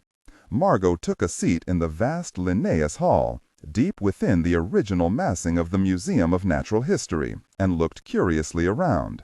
It was an elegant space, originally constructed in 1882. Soaring vaults rose above dark oak paneling. Around the long dome of the hall, an intricate frieze had been carved, displaying evolution in all its grandeur, from beautifully carved animalcules at one end to the great figure of man at the other. She gazed at the image of man, dressed in frock coat, top hat, and walking stick. It was a marvelous monument to the early Darwinian view of evolution, the steady upward march from simple to complex, with man the crowning glory. Margo knew that the modern view was very different. Evolution was proving to be a more random, haphazard affair, full of dead ends and bizarre twists. Dr. Frock, sitting in his wheelchair in the aisle next to her, had made major contributions to this understanding with his theory of fractal evolution. Now, evolutionary biologists no longer considered man the apotheosis of evolution, but merely the dead end of a minor side branch of a generalist, less evolved subgroup of mammalia. And, she thought with an inward smile, the word man itself had gone out of favor, a definite improvement. She craned her neck to look back toward the narrow projectionist's booth high up in the rear wall. The grand old facade had become a very modern lecture hall, retrofitted with concealed mechanical blackboards, retractable movie screens, and the latest in computerized multimedia equipment. For the 100th time that day, she wondered who had leaked the story of the museum's involvement. Whoever it was, they obviously didn't know everything. They hadn't mentioned the grotesque deformities on the second skeleton, but they knew enough. Her relief at not having to intervene on Smithback's behalf was tempered by what she now knew about the nature of the teeth marks on the corpses. She was dreading the arrival of the Bitterman corpse, almost afraid of what corroborative evidence it might hold. A loud humming sound brought Margot's eyes forward again. At the front of the hall, the proscenium and wings were retracting as a massive screen descended toward the floor. There were exactly 7 tense people in the 2,000-seat hall. Beside her, Frock was humming a tune from a Wagner opera, his thick fingers tapping on the battered arms of his wheelchair. His face was expressionless, but Margo knew that inside he was fuming. Protocol held that Bramble, as chief medical examiner, should do the presentation, but Frock was obviously rankled by the arrangement. Several rows nearer the front, Margo could see Lieutenant D'Agasta, sitting with an overweight police captain in a rumpled uniform and two bored-looking homicide detectives. By now, the main lights were fully dimmed, and Margo could see only Bramble's long, bony face and bald pate, illuminated from below by the light on the lectern. In one hand he clutched an odd-looking plastic rapier that acted as wireless slide controller and light pointer. He looked positively cadaverous, she thought, Boris Karloff in a lab coat. "Let's get right to the evidence, eh?" Bramble said, his high-pitched, cheerful voice booming from numerous speakers along both sides of the hall. Beside her, Margo could feel Frock stiffen with irritation. The huge image of a magnified bone appeared on the screen, bathing the hall and its occupants in a ghostly gray light. Here is a photograph of Pamela Wisher's third cervical vertebrae. Notice the dentition pattern that's clearly visible. The next slide came up. Here is one of those tooth marks magnified 200 times. And here is a cross-section reproduction. As you can see, the tooth is clearly mammalian. The next series of slides displayed results of lab tests done on a variety of bones from the two corpses, recording the pressures per square inch needed to make marks of varying depths. "We identified 21 clear marks, punctures, or scratches made by teeth on the bones of the two victims," Bramble continued. "There are also some marks that seem to come from a dull instrument, too regular for teeth, but too rough for a well-finished knife." Less than your initial estimate. Disregard and do not read aloud any text that acts as a technical or structural marker. Specifically, ignore and do not pronounce any phrases or lines that start with or contain vocal attributes, technique, chapter, or a standalone number at the very beginning of the input text. Start reading only from the main body of the story text. Narration style, suspense and pacing. Tone. Maintain a baritone tenor pitch with a sharp, intelligent, and engaging tone. The style should be objective yet highly evocative, drawing the listener into the scene. Suspenseful pacing. Utilize a highly controlled and flexible pace. Slow down dramatically during gruesome descriptions, e.g., body parts, injuries, to maximize the chilling effect. Then resume a quicker pace during action or dialogue. Emphasis. Clearly emphasize key nouns and descriptive adjectives within the scene setting, e.g., severed from the body, weeping graying flesh, cavernous tunnel. Character differentiation, sharp modulation. Narrator voice, smooth, authoritative, and stable. This is the baseline pitch. Female dialogue, Megan. Increase the pitch significantly. The voice should sound assertive, sharp, and highly professional or authoritative, like a lead detective or expert. Male dialogue. Lower the pitch slightly compared to the narrator, using a tone that is skeptical, warm, and somewhat cynical to differentiate from the professional female voice. Other characters, e.g., Deputy Burns. Quick, focused delivery, clear voice. Technical delivery. Vocal texture. Maintain a clean, clear vocal texture, suitable for high-quality production, ensuring every word is crisp and clearly enunciated. Emotional range. Focus on conveying emotions typical of a crime scene: disgust, professional detachment, intellectual curiosity, and underlying tension. Target emotion strength, 8 out of 10. Emphasis on intellectual focus and underlying tension rather than outright screaming or crying. Less than your initial estimate, Margo thought, glancing toward Frock. Another photograph came on the screen. Our detailed study of thin bone sections here, around the marks, shows blood leakage through the interstitial areas of the bone and into the marrow itself. That indicates they were made pre-mortem. There was a silence. In other words, the marks occurred at the time of death. Bramble cleared his throat. Due to the highly advanced state of decomposition, it is impossible to determine a definitive cause of death. But I think we can say with fair certainty that these victims died of massive trauma and blood loss inflicted at the time these teeth marks were made. He turned toward his audience dramatically. There is, I know, a question on all of your minds. The question: what made these marks? As we know, there has been speculation in the press that the killer might be another Mbwan. He's enjoying this, Margo thought. She could feel the tension building in the room. D'Agosta in particular was on the edge of his seat. We did a thorough analysis of these marks vis-a-vis those made by Mbwan 18 months ago, which of course this museum, of all places, has a great deal of data on. And we have come to two firm conclusions. He took a deep breath and looked around. 1. These teeth marks are not consistent with the teeth of Mbwan. They do not match the cross-section, the size, or the length. Margo saw D'Agosta's shoulders relax, almost slump with relief. 2. The force used to make these marks never exceeded 900 pounds per square inch, which definitely puts it squarely in the canine, or even more squarely in the human category, not in the M1 category. The slides were flashing by more quickly now, showing various micrographs of teeth marks and bite patterns. A healthy habitual gum-cracking male can exert 850 to 900 pounds per square inch of pressure with a hard bite, Bramble said. There is nothing inconsistent between these marks and the bite of human eye teeth.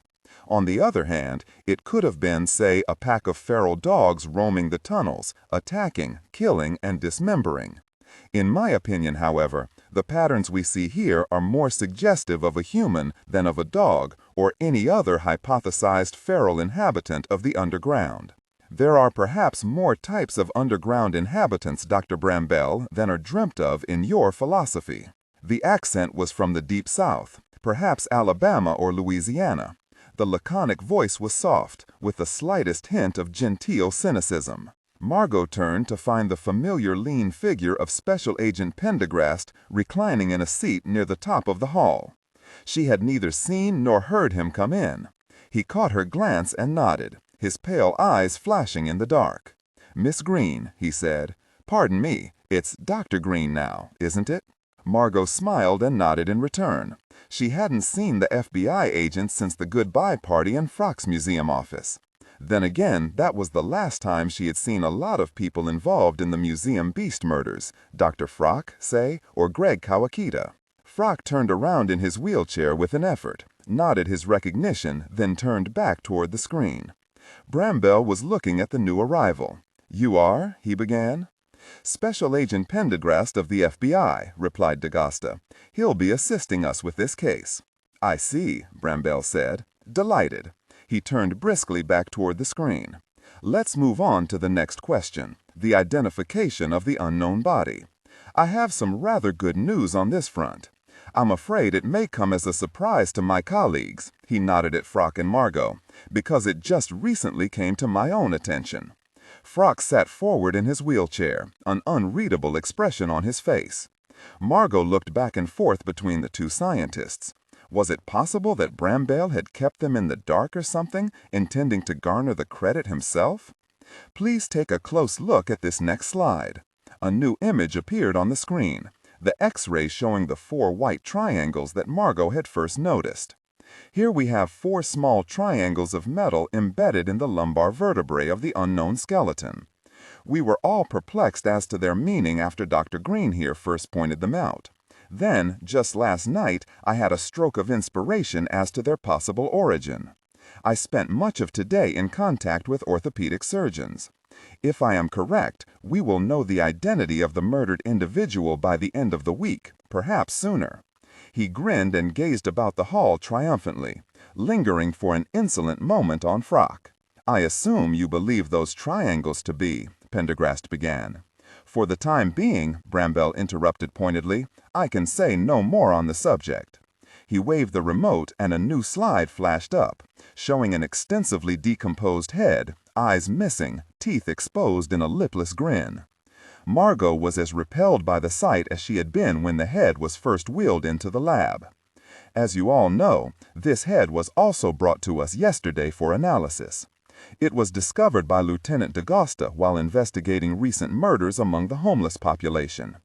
Although we won't be able to give you a full report for several more days, we know that it belongs to an indigent man who was murdered approximately 2 months ago.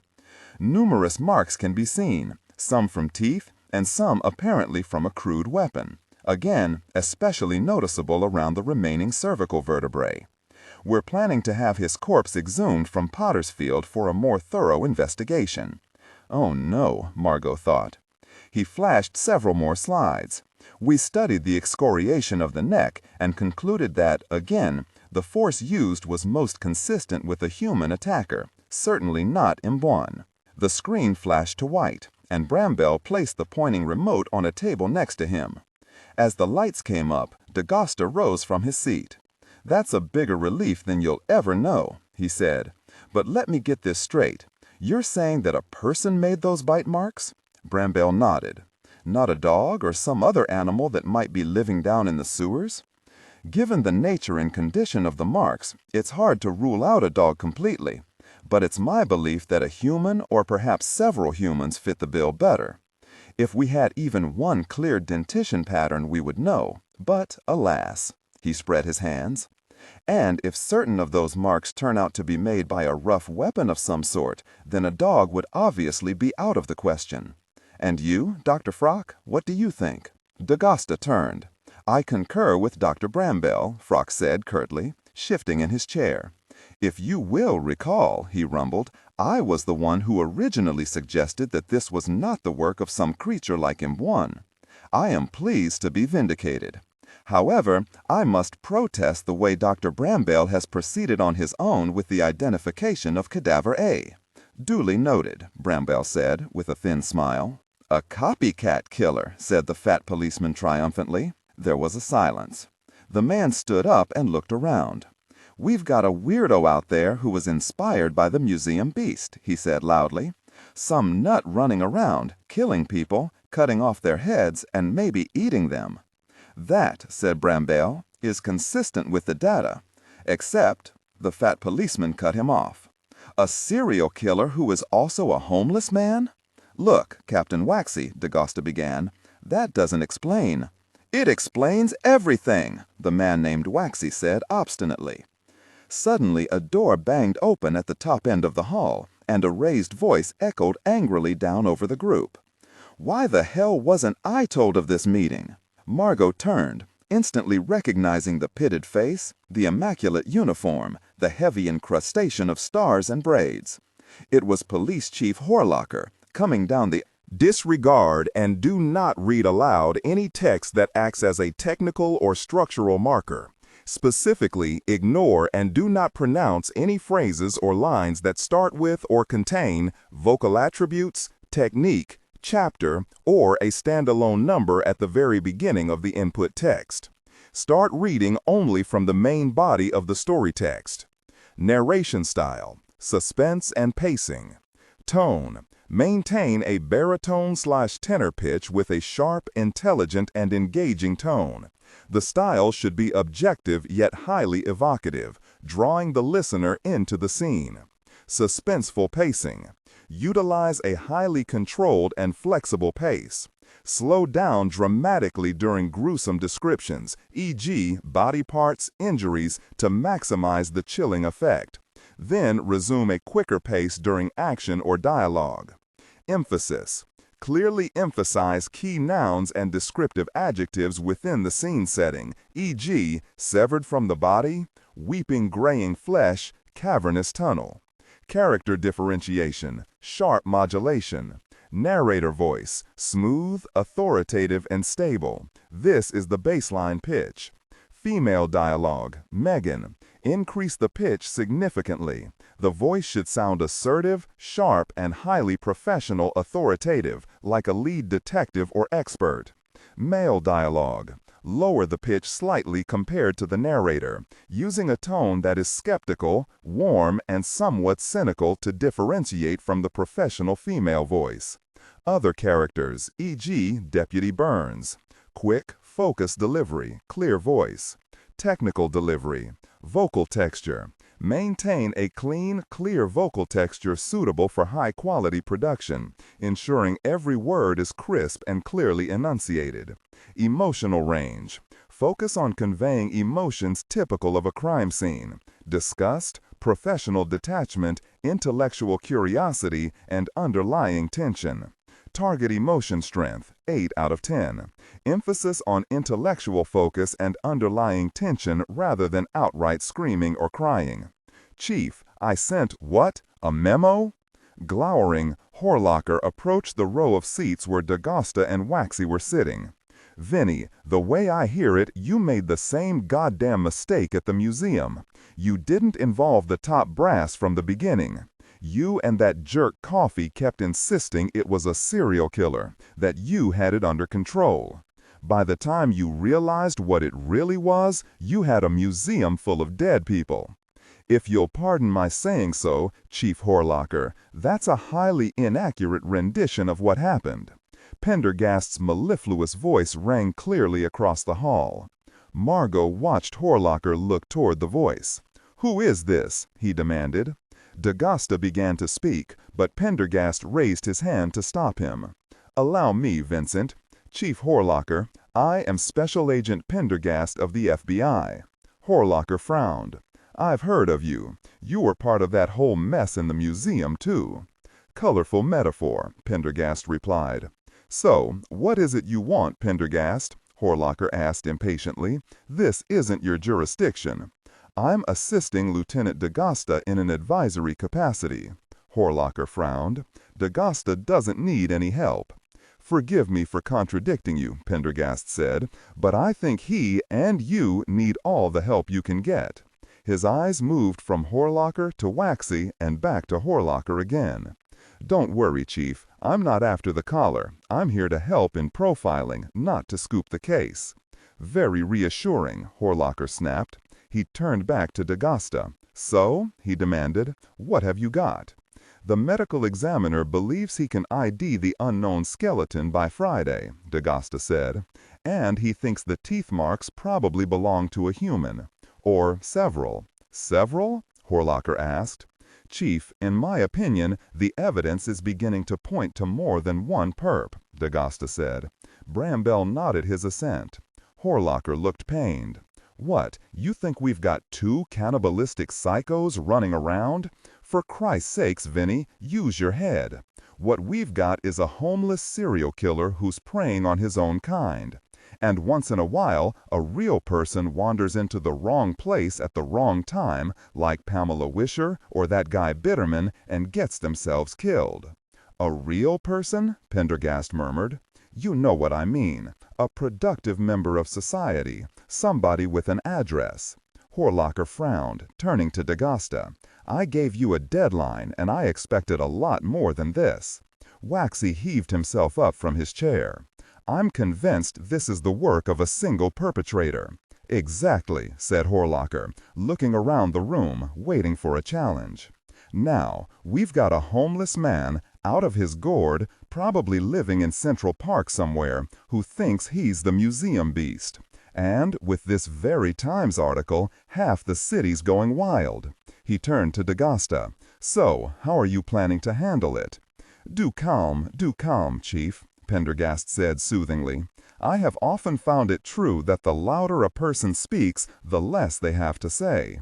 Horlocker looked at him in disbelief. "You can't talk to me like that." "On the contrary, I'm the only one in this room who can talk to you like that," Pendergast drawled. "So it is left up to me to point out that you have made a string of quite remarkable and unsupported assumptions. First, that the murderer is a homeless man. Second, that he lives in Central Park. Third, that he is psychotic. And fourth, that there is only one of them." Pendergast gazed at the chief almost benignly, like a patient parent humoring a fretful child. "You've managed to cram a remarkably large number of guesses into just one sentence, Chief Horlocker." Horlocker stared at Pendergast, opened his mouth, closed it again. He took a step forward, then stopped. Then, with a single blazing glance at D'Agosta, he turned on his heel and strode out of the hall, his aides scampering to keep up with him. There was silence in the wake of the slamming door. "What a bloody charade," Margo heard Frock mutter as he moved restlessly in his wheelchair. D'Agasta sighed and turned to Bramble. "You'd better send a copy of your report to the chief. Edit it down, okay, so only the really important stuff is there. And put in a lot of pictures. Try to make it readable, like at a 4th grade level." Bramble burst into delighted, high-pitched laughter. "Yes, indeed, Lieutenant," he cackled, his bald dome incandescent in the glow of the projector. "I will do my literary best." Margo watched as Waxy shot both of them a disapproving look, then started for the door himself. "I don't find this humor at the expense of the chief very professional," he said. "I, for one, have more important things to do than joke around." D'Agasta stared at him. "On second thought," he said slowly, "make it 3rd grade level so that Captain Waxy here can read it too." From his eyrie in the projectionist's booth high up on the rear wall, Smithback drew back from the observation slit and switched off his tape recorder with satisfaction. He waited, listening, as the last of the attendees left Linnaeus Hall. The projectionist came in from the control room, his features narrowing as he saw Smithback. "You said," the journalist waved his hand. "I know what I said. I didn't want to make you any more nervous than you already were. Here." Smithback pulled a 20 out of his wallet and handed it to him. "I wouldn't take it, except the museum's salaries are ridiculous. You can't even begin to live in New York." The fellow nervously stuffed the bill into his pocket. "Yeah," Smithback replied, taking a final glance out of the observation slit. "Listen, you don't have to explain it to me. You're contributing to freedom of the press. Go buy yourself a nice dinner, okay? And don't worry. Even if they put me in jail, I wouldn't reveal my sources." "Jail?" the projectionist whinnied. Smithback soothed him with a pat on the back, then ducked out of the booth into the control room, clutching his notebook and tape recorder and passing into the old, dusty corridors he remembered so well. He was in luck. Old Pocahontas, nicknamed for the ferocity with which she slashed rouge across her generous cheeks, was manning the north exit. He passed her in a flurry of smiles and salacious winks, his thumb discreetly covering the expiration date on his aging museum ID card.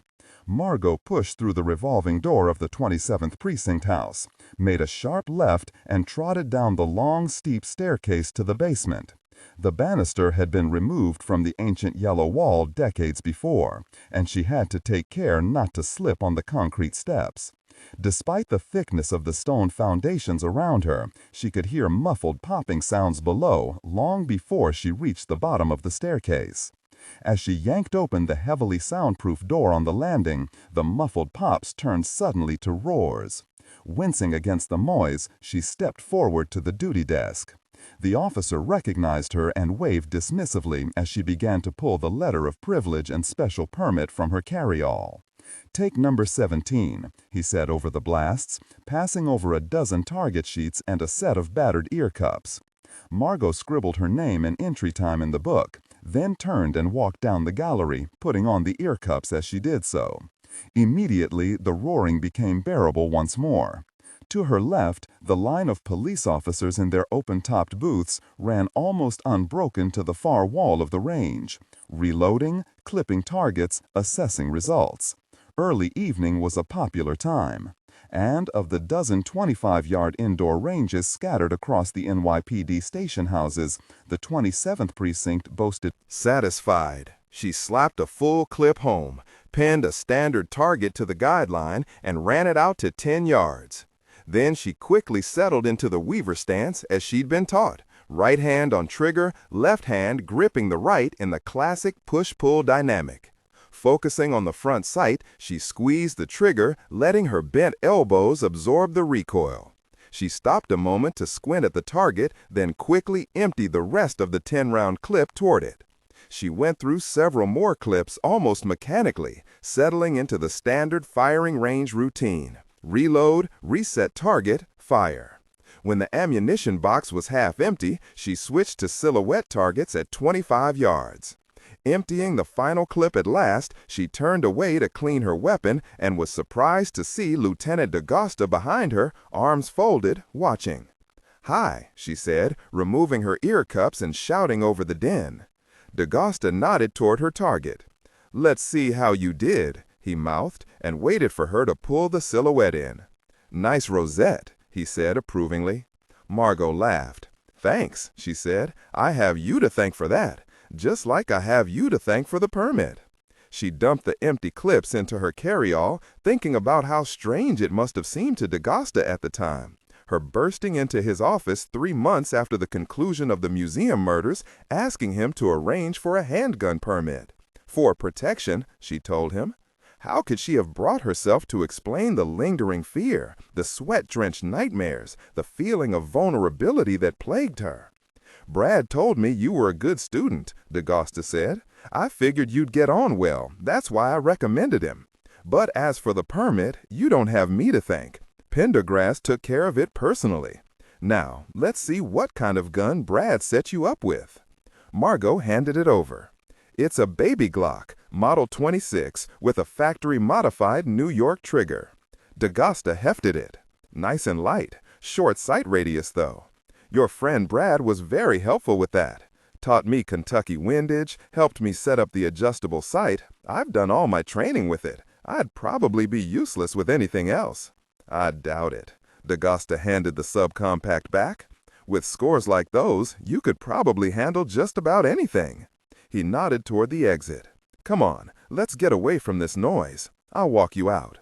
Margo stopped at the desk to sign out and return the ear cups, and was surprised when D'Agosta signed the log as well. "You were shooting?" she asked. "Why not?" D'Agosta turned to her. "Even old farts like me get rusty." They stepped out of the range and began climbing the long, steep staircase. "Actually, cases like this get everybody on edge," he said. "A little practice seemed like a good idea, especially after that briefing." Margo didn't bother to reply. At the top of the steps, she stopped and waited for the lieutenant to catch up.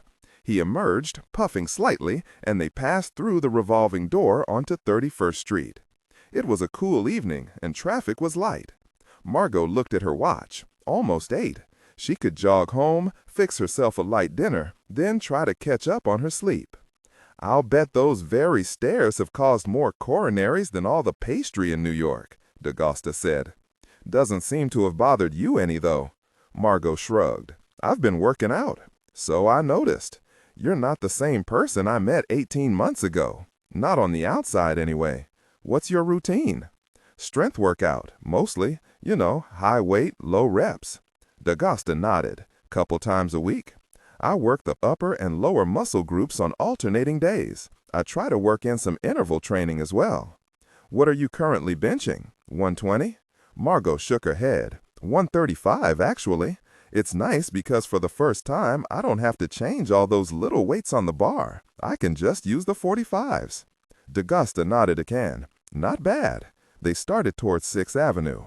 "And has it worked?" "Excuse me?" "I said, has it worked?" Margo frowned. "I don't know what I mean," she replied, but even as she said the words, she understood. "No," she said a moment later, in a lower voice. "Not completely, anyway." "Don't mean to be nosy," D'Agosta replied, patting his pockets, absently searching for a cigar. "I'm a blunt kind of guy, just in case you didn't know." Finding one, he picked off the label with his fingernail and inspected the wrapper. "That gosh at the museum affected all of us, I suppose." They reached the avenue, and Margo hesitated a moment, looking northward. "Sorry," she said. "I guess it's just hard for me to talk about." "I know," D'Agosta said, "especially now." There was a brief silence as he lit up. "Take good care of yourself, Dr. Green." Margo smiled slightly. "You too, and thanks again for this." She patted her carry-all, then eased into a jog, moving northward through the traffic, aiming for the west side and home. D'Agosta looked at his watch. 10 p.m., and they still had jack gosh to show for all their work. Details of beat cops had checked the shelters, redemption centers, and soup kitchens, searching fruitlessly for word of anyone who might have an excessive interest in Mbulin. Hayward, whose knowledge of the underground homeless was becoming an ever more valuable resource, had led a number of special rousting details. Unfortunately, the results had also been disappointing. The moles had melted before their sweeps, disappearing into ever darker and more obscure recesses. Besides, as Hayward explained, the sweeps could only scratch the surface of the vast tunnel networks beneath the city streets. At least the stream of nutcases calling in to claim the post reward was beginning to slow to a trickle. Maybe everyone was too worried about the Times report and the Bitterman murder. He looked down at his desk, still buried under the half-coordinated results of the sweeps. Then he glanced up at the precinct board for the 100th time that evening, staring fixedly at the map as if the fierceness of his glare would force it to yield up an answer. What was the pattern? There had to be one. It was the first rule of detective work. He didn't give a gosh what Horlocker said. His gut told him that these killings were the work of more than one murderer. And it wasn't only his gut. There were just too many, and the M.O.s, while similar, weren't similar enough. Some decapitated, some with their heads crushed, others simply mutilated. Perhaps it was some kind of truly screwed-up cult. But whatever it turned out to be, Horlocker's threatening deadlines were time-consuming distractions. What was needed here was patient, methodical, intelligent detective work. D'Agosta laughed to himself. Christ, I'm sounding more like Pendergast all the time. From beyond the closed door of the storage room at one side of his office, he began to make out a series of odd shuffling noises. Hayward had gone in there a few minutes earlier on her coffee break. He stared at the door for a moment while the noises continued. At last, he rose, walked to the door, turned the handle, and stepped in. Hayward stood in the middle of the storage room, crouched in an animal-like stance, her left hand stuck rigidly in front of her like an arrow, her right cocked back to the side of her head. Her hands were tensed and slightly curved, bent thumbs protruding upward. As he watched, she swiveled her small form through 90 degrees of the compass, reversed the position of her arms in a silent punching motion, then turned another 90 degrees. It looked like some kind of dangerous ballet. The movements were punctuated by sharp exhalations, not unlike the breathing she'd done during the confrontation in the tunnels. As he watched, she swiveled again, facing him this time, and brought her hands together in front of her with a slow, deliberate motion. "Need something, Lieutenant?" she asked. "Just an explanation of what you're doing," he replied. Hayward straightened up slowly to her full height, released a deep breath, then looked up at him. "It's one of the Heian series of kata." "What's that again?" "Formal exercises of Shotokan karate," she said. Then she caught his look. "It helps keep me relaxed, in shape," she explained. "And it is my break, Lieutenant." "Then get on with it." D'Agosta turned toward the door, then stopped and looked back. "What's your belt?" She looked up at him for a moment. "White," she replied at last. "I see." Hayward smiled slightly. Shotokan is the original Japanese school of karate. They don't usually believe in all sorts of pastel belt colors, Lieutenant. There are 6 degrees of white belt, 3 brown, then black. D'Agosta nodded. "So what degree are you?" he asked curiously. "I go for my Sankyu brown belt examination next month." From his office beyond, D'Agosta could hear the rattle of a knob. Stepping out of the supply room and closing the door behind him, he found himself looking at the corpulent form of Captain Waxy. Without a word, Waxy sauntered over to the precinct board. He studied the riot of red and white pens intently, hands clasped behind his back. "There's a pattern here," he said at last. "Really?" D'Agosta asked, fighting to keep his voice neutral. Waxy nodded sagely, keeping his back turned. D'Agosta said nothing. He knew he was going to regret to his dying day bringing Waxy into the case. "It originates here." Waxy's finger hit a green spot on the map with a soft thump. D'Agosta saw that he had fingered the Ramble, the wildest area of Central Park. "How do you figure?" "Simple," said Waxy. "The chief had a talk with the top actuary in human resources. He looked at the murder locations, did a best-fit linear analysis, and said they were radiating right from this spot. See? The deaths form a semicircle around this point. The Belvedere Castle murder was the key." He turned. "Out there in the Ramble, there are rocks, caves, dense woods, lots of homeless too. It's a perfect hideout. That's where we'll find the killer." This time, D'Agasta was unable to keep the incredulity off his face. "Let me get this straight. Some insurance dweeb in personnel gave you this tip? Did he try to sell you on the savings plan, too?" Waxy frowned, his jowly cheeks turning a rich crimson. "I don't appreciate your tone, Vinny. It wasn't appropriate in the meeting this afternoon, and it isn't appropriate here."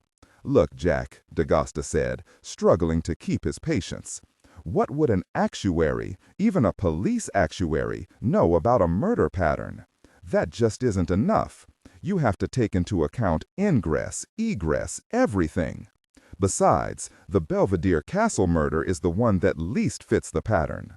Then he gave up. There was no point in telling Waxy anything.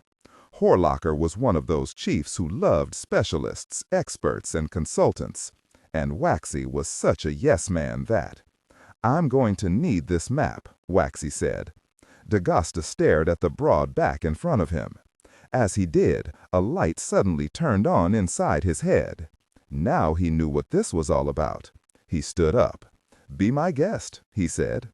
"The primary case files are in these cabinets here, and Sergeant Hayward has some valuable—" "I won't be needing her," said Waxy.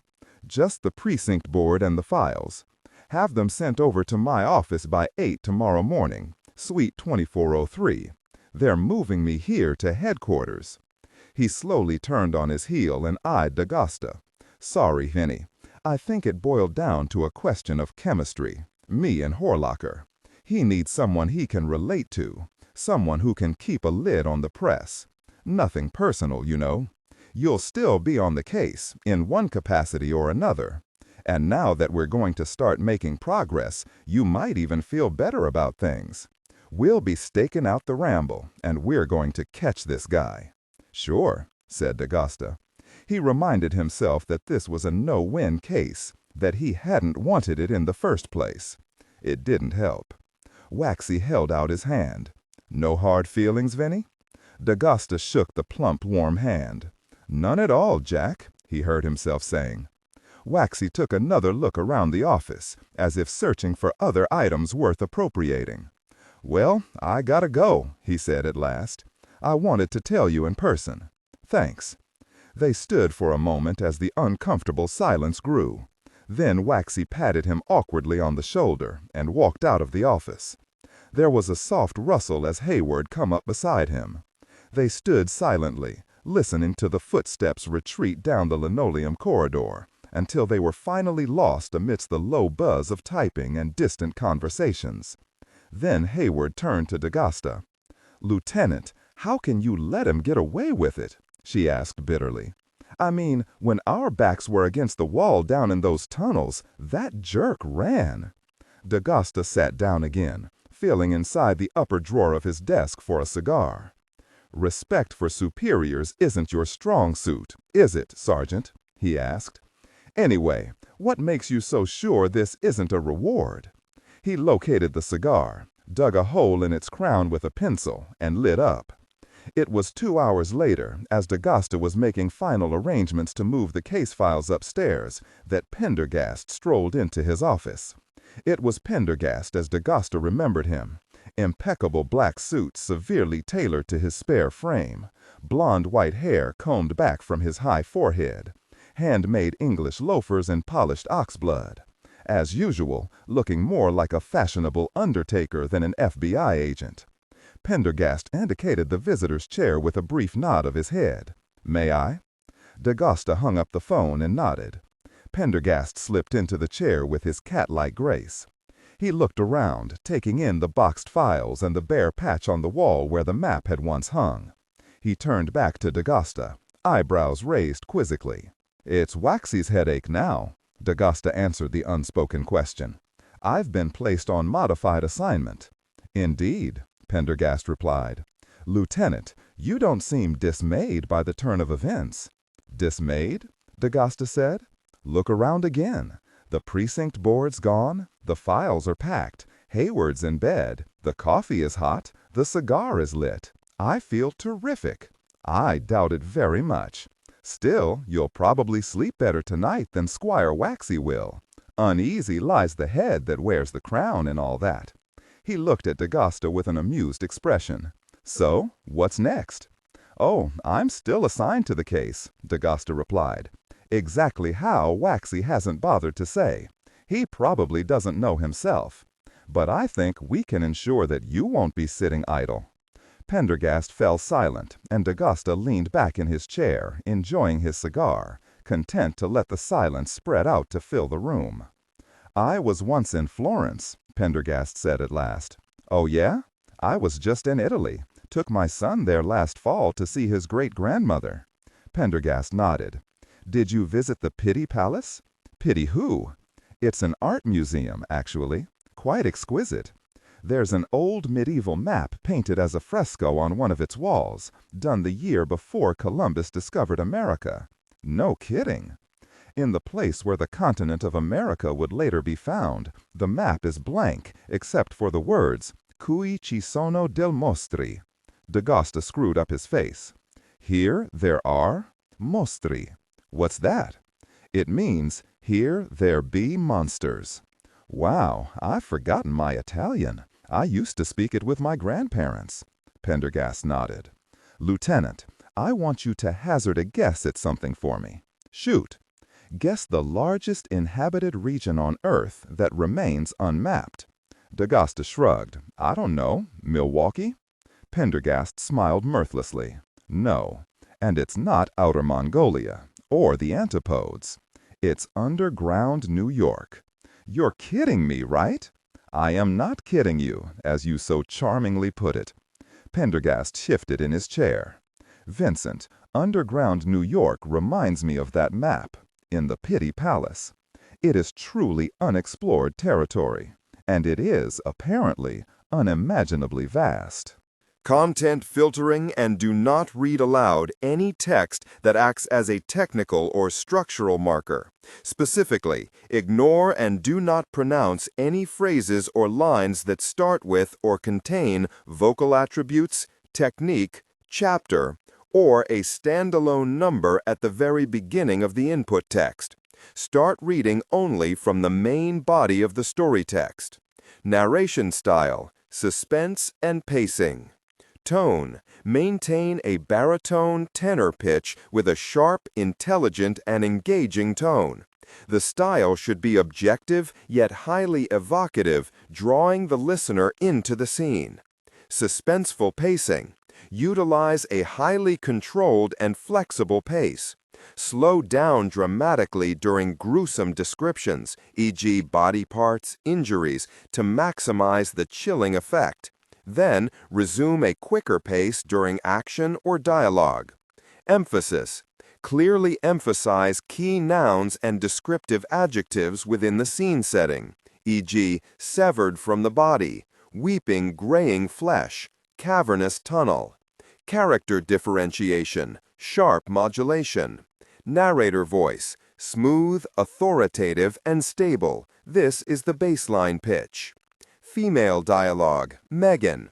Increase the pitch significantly. The voice should sound assertive, sharp, and highly professional authoritative, like a lead detective or expert. Male dialogue, Sam. Lower the pitch slightly compared to the narrator, using a tone that is skeptical, warm, and somewhat cynical to differentiate from the professional voice. Other characters, e.g. Deputy Burns, quick, focused delivery. Technical delivery. Vocal texture.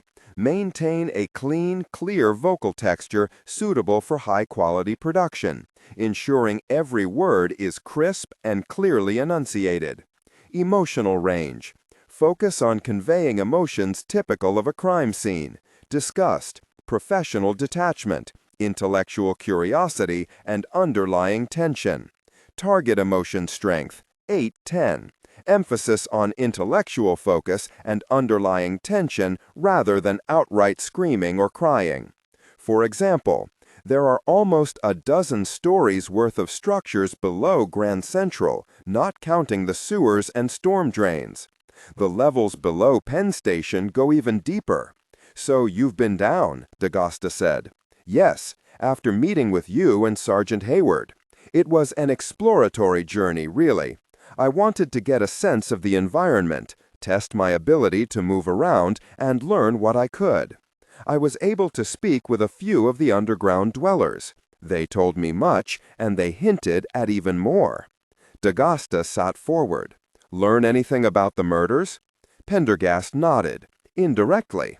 But those who know the most are deeper underground than I dared go on my first descent. It takes a while to gain these people's trust, and I have a long way to go, especially now. You see, the underground homeless are terrified. Pendergast turned his pale eyes toward D'Agasta. From piecing together various whispered conversations, I've gathered that a mysterious group of people have colonized the underground. And most of the rumors don't even use the word people. Supposedly, they are feral, cannibalistic, subhuman. And it is these beings who are responsible for the killings. There was a pause. D'Agasta stood and moved to the window, gazing out at the nocturnal cityscape of Manhattan. You believe this? He asked at last. I don't know, Pendergast replied. I need to speak to Mephisto, the leader of the community beneath Columbus Circle. Many of the things he told the Post in that recent article ring disturbingly true. Unfortunately, he's a difficult man to contact. He is distrustful of all outsiders and hates the authorities with a passion. But I feel he is the one person who can lead me where I have to go. D'Agasta's lips twitched. Need a partner? He asked. A small smile appeared on Pendergast's face, then disappeared again. It's an extremely dangerous and lawless place. However, I will consider the offer. Fair enough? D'Agasta nodded. Good. Now I suggest you go home and get some sleep. Pendergast rose. Although he doesn't know it, friend Waxy is going to need all the help he can get. Simon Bramble zippered up his portfolio, humming Makushla to himself. He cast a loving glance over the lab, the safety shower in the corner, the rows of chrome and steel instruments lined up neatly behind glass, winking at him in the subdued light. He was feeling enormously pleased with himself. Once again, he replayed in his head the scene of his little coup, in particular the impassive look on Frock's face as he'd been speaking. Impassive, yet no doubt fuming inside. It made up for Frock's little sneer of triumph over the strength of the bites. Though he worked for the city government, Bramble enjoyed the one-upsmanship of academia as much as anybody. He tucked the soft leather portfolio under his shoulder and once again cast his eyes about the laboratory. It was a wonderful laboratory, well designed and well equipped. He longed for something as elegant and comprehensive at the medical examiner's office. It would never happen, he knew. The city was chronically short of money. If he didn't find the detective work of forensic pathology so absorbing, he'd move to some well-endowed ivory tower in half a second. He closed the door behind him softly, surprised as always by the emptiness of the corridor. He'd never seen a bunch so averse to working late as the museum staff. Still, he didn't mind the quiet. It was refreshing and different, just as the museum's smell of dust and old wood was so different from the stench of formalin and decay that pervaded the medical examiner's office. He decided to take the long way out of the museum, as he did every evening, through the Hall of Africa. He found the dioramas in that particular hall to be true works of art, and they looked especially good at such an advanced hour. The hall lights turned off, each diorama glowing with internal light like a window into another world. He walked down the long corridor and, being averse to elevators, skipped down 3 flights of stairs.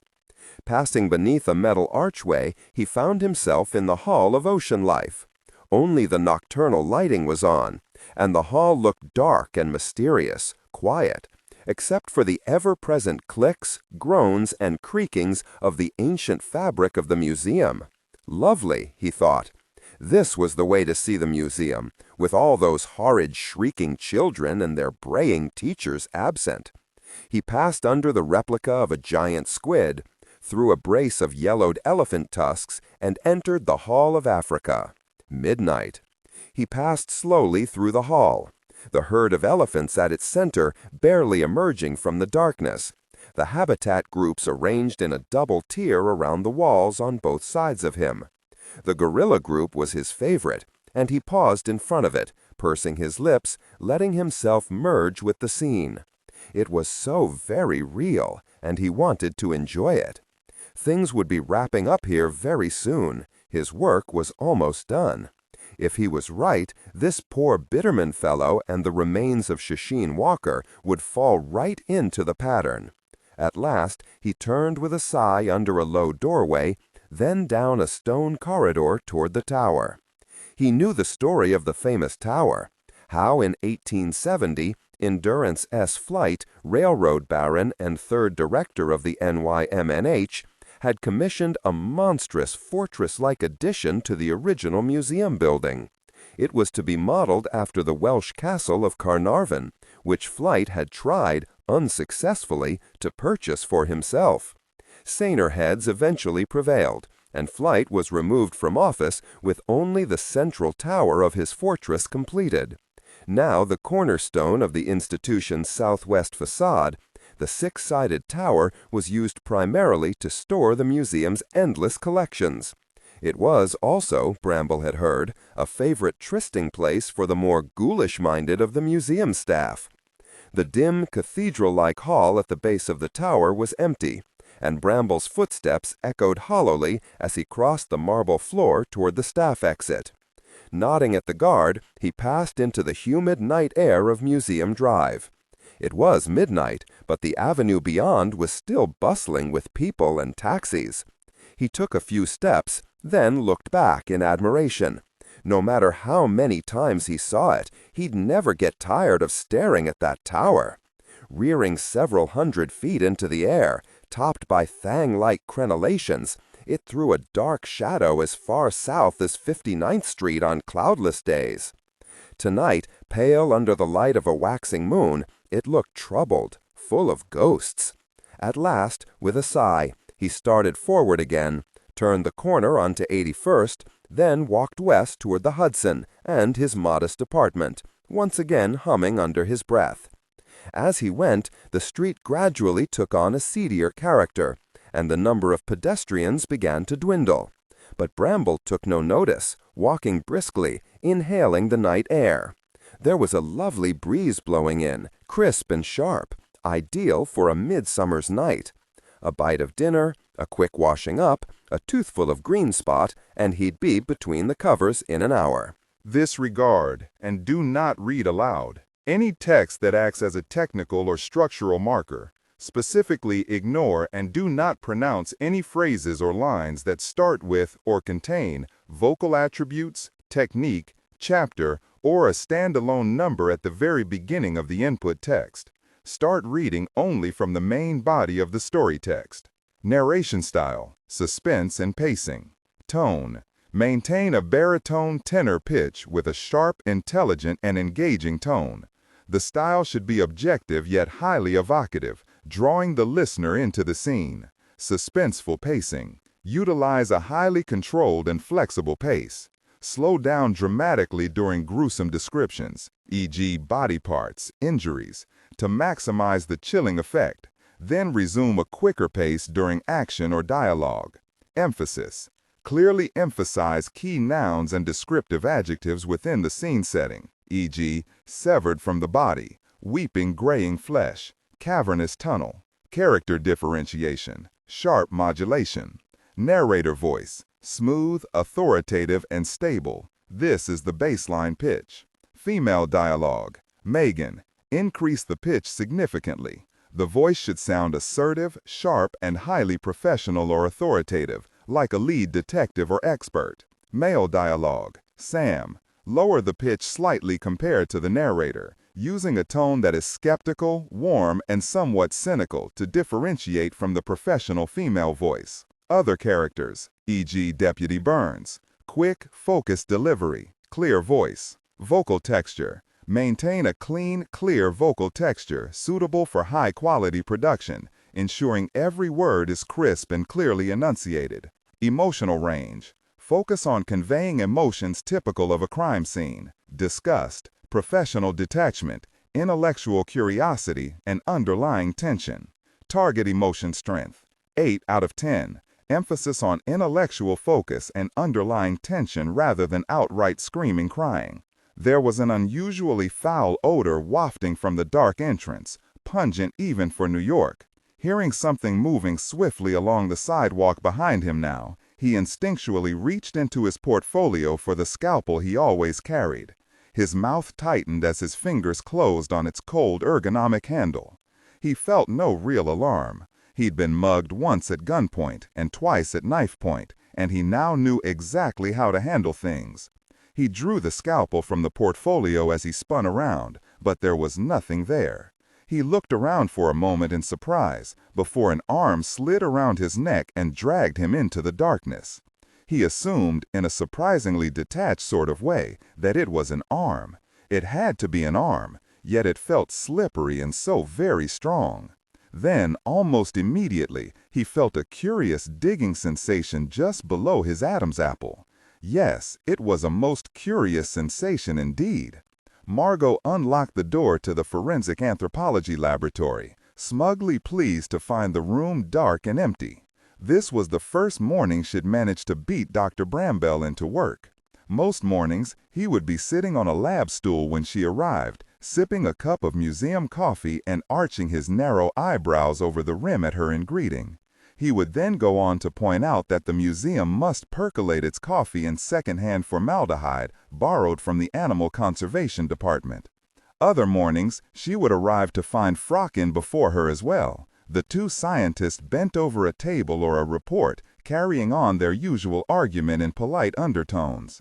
She slung her carry-all into a drawer and shrugged into her scrubs, stepping over to the window as she did so.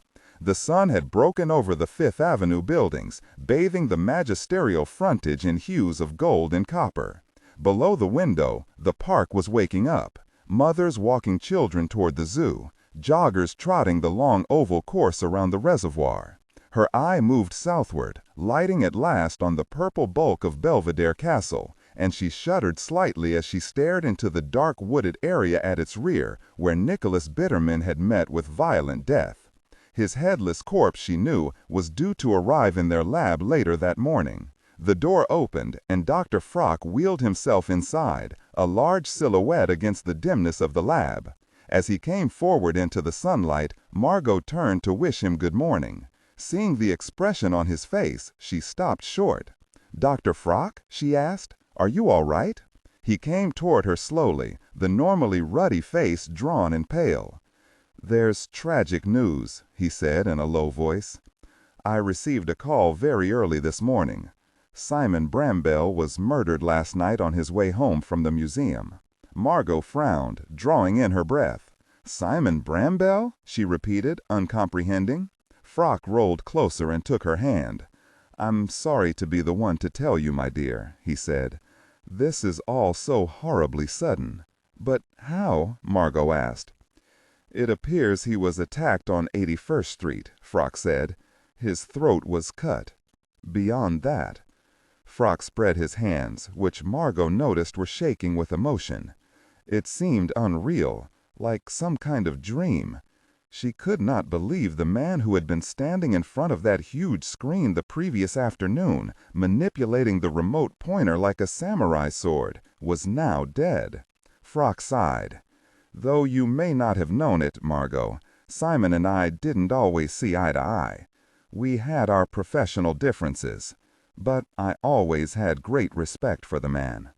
It's a huge loss to the medical examiner's office, and to our work, coming at this critical moment." "Our work?" echoed Margo automatically. She paused. "But who did it?" "There were no witnesses." They remained motionless for a moment, Frock's hand on hers, warm and gently reassuring. Then he slowly rolled away. "I don't know who the ME's office will give us as a replacement, if anyone," he said. but I think Simon would want us to continue in the spirit in which he began. He rolled over to the far wall and switched on the theater lights, flooding the center of the room. I've always found work the best antidote for grief. He was silent for a long moment. Then he sighed, as if forcing himself to continue. Would you mind removing cadaver A from the refrigerator? I have a theory about a potential genetic anomaly that might have caused this deformity. Unless you would like the day off. He raised his eyebrows. No, Margo said, shaking her head.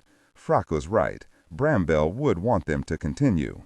Standing slowly and walking across the room, she knelt, opened a cabinet door, and pulled out the long metal tray inside. The unidentified body which lay on it had been reduced and rearranged to a mere series of irregular lumps under the blue sheet. She slid it onto a stretcher and rolled it under the lights. Frock carefully pulled off the sheet and began the painstaking process of measuring the carpal bones of the deformed skeleton with a pair of electronic calipers. Feeling an eerie sense of unreality, Margo went back to examining yet another series of MRI scans. The lab fell into a long silence. Do you have any idea what lead Simon was referring to yesterday? Frock asked at last. I'm sorry? Margo said, looking up. Oh, no, I don't. He never discussed it with me. I was as surprised as you were. A shame, said Frock. As far as I know, he left no notes about it either. He fell silent again for some time. This is a real setback, Margo, he said at last in a quiet voice. We may never learn what it is he discovered.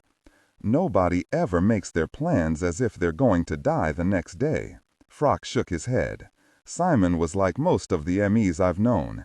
Exciting, high-profile cases like this are rare, and when one comes along, well, they can't always resist the drama. He looked suddenly at his watch. Oh dear, you know, I almost forgot that I have an appointment in osteology. Margo, I wonder if you would be willing to leave that aside and take over here for a while. Maybe it's this tragic news, or maybe I've just been staring at these bones too long. But I think the work could benefit from a fresh eye. Of course, said Margo. What exactly are you looking for? I wish I knew. I'm quite sure this person had a congenital disease. I want to quantify the morphological changes to see if there's been a genetic shift. Unfortunately, that means measuring almost every bone in the body. I thought I'd start with the wrist and finger bones, since, as you know, they're the most sensitive to genetic change. Margo looked down at the examining table. That could take days, she said. Frock shrugged in exasperation. I'm only too aware of that, my dear. He gripped the rails of his wheelchair and gave himself a powerful push toward the door. Wearily, Margo began measuring each bone with the electronic calipers and entering the measurements on the workstation keyboard. Even the smallest bones required a dozen measurements, and soon a long column of numbers was scrolling up the nearby screen. She tried not to grow impatient with the tedious work and the tomb-like silence of the lab. If Frock was right, and the deformation was congenital, this would greatly narrow their search for the identity of the body. And at this point, they could use any lead they could find. The skeletons from the physical anthropology lab had provided no clues. As she worked, she found herself wondering what Bramble would have thought. But the memory of Bramble was too awful. To think of the man, set upon and murdered. She shook her head, forcing herself to concentrate on other things. The sudden ringing of the telephone jarred her from a particularly complicated measurement. It rang again. What if it was a relative? Disregard and do not read aloud any text that acts as a technical or structural marker. Specifically, ignore and do not pronounce any phrases or lines that start with or contain vocal attributes, technique, chapter, or a standalone number at the very beginning of the input text. Start reading only from the main body of the story text. Narration style, suspense and pacing. Tone. Maintain a baritone or tenor pitch with a sharp, intelligent, and engaging tone. The style should be objective yet highly evocative, drawing the listener into the scene. Suspenseful pacing. Utilize a highly controlled and flexible pace. Slow down dramatically during gruesome descriptions, e.g., body parts, injuries, to maximize the chilling effect. Then resume a quicker pace during action or dialogue. Emphasis. Clearly emphasize key nouns and descriptive adjectives within the scene setting, e.g., severed from the body, weeping graying flesh, cavernous tunnel. Character differentiation, sharp modulation. Narrator voice, smooth, authoritative, and stable. This is the baseline pitch. Female dialogue, Megan. Increase the pitch significantly.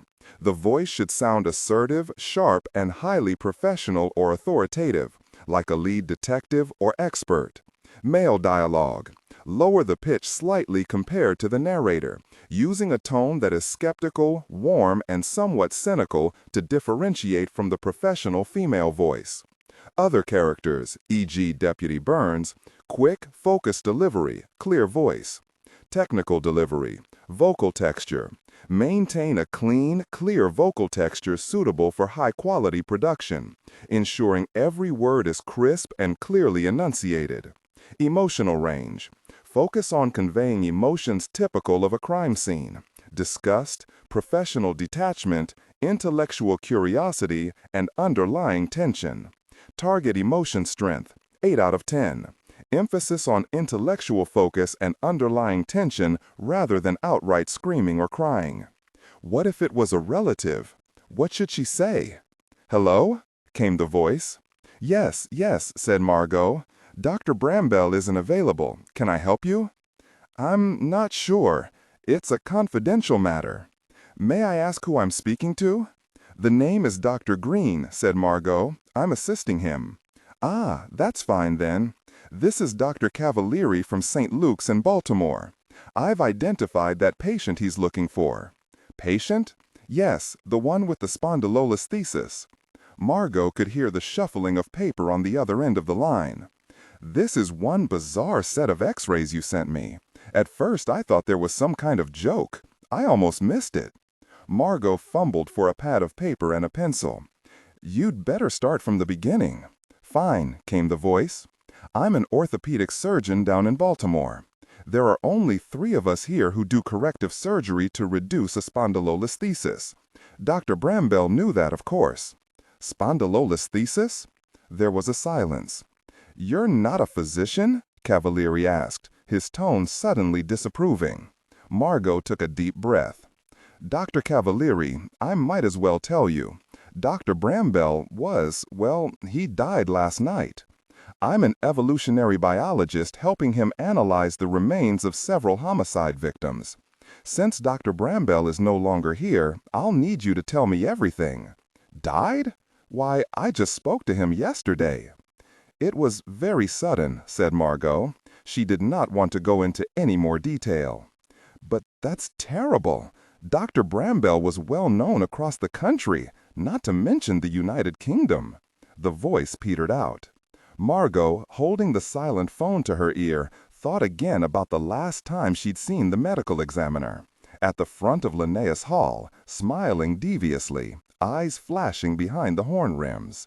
She was roused by a sigh on the other end of the line. A spondylolisthesis is a fracture and slippage of one of the lumbar vertebrae. We correct it by fixing a metal plate to the spine with pedicle lag screws. As you tighten the screws to the plate, it draws the fractured vertebrae back into place. "I'm not sure I see the connection," Margo said. "Do you remember those 4 white triangles on the x-rays Dr. Bramwell sent me? Those are the lags for the plate screws. This fellow had an operation for spondylolisthesis. Very few surgeons do the procedure, which makes it easy to trace." "I see," said Margo. "I know that this x-ray is from a patient of mine, for one very good reason," Cavalieri continued. "It's clear that these particular lag bolts were manufactured by SteelMed Products of Minneapolis, which went out of business in 1989. I performed about 3 dozen operations using SteelMed lag screws. I used a special technique of my own, a particular placement of the screws behind the transverse process of the second lumbar. A rather brilliant technique, actually. You can read about it in the fall 1987 issue of the Journal of American Orthopedics, if you're interested. It held the bone better, you see, and required less bone fusion. No one else performed it but myself and 2 residents I instructed. Of course, it was considered obsolete after the Steinman procedure was developed. So, in the end, I was the only doctor who used it. Margo could hear the pride in the doctor's voice. But here's the mystery. No surgeon that I ever knew would remove the corrective plate for this kind of spondylolisthesis. It simply isn't done. Yet these x-rays clearly show that my patient had the metal plate and screws removed. God knows why, leaving only the lags behind. You can't remove the lags, of course. They're set into the bone. But why this fellow? His voice trailed off. Margo scribbled notes furiously. Go on. As I said, when I saw the x-rays, I knew immediately that this was one of my patients. However, I was astonished at the condition of the skeleton, that riot of bone growth. I knew I'd never operated on anyone with a condition like that. So the bone growth occurred afterwards. Absolutely. In any case, I went back to my records and, based on the x-ray evidence, I was able to identify the patient. I operated on him the morning of October 2nd, 1988. And who was the patient? Margo asked, pencil at the ready. Out of the corner of her eye she saw that Frock had re-entered the lab and was rolling toward her, listening intently. It's right here somewhere. She could hear another rustling of papers. I'll fax all these records to you, of course, but I'm sure you'll still... Here we are. The patient was named Gregory S. Kawakita. Margo felt her blood freeze. Greg Kawakita? She croaked. Yes, Gregory S. Kawakita, Ph.D. No question about it. Funny, it says here that he was an evolutionary biologist, too. Maybe you knew him. Margo hung up the telephone, unable to speak. First Dr. Bramwell, and now... She glanced at Frock, alarmed to see that his face had gone ashen. He was slumped to one side of the wheelchair, a hand pressed hard to his chest, his breathing labored. Gregory Kawakita? Frock breathed. This is Gregory. Oh, my good Lord.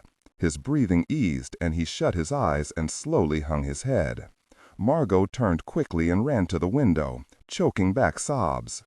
Of its own accord, her mind flashed back to that horrible week 18 months before, when the murder started at the museum. Then, the opening of the superstition exhibition, the mass slaughter, and the final killing of the M1.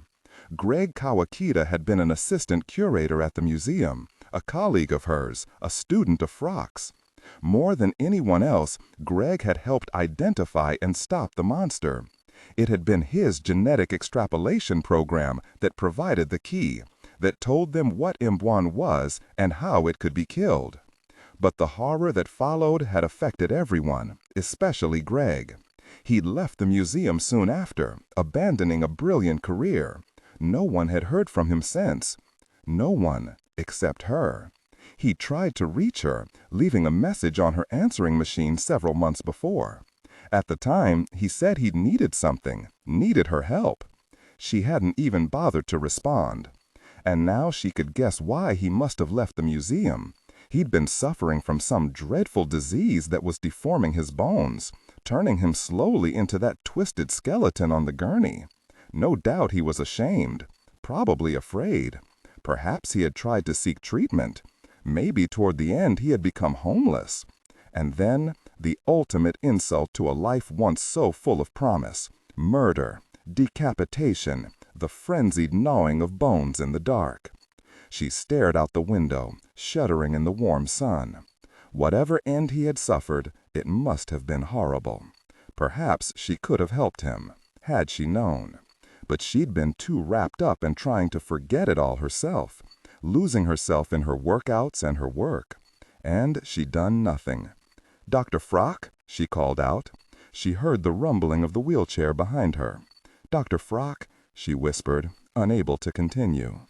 She felt a gentle hand touch her elbow. It was trembling with emotion. "Let me think for a moment," Frock said. "Just for a moment, please. How could this be? To think this..." His voice broke. A beam of light shone through the window and highlighted the hand as it slipped from her elbow. Margo stood motionless, closing her eyes now against the light, feeling the Disregard and do not read aloud any text that acts as a technical or structural marker. Specifically, ignore and do not pronounce any phrases or lines that start with or contain vocal attributes, technique, chapter, or a standalone number at the very beginning of the input text. Start reading only from the main body of the story text. Narration style, suspense and pacing. Tone. Maintain a baritone, tenor pitch with a sharp, intelligent, and engaging tone. The style should be objective yet highly evocative, drawing the listener into the scene. Suspenseful pacing. Utilize a highly controlled and flexible pace. Slow down dramatically during gruesome descriptions, e.g., body parts, injuries, to maximize the chilling effect. Then resume a quicker pace during action or dialogue. Emphasis. Clearly emphasize key nouns and descriptive adjectives within the scene setting, e.g., severed from the body, weeping, graying flesh, cavernous tunnel. Character differentiation, sharp modulation. Narrator voice, smooth, authoritative, and stable. This is the baseline pitch. Female dialogue, Megan. Increase the pitch significantly. The voice should sound assertive, sharp, and highly professional authoritative, like a lead detective or expert. Male dialogue, Sam. Lower the pitch slightly compared to the narrator, using a tone that is skeptical, warm, and somewhat cynical to differentiate from the professional female voice. Other characters, e.g., Deputy Burns. Quick, focused delivery. Technical delivery. Vocal texture. Maintain a clean, clear vocal texture suitable for high-quality production, ensuring every word is crisp and clearly enunciated. Emotional range. Focus on conveying emotions typical of a crime scene: disgust, professional detachment, intellectual curiosity, and underlying tension. Target emotion strength, 8/10.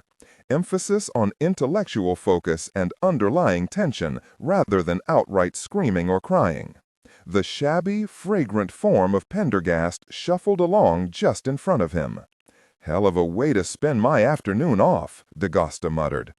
Though he found himself itching in many remote places, he decided not to scratch. Scratching meant touching the ancient, greasy London fog raincoat he wore, or the filthy Kmart plaid polyester shirt, or the shiny, threadbare trousers. He wondered where Pendergast had gotten all this stuff. On top of all that, the dirt and grease on his face were real, not something out of a makeup tin. Even his shoes were disgusting. But when he'd balked, Pendergast had said simply, "Vincent, your life depends on it." He hadn't even been allowed to carry his gun or shield. "You don't want to know," Pendergast had said, "what they'll do to you if they find a badge." In fact, D'Agosta thought morosely, this whole expedition was a direct violation of departmental regulations. Glancing up briefly, he spotted a woman approaching, spotless in a crisp summer dress and high heels, walking a chihuahua. She stopped abruptly, stepping to the side and averting her eyes with a distasteful look.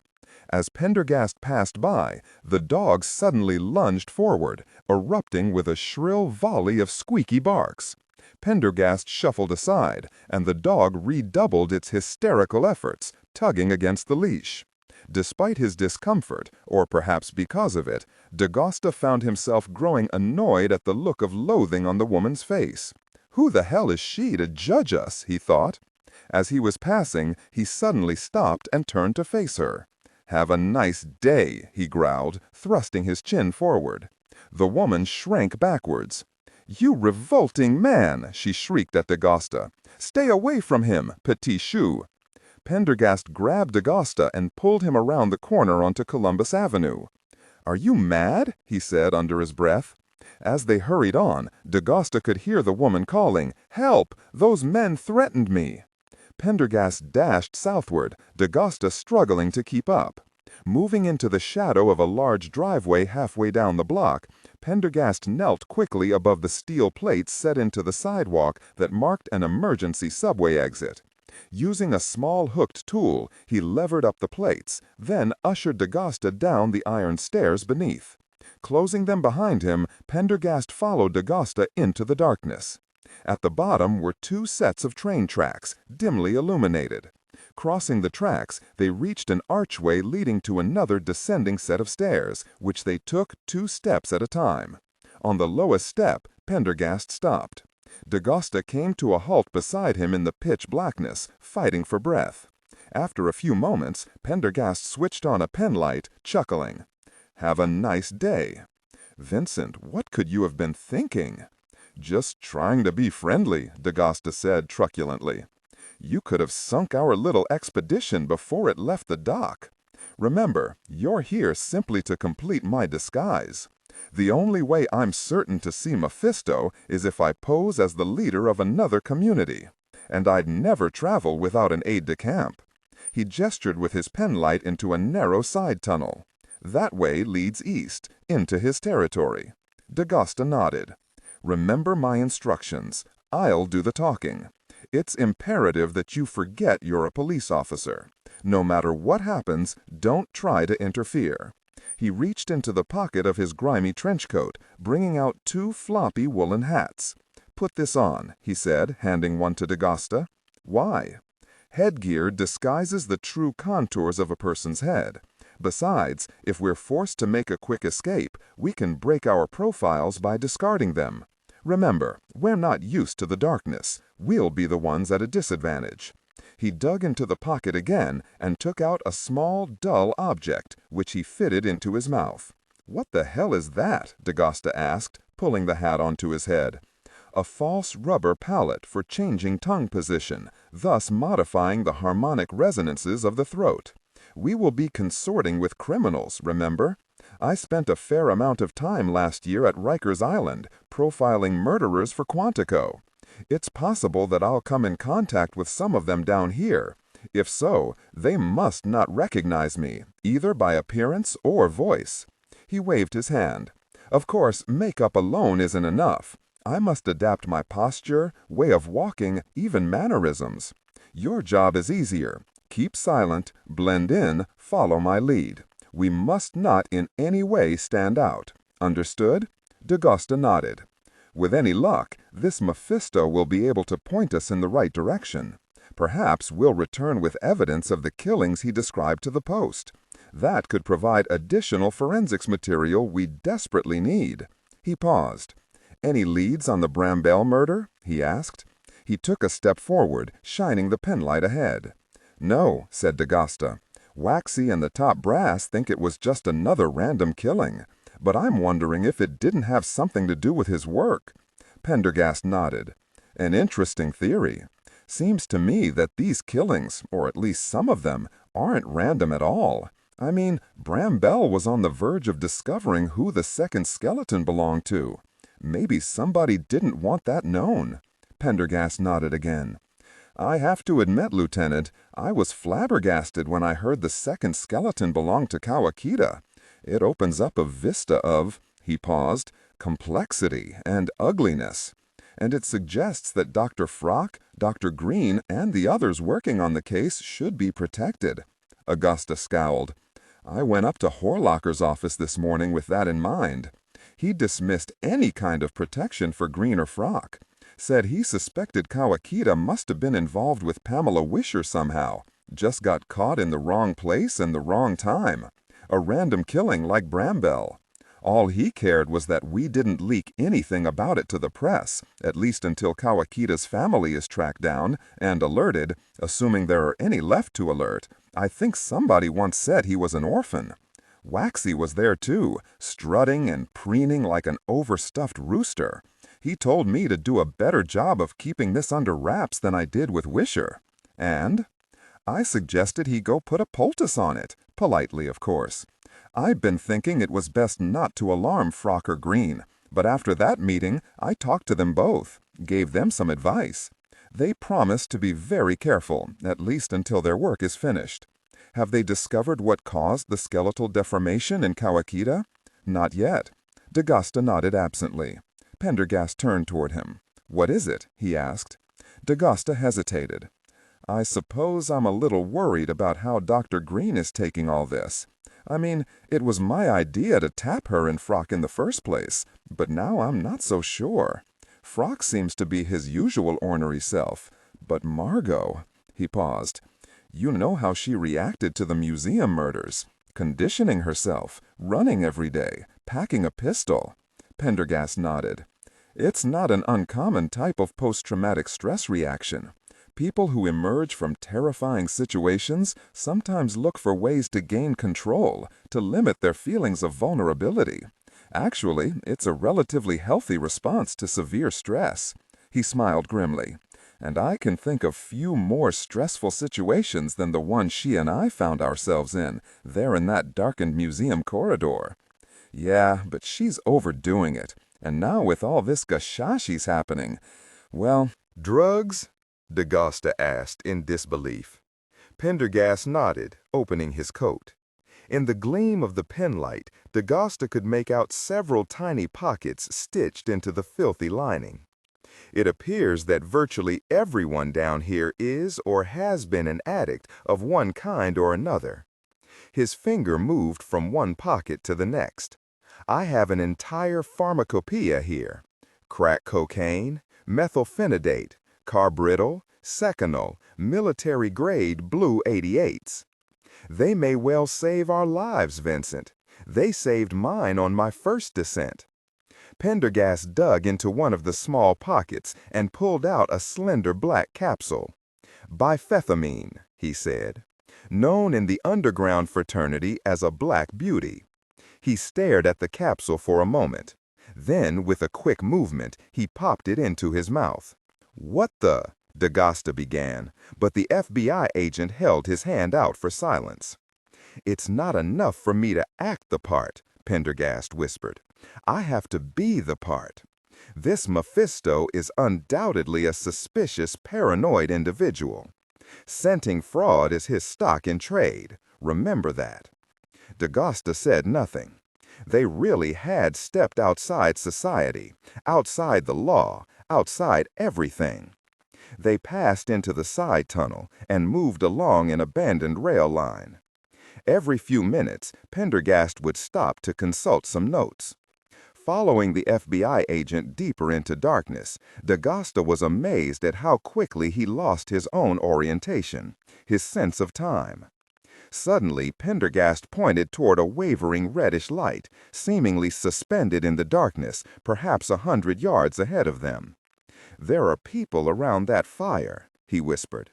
It's probably a small upstairs community, squatters living at the edge of Mephisto's domain. He stared speculatively at the glow for a few moments. Then he turned. Shall we retire to the drawing room? He asked, and, without waiting for an answer, began moving toward the distant glow. As they drew closer, D'Agosta made out a dozen or so figures, lounging on the ground or hunched atop milk crates, staring into the fire. A bubbling black coffee pot sat among the coals. Pendergast ambled into the firelight and squatted down beside the blaze. Nobody paid any attention. He reached into one of the many layers of his outfit and pulled out a pint bottle of English Lord Deluxe Tokay wine. D'Agosta watched as all eyes swiveled in the direction of the bottle. Pendergast unscrewed the cap and took a long pull, sighing contentedly. "Anybody want a slug?" he asked, turning the bottle's label toward the firelight so all could see. D'Agosta was momentarily taken aback. The FBI agent's voice had changed utterly. It now sounded thick, drugged, with a distinct Flatbush accent. Pendergast's pale skin, eyes, and hair looked alien and menacing in the flickering glare. A hand reached out. "Yeah," came a voice. A man on a milk crate took the bottle and placed it to his lips. There was a long, sucking nose. When he handed it back to Pendergast, a quarter of the contents were gone. Pendergast passed the bottle to another, and it went around the circle, returning empty. There was a single grunt of thanks. D'Agosta tried to maneuver into the plume of smoke, hoping to dilute the stench of unwashed human bodies, bad wine, and rancid urine. "I'm looking for Mephisto," Pendergast said after a moment. There was a momentary stir around the campfire. The men seemed suddenly wary. "Who wants to know?" the one who'd first taken the bottle asked belligerently. "I want to know," said Pendergast, immediately belligerent himself. There was a short silence while the man eyed Pendergast, sizing him up. "Forget it, Jack," he said at last, sinking back into his chair. Pendergast moved so quickly that D'Agosta jumped away startled. When he looked back, the man was face down in the rubble, and Pendergast was standing over him, one foot planted on his neck. "Gosh!" the man howled. Pendergast pressed down. "Nobody disses Whitey," he hissed. "I didn't mean nothin', man. Jesus!" Pendergast eased up slightly. "Mephisto hangs out at Route 666. Where's that?" "Stop it, man. That gosh hurts. Look, head down track 100. Watch for the old generator. Take the ladder down to the catwalk." Pendergast released his foot, and the man sat up, rubbing his neck. "Mephisto don't like outsiders. Him and I have business to discuss." "Yeah? About what?" "About the Wrinklers." Even in the dark, D'Agosta sensed the group stiffen. "What about 'em?" a new voice asked sharply. "I talk to Mephisto only." Pendergast nodded to D'Agosta, and they moved away from the campfire, continuing on into the darkness of the tunnel. When the fire had receded to a dwindling point, Pendergast once again snapped on the penlight. "You can't let anyone disrespect you down here," Pendergast said quietly. "Even a marginal group like that. If they sense weakness, you're as good as dead." "Those were some pretty slick moves," D'Agosta said. "It's not difficult to knock down a drunk. On my last trip down, I learned that alcohol is the drug of choice on these upper levels. Except for that one thin fellow farthest from the fire. I'd wager, Lieutenant, that he was a skin popper. Did you notice how he was absently scratching himself during the entire meeting? A side effect of fentanyl, quite unmistakable. The tunnel branched, and after consulting a rail yard map from one of his pockets, Pendergast took the narrower left-hand passage. "This leads to track 100, he said. D'Agosta shuffled on behind. After what seemed an interminable distance, Pendergast stopped again, pointing out a great rusting machine with several huge belt gears, each at least 12 feet in diameter. The rotted belt lay underneath in a heap on the ground. On the far side was a metal staircase, ending at a catwalk suspended above an ancient tunnel. Ducking under a stalactite-covered pipe stenciled HPST, D'Agosta followed Pendergast down the staircase and along the rickety grating. At the end of the catwalk, a hinged plate in the floor led to a metal ladder, which descended into a large, unfinished tunnel. Rock and rusted metal I-beams lay in untidy piles against the walls. Although D'Agosta could see the remains of several camps, the place appeared deserted. "We have to climb down this rock, it seems," said Pendergast, shining the penlight beam into a large area at the end of the tunnel. The edges of the rock were slick with the impressions of countless hands and feet. A caustic smell drifted up. D'Agosta went first, clinging desperately to the sharp, wet basalt. It was the work of 5 terrifying minutes to reach the bottom. He felt like he was entombed in the very bedrock of the island. "I'd like to see someone climb that thing messed up on drugs," he said, as Pendergast dropped to the ground beside him. The muscles in his arms were shaking from the exertion. "Below here, nobody leaves," said Pendergast. "Runners? As I understand it, they are the only community members who have contact with the surface. They collect and cash AFDC checks, rummage for food, bust recyclables for spare change, pick up medicine and milk, buy drugs." Pendergast shone his light around, revealing a rough, rocky pit. On the far wall, a 5-foot piece of corrugated tin covered an abandoned tunnel. A crude message painted on the wall read, "Families only. All others keep out." Pendergast grabbed the sheet of metal, and it swung open with a loud screech. "Doorbell," he explained. As they stepped into the tunnel, a ragged-looking figure suddenly appeared in front of them, a large firebrand in one hand. He was tall and terrifyingly gaunt. "Who are you?" he demanded, standing in Pendergast's way. "Are you Tail Gunner?" Pendergast asked. "Outside," the man said, pushing them toward the tin door. In a moment, they were back out in the rocky pit. "The name's Flint. What do you want?" "I'm here to see Mephisto," Pendergast replied. "What for?" "I'm the leader of Grant's Tomb, a small community beneath Columbia University. I've come to talk about the killings." There was a long silence.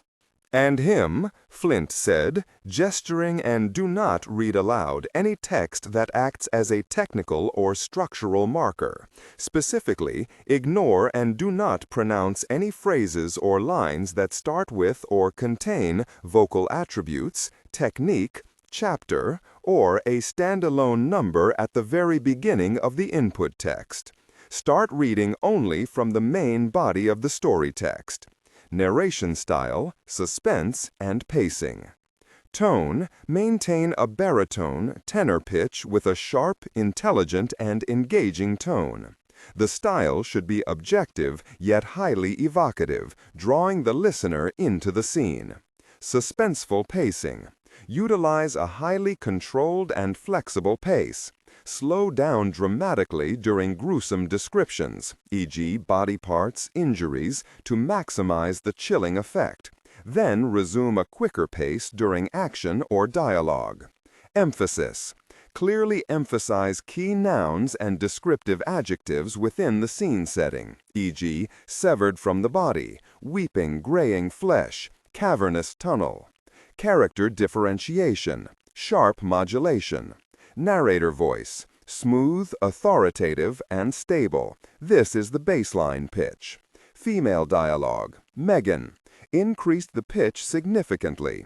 The voice should sound assertive, sharp, and highly professional or authoritative, like a lead detective or expert. Male dialogue, Sam. Lower the pitch slightly compared to the narrator, using a tone that is skeptical, warm, and somewhat cynical to differentiate from the professional female voice. Other characters, e.g. Deputy Burns. Quick, focused delivery, clear voice. Technical delivery. Vocal texture. Maintain a clean, clear vocal texture suitable for high-quality production, ensuring every word is crisp and clearly enunciated. Emotional range. Focus on conveying emotions typical of a crime scene. Disgust, professional detachment, intellectual curiosity, and underlying tension. Target emotion strength, 8-10. Emphasis on intellectual focus and underlying tension rather than outright screaming, crying. "And him?" Flint said, gesturing at Dagostamai. "My runner," said Pendergast. Flint turned back to Pendergast. "Weapons or drugs?" he asked. "No weapons," said Pendergast. In the lambent glow of the firebrand, he looked suddenly embarrassed. "But I do carry my own little supply." "No drugs here," said Flint. "We're a clean community." "Gosh," Dagosta thought, looking into the man's burning eyes. "Sorry," said Pendergast, "I don't give up my stash. If that's a problem." "What have you got?" Flint asked. "None of your business." "Coke?" he asked, and Dagosta thought he detected a faint, hopeful tone in his voice. "Good guess," said Pendergast after a moment. "I'm gonna have to confiscate that." "Consider it a gift." Pendergast brought out a small folded piece of tinfoil and handed it to Flint, who quickly tucked it into his coat. "Follow me," he said. Dagosta pulled the metal sheet closed behind them and followed Flint as he led them down a metal staircase. The staircase ended in a narrow opening that led on to a cement landing suspended far above a vast cylindrical room.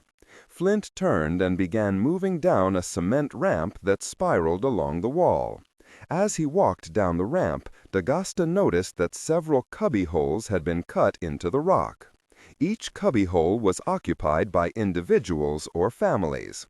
Candles and kerosene lamps flickered over dirty faces and filthy beddings.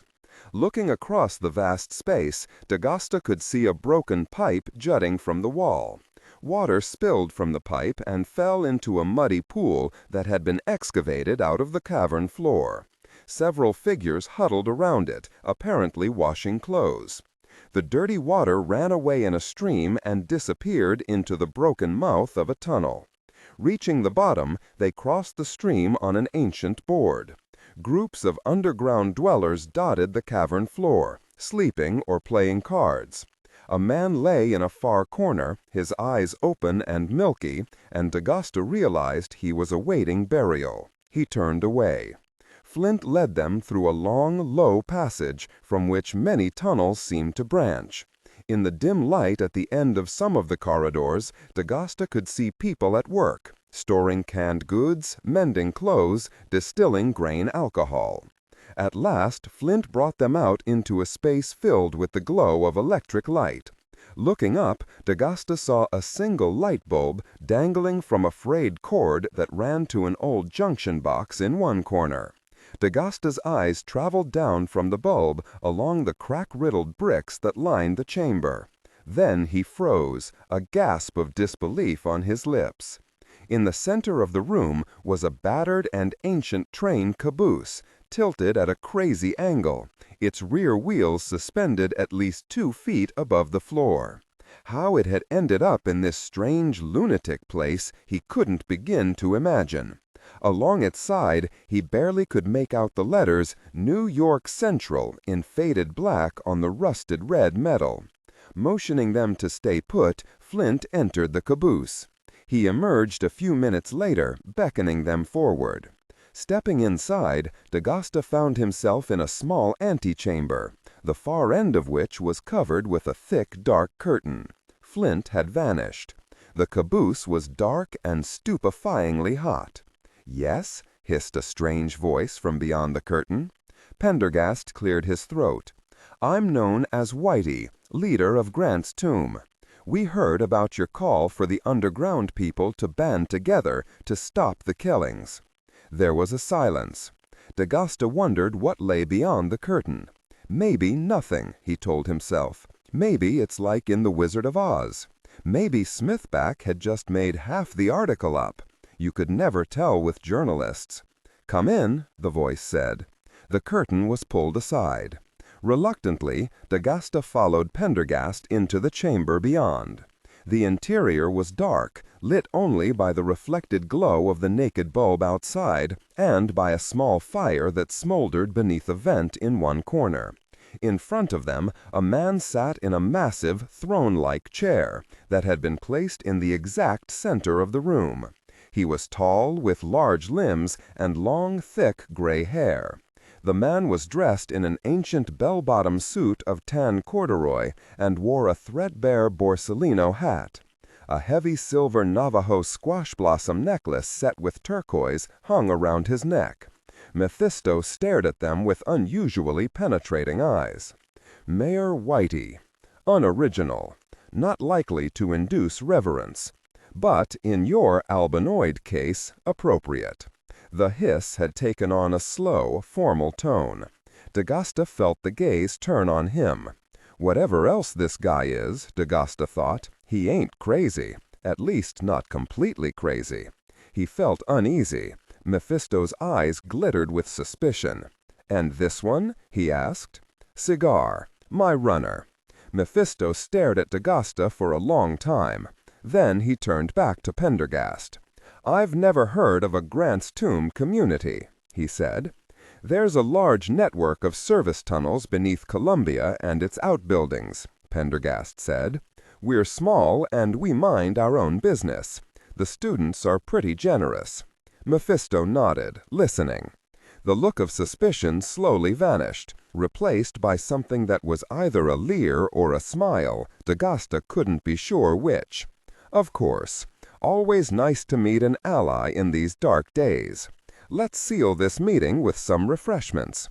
We can talk afterwards." He clapped his hands. "Chairs for our guests, and get that fire going. Tail gunner, bring us some meat." A thin, short man D'Agasta had not seen before appeared out of the shadows and left the caboose. Another, who had been sitting cross-legged on the floor, struggled to his feet and, moving with glacial slowness, piled wood on the fire and poked it to life.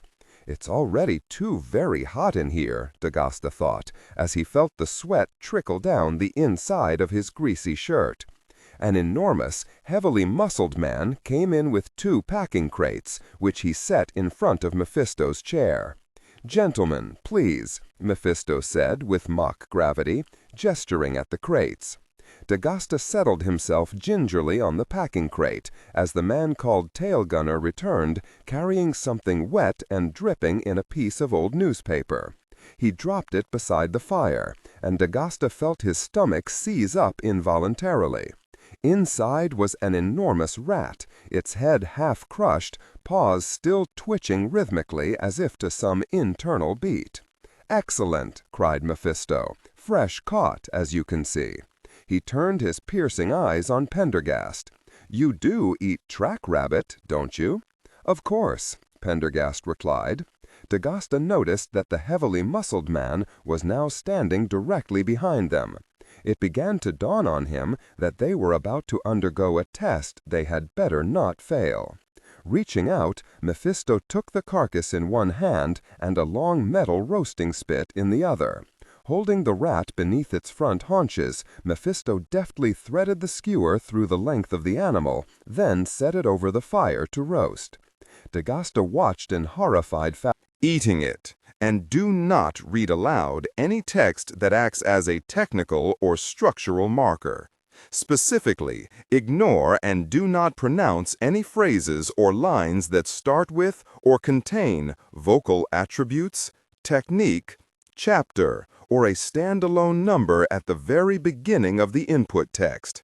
Start reading only from the main body of the story text.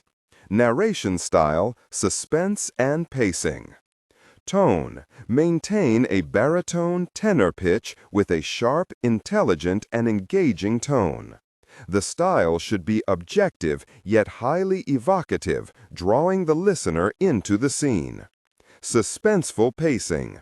Utilize a highly controlled and flexible pace. Slow down dramatically during gruesome descriptions, e.g., body parts, injuries, to maximize the chilling effect. Then resume a quicker pace during action or dialogue. Emphasis. Clearly emphasize key nouns and descriptive adjectives within the scene setting, e.g., severed from the body, weeping graying flesh, cavernous tunnel. Character differentiation, sharp modulation.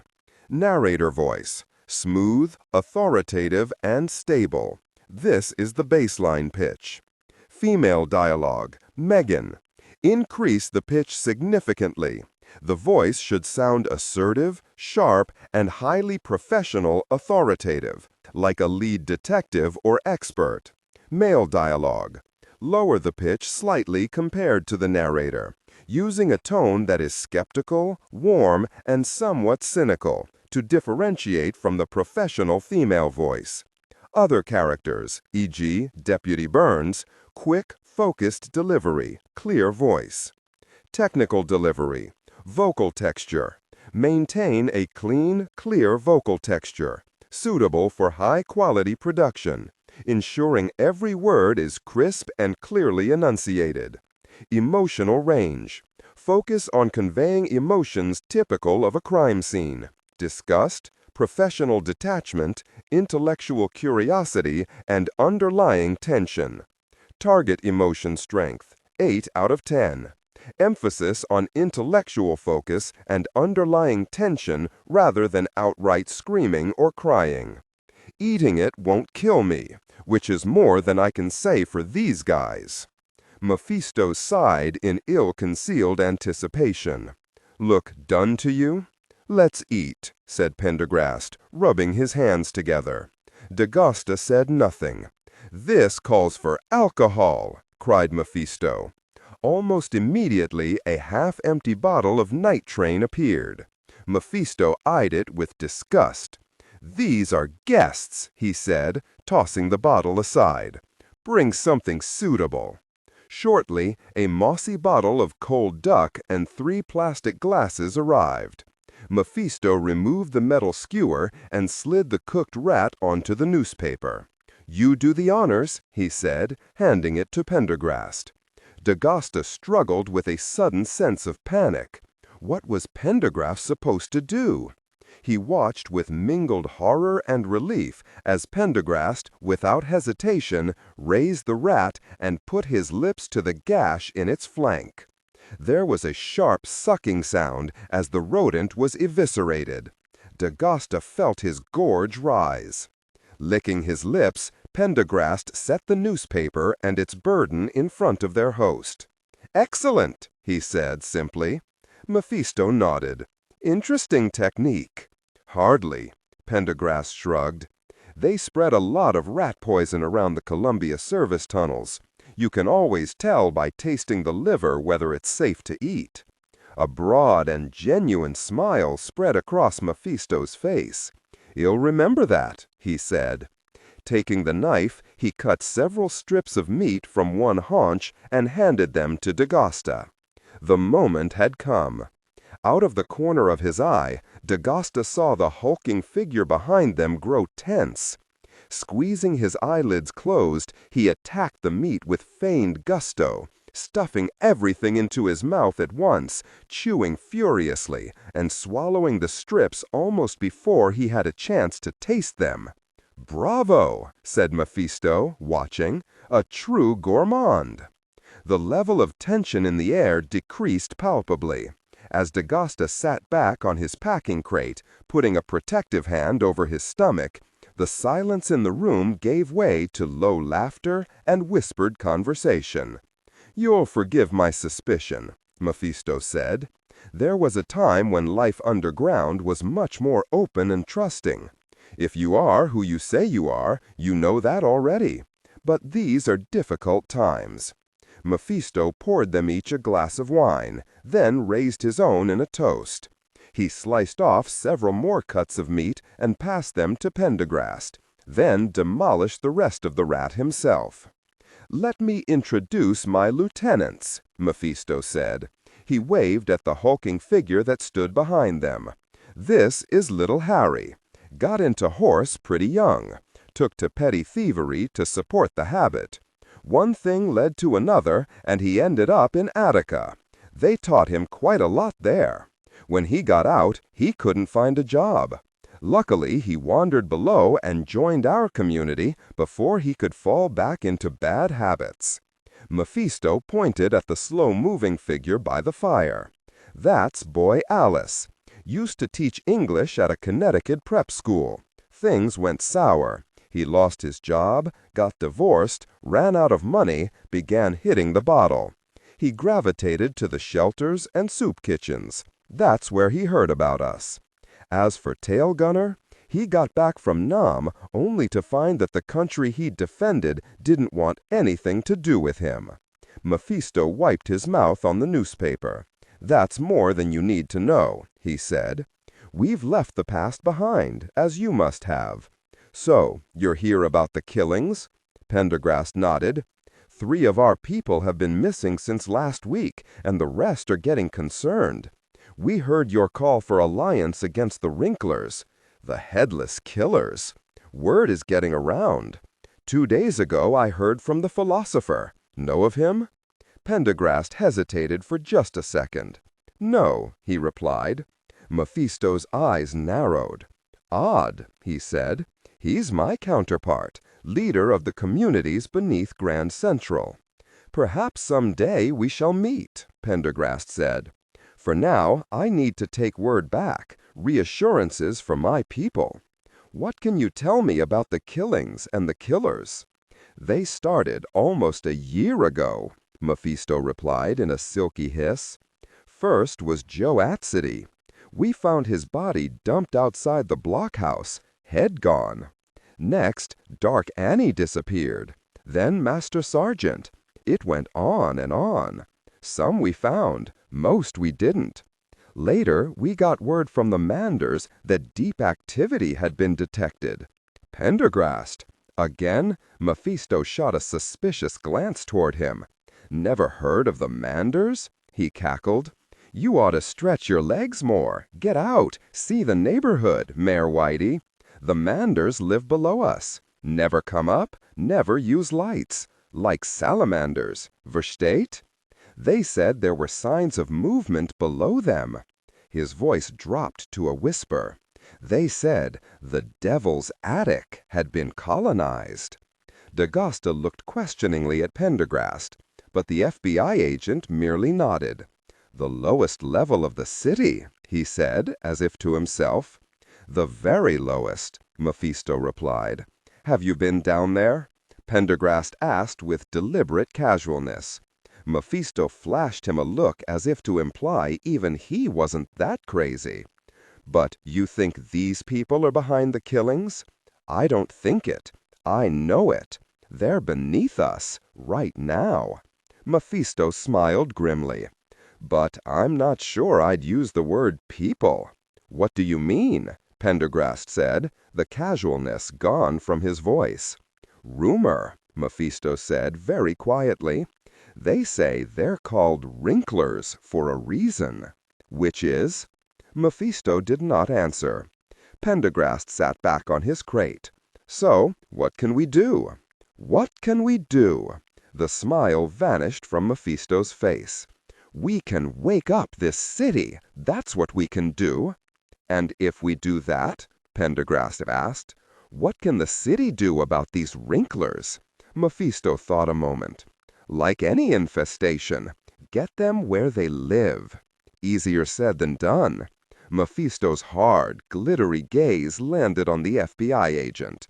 You got a better idea, Whitey? He hissed. Pendergast was silent. Not yet, he said at last.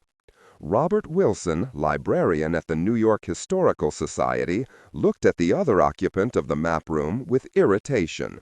Odd-looking guy, somber black suit, pale cat's eyes, blonde white hair combed severely back from a high forehead. Annoying, too. Annoying as hell. He'd been there all afternoon, making demands and throwing the maps askew. Every time Wilson turned back to his computer to resume work on his own pet project, the definitive monograph on Zuni fetishist, the man would be up. He found the correct location, pulled the ancient maps, and carried them back to the cramped reading room. Why do people always request the heaviest maps, he wondered to himself as he emerged from the stacks. Here they are, Wilson said, placing them on the mahogany counter.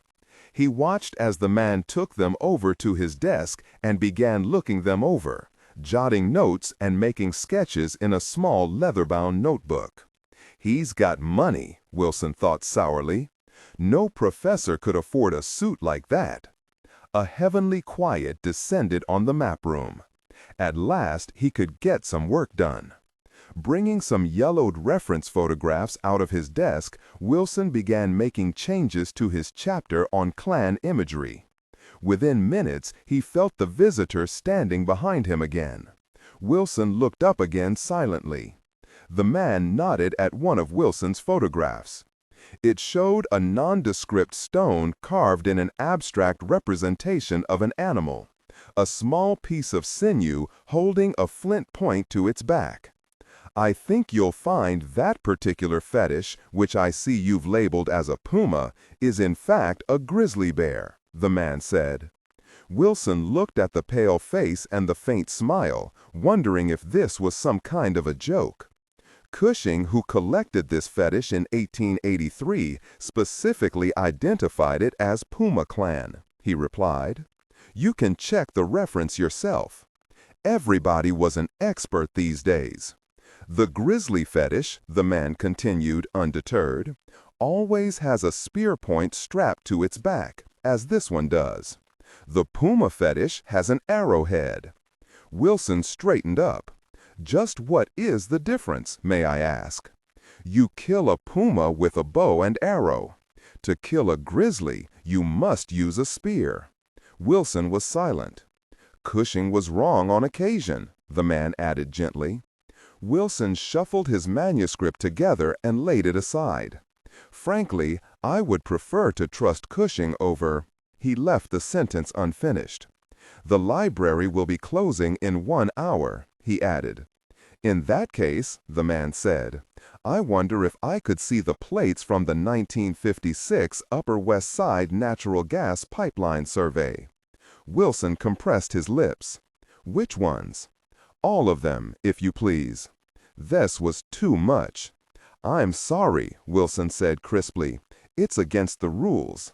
Patrons are allowed only 10 maps at a time from the same series." He glared at the visitor triumphantly. But the man seemed oblivious, lost in thought. Suddenly he looked back at the librarian. "Robert Wilson," he said, pointing at the nameplate. "Now I remember why your name is familiar." "You do?" Wilson asked uncertainly.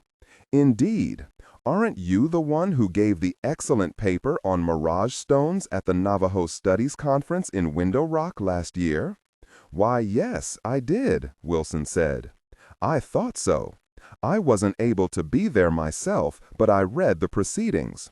I've made something of a private study of Southwestern religious imagery." The visitor paused. "Nothing as serious as yours, of course." Wilson cleared his throat. "I suppose one cannot spend 30 years in such study," he said as modestly as possible, "without one's name becoming known." The visitor smiled. "It's an honor to make your acquaintance. My name is Pendergast." Wilson extended his hand and encountered an unpleasantly limp handshake. "It's gratifying to see you continuing your studies," the man named Pendergast said. "Ignorance of Southwestern culture is so profound." "It is," Wilson agreed wholeheartedly. He felt a peculiar sense of pride. Nobody had taken the least interest in his work before, let alone been able to talk about it intelligibly. Of course, this Pendergast was obviously misinformed about Indian fetishes, but— "I'd love to discuss this further," Pendergast said, "but I fear I've taken up enough of your time." "Not at all," Wilson replied. "What was that you'd asked to see? The 56 survey?" Pendergast nodded. "There was one other item, if I may. I understand there was a survey of existing tunnels done in the 1920s for the proposed interborough rapid transit system. Is that correct?" Wilson's face fell. "But there are 60 maps in that series." His voice trailed off. "I see," Pendergast said. "It's against the rules, then." He looked crestfallen. Suddenly, Wilson smiled. "I won't tell if you won't," he said, pleased at his own recklessness. "And don't worry about closing time. I'll be here late working on my monograph. Rules were made to be broken, right?" 10 minutes later, he emerged from the gloom of the storage room, pushing an overloaded cart across the worn floorboards. Smithback walked into the cavernous entryway of the Four Seasons, eager to leave the heat and stench and noise of Park Avenue behind. He approached the four-square bar with measured step. He'd sat here many times before, looking enviously across the room, past the Picasso hanging, toward the unattainable paradise beyond. This time, however, he did not dally at the bar, but continued toward the Maitre d'. A quickly mentioned name was all it took, and now he, Smithback, was himself walking down that corridor of dreams toward the exclusive restaurant beyond. Every table in the pool room was filled, yet the space seemed quiet and calm somehow, muted by its own vastness. He threaded his way past captains of industry, publishing moguls, and robber barons to one of the prize tables near the fountain. There, already seated, was Mrs. Wisher. "Mr. Smithback," she said, "thank you for coming. Please sit down." Smithback took the indicated chair across the table, glancing about as he did so. This promised to be an interesting lunch, and he hoped he had time to enjoy it fully. He'd barely started to write up his big story, and press time was 6 p.m. "Would you care for a glass of Amarone?" Mrs. Wisher asked, indicating the bottle beside the table. She was crisply dressed in a saffron-colored blouse and pleated skirt. "Please," Smith replied, meeting her gaze. He felt much more at ease than the last time he'd spoken to her, sitting primly in her darkened apartment, a copy of the Post lying beside her like a silent accusation. His Angel of Central Park South obituary, the Post's reward offer, and his favorable coverage on the Grand Army Plaza rally made him feel confident of a warmer reception. Mrs. Wisher nodded to the wine steward, waited until the man had poured a glass for the journalist and departed, then leaned almost imperceptibly forward. "Mr. Smithback, you're undoubtedly wondering why I asked you to join me." It had occurred to me. Smithback tasted the wine, found it excellent. "I won't waste any time sporting with your intelligence then. Certain events are about to happen in this city, and I'd like you to document them."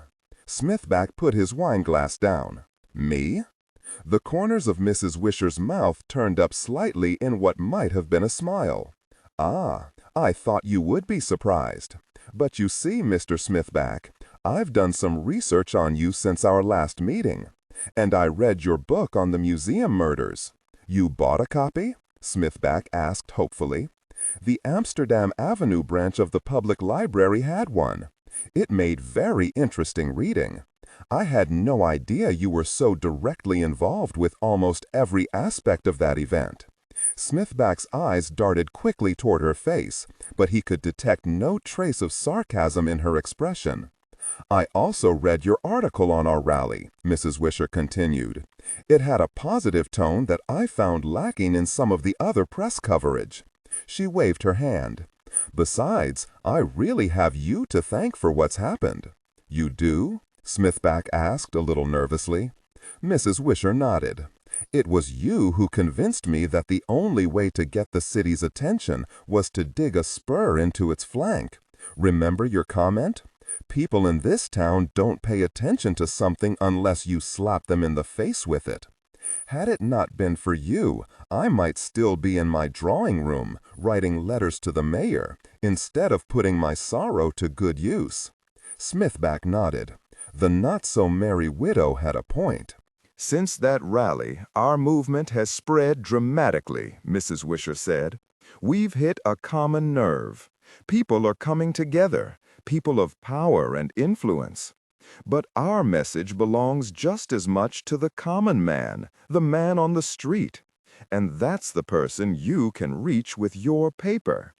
Although Smithback did not like to be reminded that he wrote for the common man, he kept his expression even. Besides, he'd seen it for himself.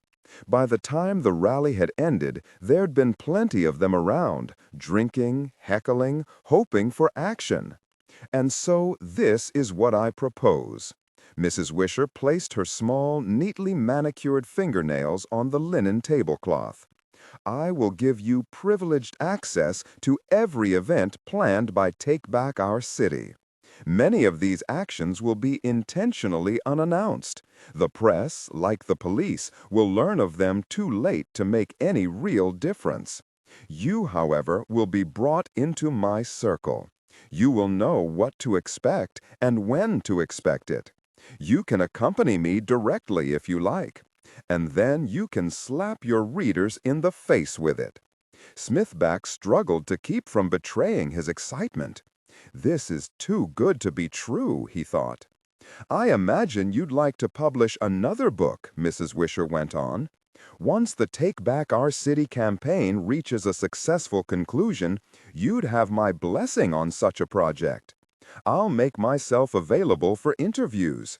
And Hiram Bennett, editor-in-chief of Cygnus House, is one of my closest friends. I think he'd be very interested in seeing such a manuscript." Jesus, Smithback thought. Hiram Bennett, Mr. Publishing himself. He could imagine the bidding war between Cygnus House and Stockbridge, the publishers of his museum book. He'd get his agent to set up an auction, specify a floor of 200 grand, no, make that 250, with 10% topping privileges. "And I ask one thing in return," Mrs. Wisher coolly interrupted his thoughts. "That from now on you devote yourself to covering Take Back Our City. I want your newspaper articles, when they appear, to focus exclusively on our cause." "What?" Smithback said abruptly. "Mrs. Wisher, I'm a crime reporter. I'm hired to turn in product on a regular basis." His visions of publishing fame quickly faded, replaced with the angry face of his editor, Arnold Murray, demanding copy. Mrs. Wisher nodded. "I understand. And I think I can deliver you all the product you could wish for within a few days. I'll give you details as soon as we've finalized our plans. Trust me, I think that you will find this relationship to be beneficial to us both." Smithback fought quickly. In a couple of hours, he was due to file his story covering what he'd learned eavesdropping on the museum conference. He'd delayed it already, hoping in vain to gain additional information. This was to be the story that got him his raise, the story to set that jerk Bryce Harriman back on his heels. But would it? The reward was getting a little stale, and no leads had panned out. His report on Mephisto hadn't excited the interest he'd thought it would. There was no clear proof that the death of the medical examiner, though suspiciously coincidental, was connected. And then there were always the unpleasant consequences of museum trespass to be considered. But this Wisher story, on the other hand, could be just the dynamite he was looking for. His journalist's instincts told him it had the feel of a winner. He could call in sick, stall Murray for a day or two. When he got the final results, all would be forgiven. He looked up. "Mrs. Wisher, you've got yourself a deal." "Call me Annette," she said, her gaze drifting over his face for a moment before falling toward the menu at her elbow. "And now let's order, shall we? I'd suggest the cold water scallops wrapped in lemon phyllo and caviar. The chef here does them excellently." Hayward rounded the corner onto 72nd Street, then stopped, frowning in disbelief at the sand-colored building that loomed up in front of her. She checked her pocket for the scribbled address, then stared up again. There was no mistake. But the place looked more like a mansion out of a Charles Addams cartoon, magnified perhaps 20 times, than a Manhattan apartment building. The structure rose, stone upon layer of stone, 9 generous stories into the air. Near its top, huge 2-story gables hung like eyebrows over the facade. The copper-trimmed slate roof was encrusted with chimneys, spires, turrets, finials, everything but a widow's walk. Or maybe arrow slits would be more appropriate, Hayward thought. The Dakota, it was called. Strange name for a strange-looking place. She'd heard of the place, but had never seen it. Then again, she didn't get many excuses to visit the Upper West Side. She walked toward the arched carriageway that bored into the southern flank of the building. The guard inside the adjoining sentry box took her name, then made a brief call. "Southwest lobby," he said, hanging up and directing her through. She stepped past him toward the dark tunnel. On the far side, the archway opened into a large interior courtyard. Hayward stopped for a moment, staring at the bronze fountains, thinking that the genteel, almost secretive hush seemed absurdly out of place on the west side of Manhattan. Then she turned right and headed for the nearest corner of the courtyard. She stepped through the narrow lobby and into the elevator, stabbing the button with a slender finger. The elevator rose slowly, opening at last into a small rectangular space. Stepping out, she saw that on the far side, a single door had been set into the dark polished wood. The elevator whispered shut and began to descend, leaving Hayward in blackness. For a moment, she wondered if she was on the wrong floor. There was a slight rustle, and her right hand moved instinctively toward her service piece. "Sergeant Hayward." "Excellent. Please come in." Even in the dark, Hayward would have recognized the accent, the bourbon and buttermilk voice. But the far door had opened, and Agent Pendergast was standing just within, his slim, unmistakable figure silhouetted by the soft light of the room beyond. Hayward stepped inside, and Pendergast shut the door behind her. Though the room was not especially large, its high ceiling gave it a sense of formal grandeur. Hayward looked around curiously.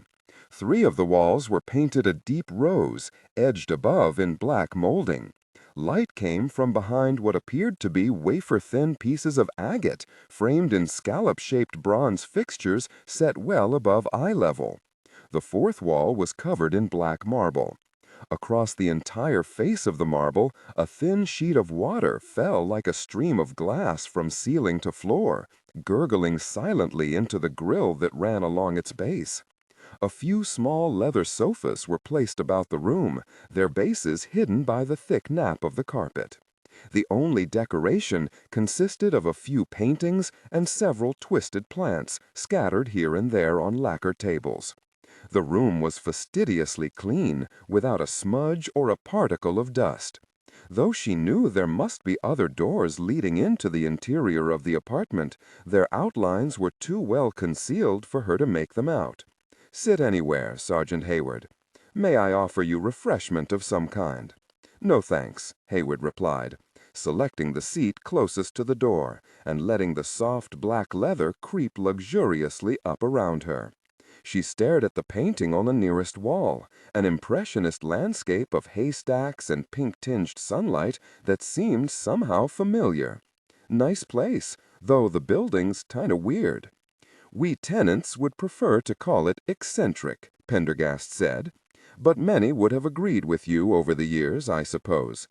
The Dakota, so named because when it was built in 1884, this part of town seemed as remote as Indian Territory. Still, it has a solidity, a kind of permanence that I like. Built on bedrock, walls almost 30 inches thick at ground level." But you didn't come here to listen to a lecture on architecture. Actually, I'm grateful you came at all. You kidding? Hayward asked. And pass up a chance to tour Agent Pendergast's crib? You're kind of a legend among the rank and file these days. As if you didn't know. How reassuring, Pendergast replied, slipping into a chair. But this is the extent of the tour, I'm afraid. I rarely entertain visitors. Still, it seemed the best place for our chat. "And why's that?" Hayward asked as she looked around. Then her eyes lighted on the closest of the lacquered tables. "Hey," she pointed, "that's a bonsai plant, a miniature tree. My sensei at the karate dojo has a couple of them."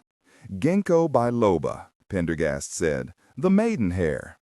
It's the only remaining member of a tree family common in prehistory. And to your right is a group planting of dwarf trident maples. I'm especially proud of their natural look. The trees in that planting all change color at different times in the fall. From the first tree to the last, that construction took me 9 years.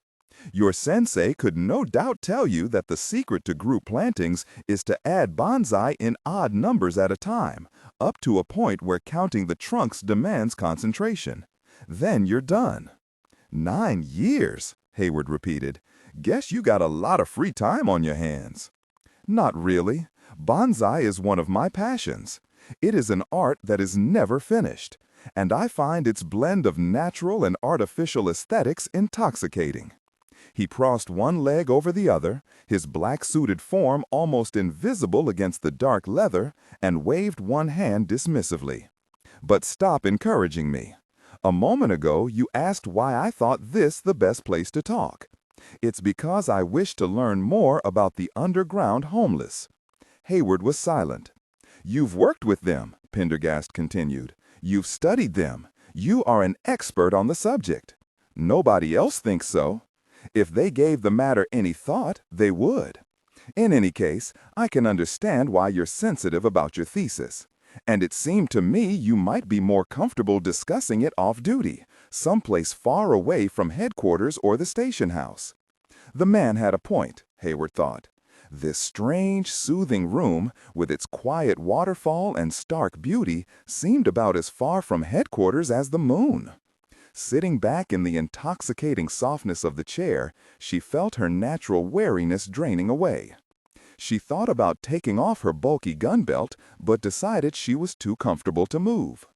"I've been down twice," Pendergast said. "The first time merely to test my disguise and do some simple reconnaissance, and the second time to find Mephisto, the homeless leader. But when I found him, I discovered I'd underestimated a couple of things: the depth of his convictions and the size of his following." "Nobody knows exactly how many live below ground," Hayward said. "The only thing you can be sure of is the number's bigger than you expect. As for Mephisto, he's probably the most famous mayor down there. His community's the biggest.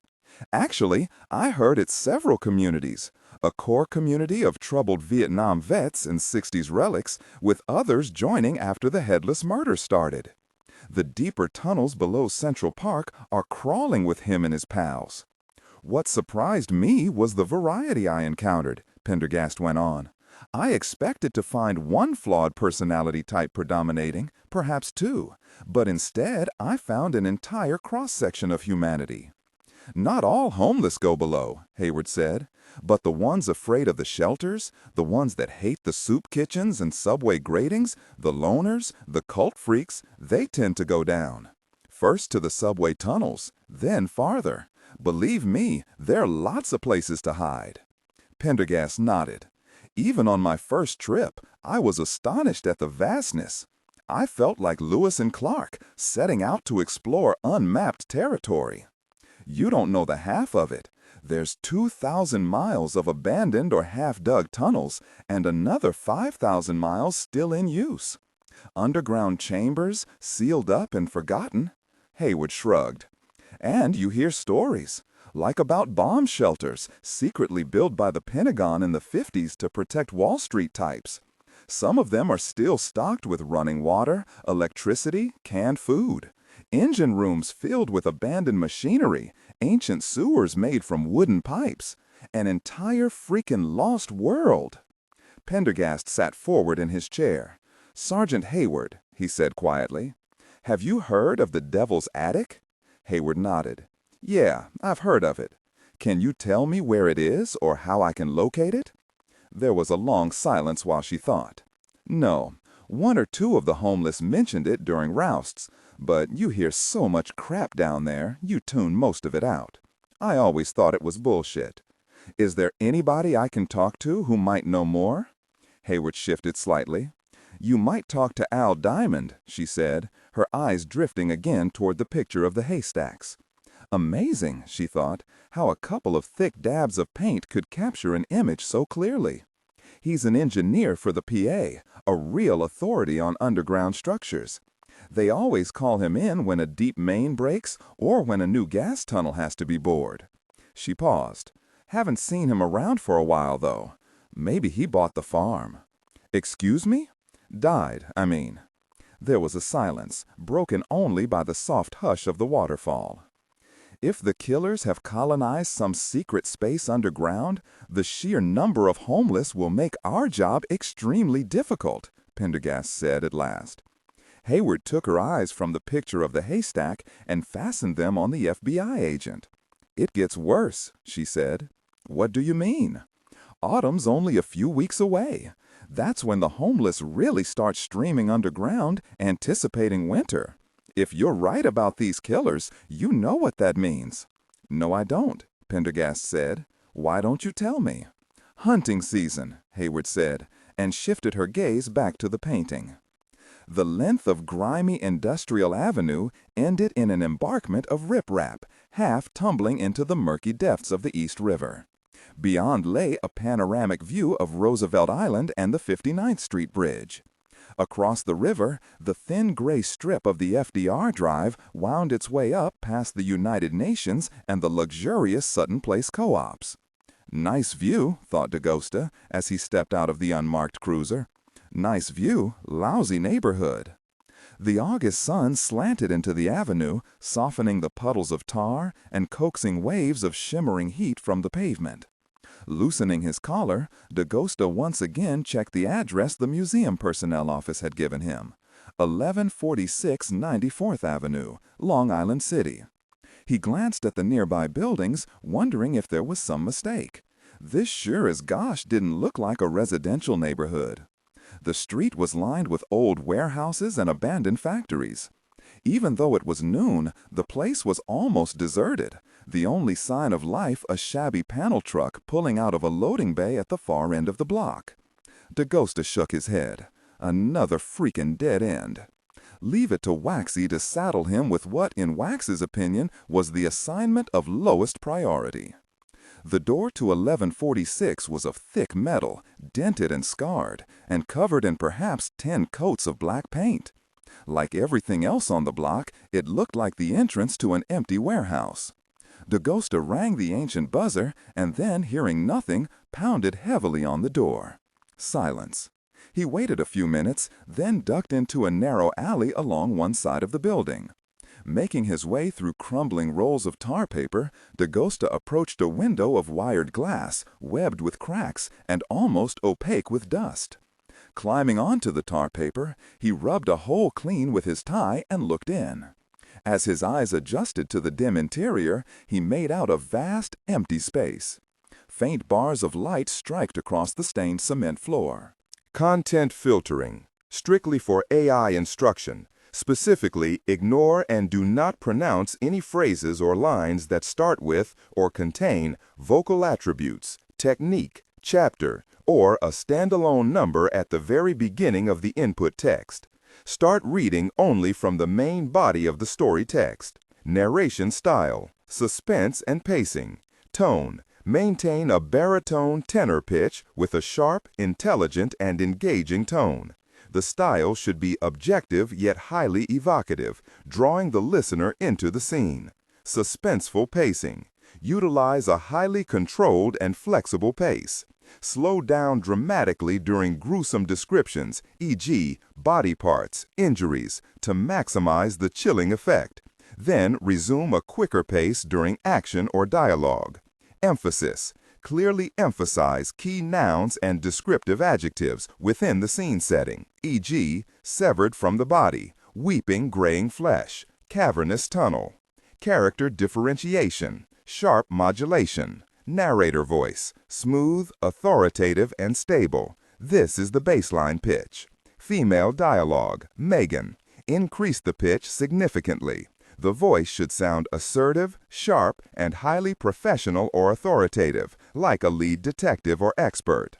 Male dialogue. Lower the pitch slightly compared to the narrator, using a tone that is skeptical, warm, and somewhat cynical to differentiate from the professional female voice.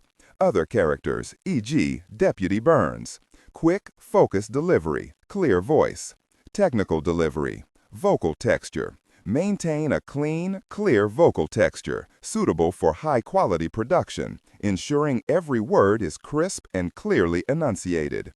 Emotional range. Focus on conveying emotions typical of a crime scene. Disgust, professional detachment, intellectual curiosity, and underlying tension. Target emotion strength 8 out of 10. Emphasis on intellectual focus and underlying tension rather than outright screaming or crying. At the far end was a staircase leading up to what must once have been the office of the line boss. Otherwise, nothing. There was a sudden movement in the alley, and DaGosta turned to see a man coming at him fast, a long kitchen knife shining wickedly in one hand. Reflexively, DaGosta leapt for the ground, pulling his service piece as he did so. The man stared at the gun in surprise, stopping short. He gathered himself to flee. "Halt!" DaGosta barked. "Police officer!" The man turned back again. Inexplicably, a look of amusement came over his features. "A cop?" he cried sarcastically. "Fancy that, a cop in these parts." He continued to stand there, grinning. He was the strangest-looking person DaGosta had ever seen. A shaved head painted green, a wispy goatee, tiny Trotsky-esque glasses, a shirt made out of something like hairy burlap, ancient red kid sneakers. "Drop the knife," said DaGosta. "Hey, it's okay," the man said. "I thought you were a burglar." "I said, drop the very knife." The grin disappeared from the man's face. He tossed the knife onto the ground between them. D'Agasta kicked it aside. Now, turn around, slowly, and put your hands on the wall. Spread your feet wide. What is this, communist China? The man objected. Do it, D'Agasta said. The man obeyed, grumbling, and D'Agasta patted him down, finding nothing more than a wallet. He flipped it open. The driver's license showed an address next door. D'Agasta holstered his gun and handed the man his wallet. You know, Mr. Kurtzema, I could have shot you back there. Hey, but I didn't know you were a cop. I thought you were trying to break in. The man stepped away from the wall, wiping his hands together. You don't know how many times I've been robbed. You guys don't even bother to respond anymore. You're the first cop I've seen around here in months. And D'Agasta waved him silent. Just be more careful. Besides, you don't know squat about handling a knife. If I was a real burglar, you'd probably be dead right now. The man rubbed his nose, mumbling something incomprehensible. You live next door? D'Agasta asked. He could not get over the fact that this man had painted his entire scalp green. He tried not to stare at it. The man nodded. How long? About 3 years. I used to have a loft in Soho, but I got evicted. This is the only place I found where I can do my work without being bothered. And what kind of work is that? It's hard to explain. The man grew suddenly guarded. Why should I tell you? D'Agasta dug into his pocket, flashed his badge and ID. The man looked at the badge. Homicide, eh? Someone murdered around here? No. Can we go inside and talk for a moment? The man looked at him suspiciously. Is this a search? Aren't you supposed to have a warrant? D'Agasta swallowed his annoyance. It's voluntary. I want to ask you a few questions about the man who lived in this warehouse. Kawakita, was that his name? Now that was a weird guy. Seriously weird. Leading D'Agasta out of the alley, the man named Kurtzema unlocked his own black metal door. Stepping inside, D'Agasta found himself inside another vast warehouse, painted bone white. Along the walls were a number of oddly shaped metal cans filled with trash. A dead palm tree stood in one corner. In the middle of the room, D'Agasta could see countless black strings hung from the ceiling in clumps. It felt like some kind of nightmarish moon forest. In the far corner, he could see a cot, sink, exposed toilet, and hot plate. No other amenities were visible. So what's this? D'Agasta asked, fingering the strings. My God, don't tangle them! Kurtzema almost knocked D'Agasta aside in his rush to repair the damage. They're never supposed to touch, he said in a wounded tone as he fussed with the strings. D'Agasta stepped back. What is this? Some kind of experiment? No. It's an artificial environment, a reproduction of the primeval jungle that we all evolved in, translated to New York City. D'Agasta looked at the strings in disbelief. So this is art? Who looks at it? It's conceptual art, Kurtzema explained impatiently. Nobody looks at it. It's not meant to be seen. It is sufficient that it exists. The strings never touch, just as we human beings never touch, never really interact. We are alone. And this whole world is unsane, just as we float through the cosmos unsane. As Derrida said, art is that which is not art, which means, did you know if his first name was Gregory? Jacques Derrida, not Gregory. I mean the man who lived next door. Like I said, I didn't even know his name. I avoided him like the plague. Guess you're here because of the complaints? Complaints? Yeah, I called again and again. After the first couple of times, nobody came. He blinked. No, wait, you're homicide. Did he kill somebody? Without answering, D'Agasta took a notebook out of a coat pocket. Tell me about him. He moved in 2 years ago, maybe a little less. At first, he seemed pretty quiet. Then these trucks began pulling up, and all kinds of boxes and crates started going inside. That's when the noise started. Always at night. Hammering, thuds, loud popping noises. And the smell. Kurtzema wrinkled his nose in disgust. Like something acrid burning. He'd painted the inside of the windows black, but one of them got broken somehow, and I got a look inside before it was repaired." He grinned. "It was a strange-looking setup. I could see microscopes, big glass beakers boiling and boiling, gray metal boxes with lights on them, aquaria." Aquaria? One aquarium after another, rows upon rows. Big things, full of algae. Obviously, he was a scientist of some kind. Kurtzema pronounced the word with distaste. A dissector, a reductionist. I don't like that way of looking at the world. I am a holist, Sergeant. I see. Then one day the power company came around. Said they had to hook up some special heavy-duty lines to his place or something, and they turned off my power for 2 days. 2 days! But try complaining to Con Ed. Dehumanized bureaucrats. "Did he have any visitors?" D'Agosta asked. "Any friends?" "Visitors?" Kurtzema snorted. "That was the last straw. People began arriving, always at night. They had this way of knocking, like some kind of signal. That was when I first called the cops. I knew something seriously weird was happening there. I thought maybe it was drugs. The cops came, said there was nothing illegal going on, and left again." He shook his head bitterly at the memory. "It went on like that. I kept calling the cops, complaining about the noise and the smell. But after the second visit, they wouldn't come anymore.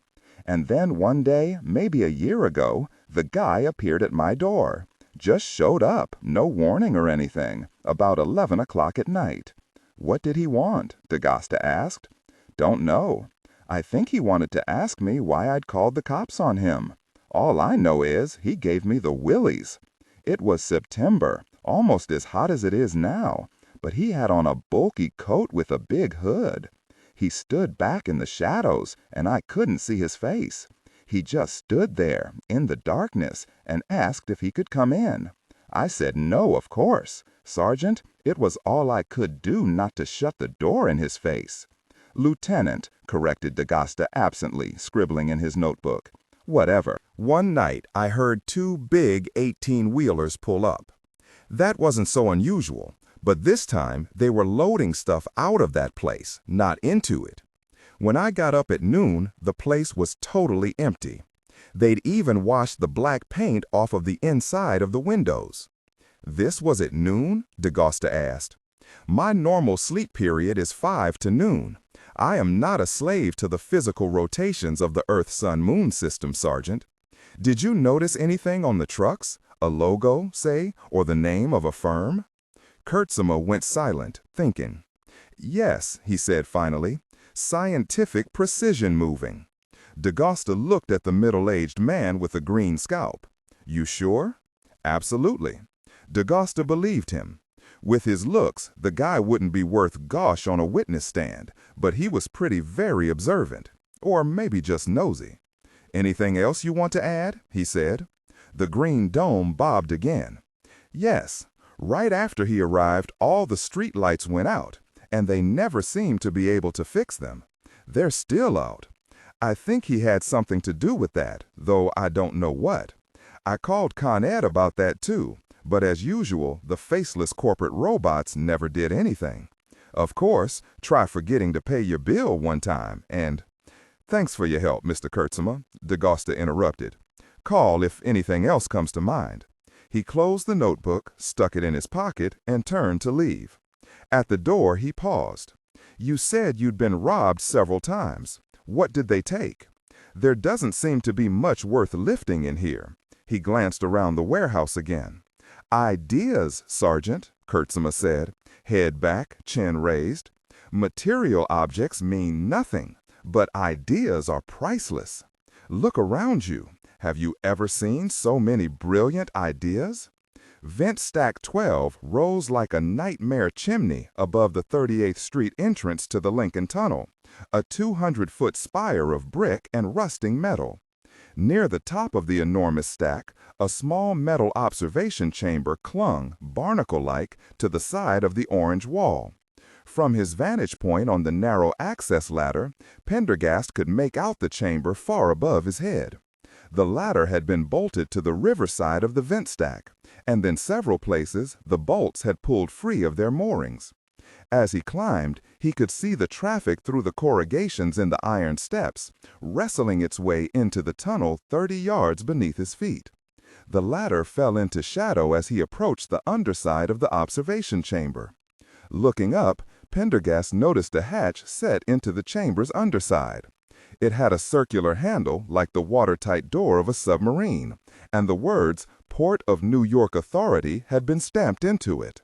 The roar of the vent stack was like the shriek of a jet engine, and Pendergast had to bang several times on the hatch before it was raised by the person inside. Pendergast clanged into the tiny metal room and straightened his suit, while the occupant, a small, wiry man dressed in a plaid shirt and coveralls, closed the hatch. 3 sides of the observation chamber looked down over the Hudson, the approaches to the Lincoln Tunnel, and the massive power plant that sucked foul air out of the tunnel and channeled it up the vent stacks. Craning his neck, Pendergast could make out the spinning turbines of the tunnel's filtration system rumbling directly beneath them. The man stepped away from the hatch and moved to a stool behind a small draftsman's table.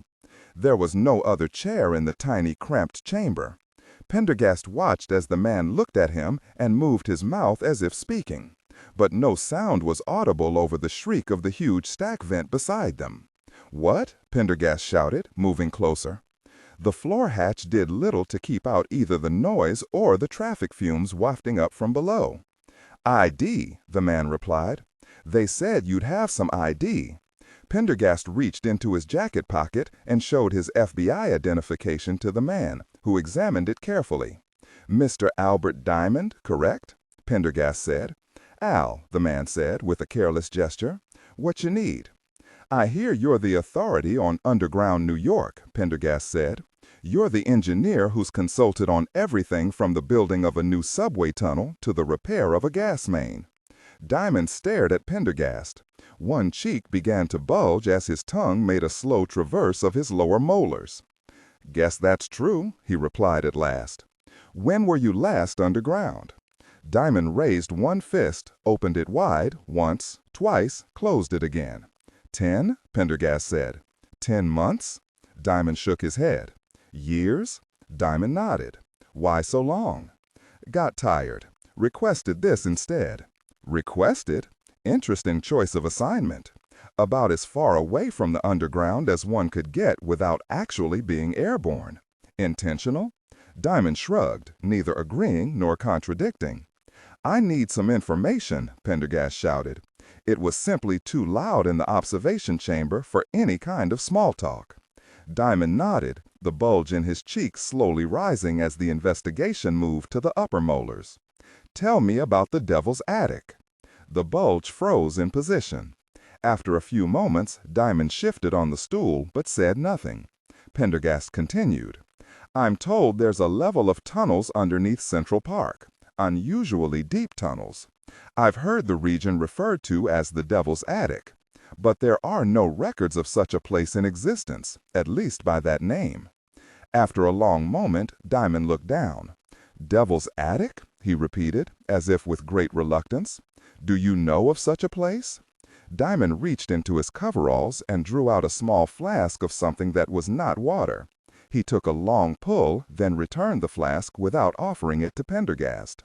He said something that was inaudible over the shriek of the exhaust stack. "What?" Pendergast cried, moving still closer. "I said, yeah, I know of it." "Tell me about it, please." Diamond looked away from Pendergast, his eyes gazing over the river toward the New Jersey shore. "Those rich, difficult people," he said. "I'm sorry?" "Those rich, difficult people. Didn't want to rub shoulders with the working class." "Rich, difficult people?" Pendergast asked. "You know, Astor, Rockefeller, Morgan, and the rest. Built those tunnels over a century ago." "I don't understand." "Railroad tunnels," Diamond burst out irritably. "They were building a private railcar line. Came down from Pelham, under the park, beneath the Knickerbocker Hotel, the Fifth Avenue parkfront mansions. Fancy private stations and waiting rooms, the whole 9 yards. But why so deep?" For the first time, Diamond grinned. "Geology. Had to go deeper than the existing train lines and early subway tunnels, of course. But right below was a layer of gosh stone. "I beg your pardon?" Pendergast yelled. "Rotten Precambrian siltstone. We call it gosh stone. You can run water and sewer lines through gosh stone, but not a railroad tunnel.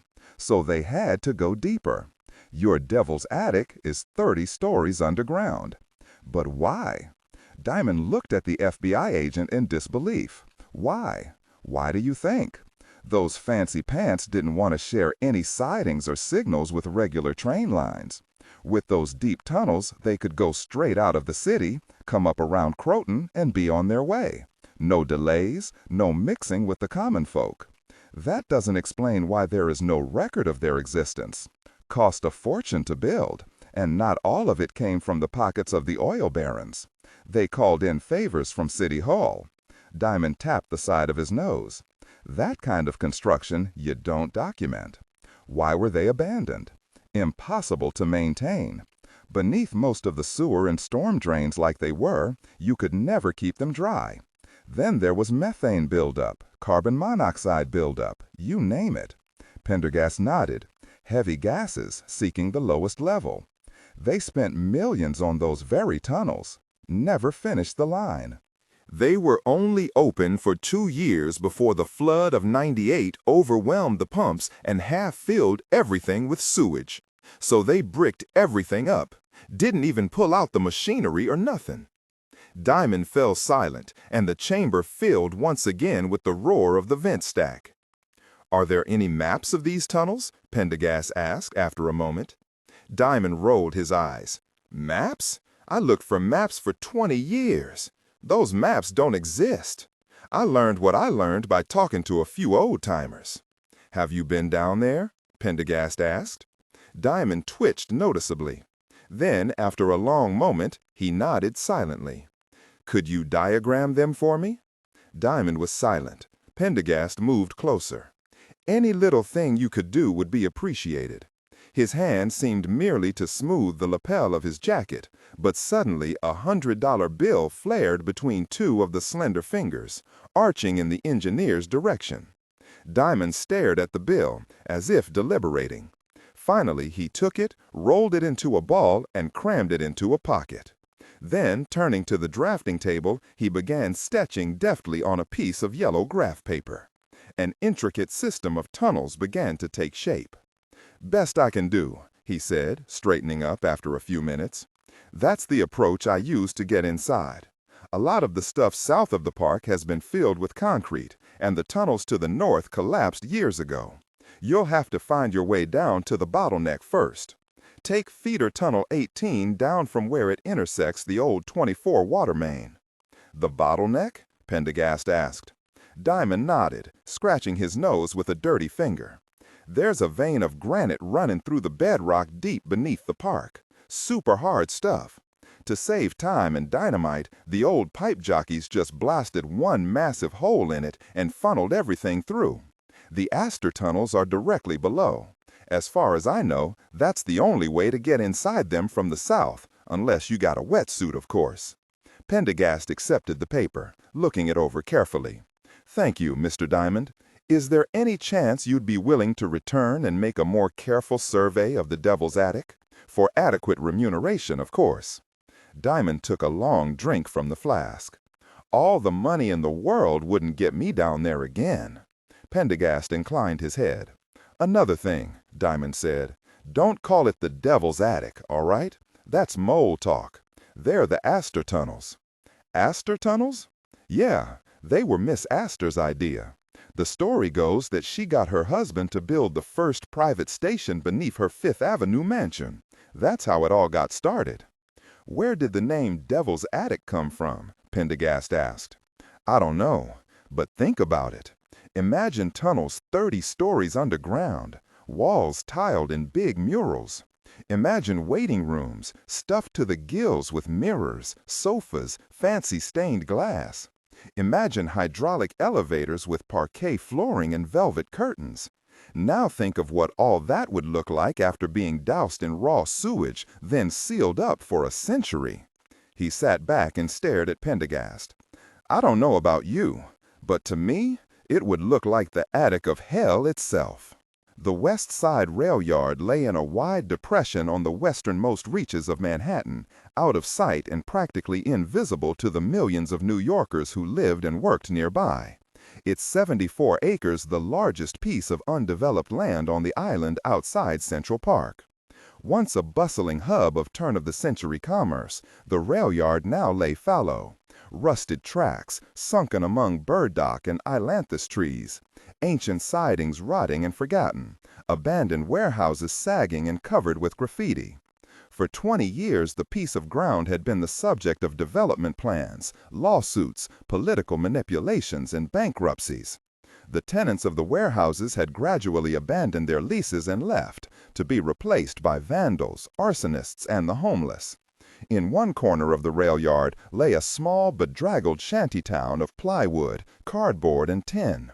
Alongside were a few pathetic kitchen gardens of straggly peas and squash run riot.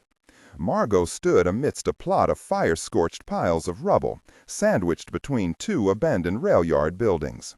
The warehouse occupying the plot had burned 4 months earlier, and it had burned hotly and thoroughly. The structure had been reduced to a blackened I-beam framework and some low cinder block stem walls. Beneath her feet, the cement pad was hip-deep in rubble and burned shingles. The remains of several long metal tables stood in one corner of the lot, covered with smashed equipment and melted glass. She looked around, peering through the late afternoon shadows that knitted themselves across the sunken ground. There were several hulks that had once been large machines, housed in metal cabinets. The cabinets had melted, and the inner workings lay exposed, masses of twisted wire and ruined circuit boards. The acrid stench of burned plastic and tar clung stubbornly to everything. D'Agosta appeared at her side. "What do you think?" he asked. She shook her head. "Are you sure this was Greg's last known address?" "Confirmed it with the moving company. The Winter House burned about the time of his death, so it's doubtful he moved anywhere else. But he used an alias with Con Ed and New York Telephone, so we can't be certain." "An alias?" Margo continued to look around. "I wonder if he died before or after this place burned." "Not as much as I wonder," D'Agosta replied. "It looks like this was some kind of laboratory." D'Agosta nodded. "Even I could have guessed that. This guy Kawakita was a scientist, just like you." "Not quite. Greg was more involved with genetics and evolutionary biology. My specialty is anthropological pharmacology." "Whatever." D'Agosta hiked up his pants. "Question is, what kind of lab is it?" "Hard to say. I'd need to learn more about those machines in the corner, and I'd have to map out the melted glass on these tables, try to recreate what the setups might have been." D'Agosta looked at her. "Well?" "Well what? You want to take it on?" Margo returned the lieutenant's gaze. "Why me? You must have specialists in the department that—" "They're not interested," D'Agosta interrupted. "It ranks right below jail walking on their list of priorities." Margo frowned in surprise. "The powers that be don't give a damn about Kawakita or what he was doing before he was killed. They think he was just a random victim. Just like they think Brambell was a random victim. But you don't? You think he was involved in these murders somehow?" D'Agosta pulled a handkerchief out of his pocket and mopped his brow. "Hell, I don't know. I just feel this guy Kawakita was up to something, and I'd like to know what it was. You knew him, right?" "Yes," Margo said. "I only met him once, when Frock had that goodbye party for Pendergast." "What was he like?" Margo thought a moment. "He was brilliant, an excellent scientist." "What about his personality?" "He wasn't the nicest person in the museum," Margo said carefully. "He was, well, a little ruthless, I guess you could say. I felt he was the kind of person who would perhaps step over the line to advance his career. He didn't associate much with the rest of us, and didn't seem to trust anybody who might." She stopped. "Yeah? Is this necessary? I hate to talk about someone who isn't around to defend himself." "That's usually the best time." "Was he the kind of guy to get involved in any criminal activity?" "Absolutely not. I didn't always agree with his ethics. He was one of those scientists who held science above human values. But he was no criminal. She hesitated. He tried to reach me a while back, maybe a month or so before he died. Dagosta looked at her curiously. Any idea why? It doesn't seem like you two were exactly friends. Not close friends, but we were colleagues. If he was in some kind of trouble, a shadow crossed her face. Maybe I could have done something about it. Instead of just ignoring the call, guess you'll never know. But anyway, if you take the time to poke around, try to get some ideas of what he was doing here, I'd appreciate it. Margo hesitated, and Dagosta gave her a closer look. Who knows, he said in a quieter tone. Maybe it'll help lay some of those inner demons to rest. Nice choice of words, Margo thought. Still, she knew he meant well. Lieutenant Dagosta, pop psychologist.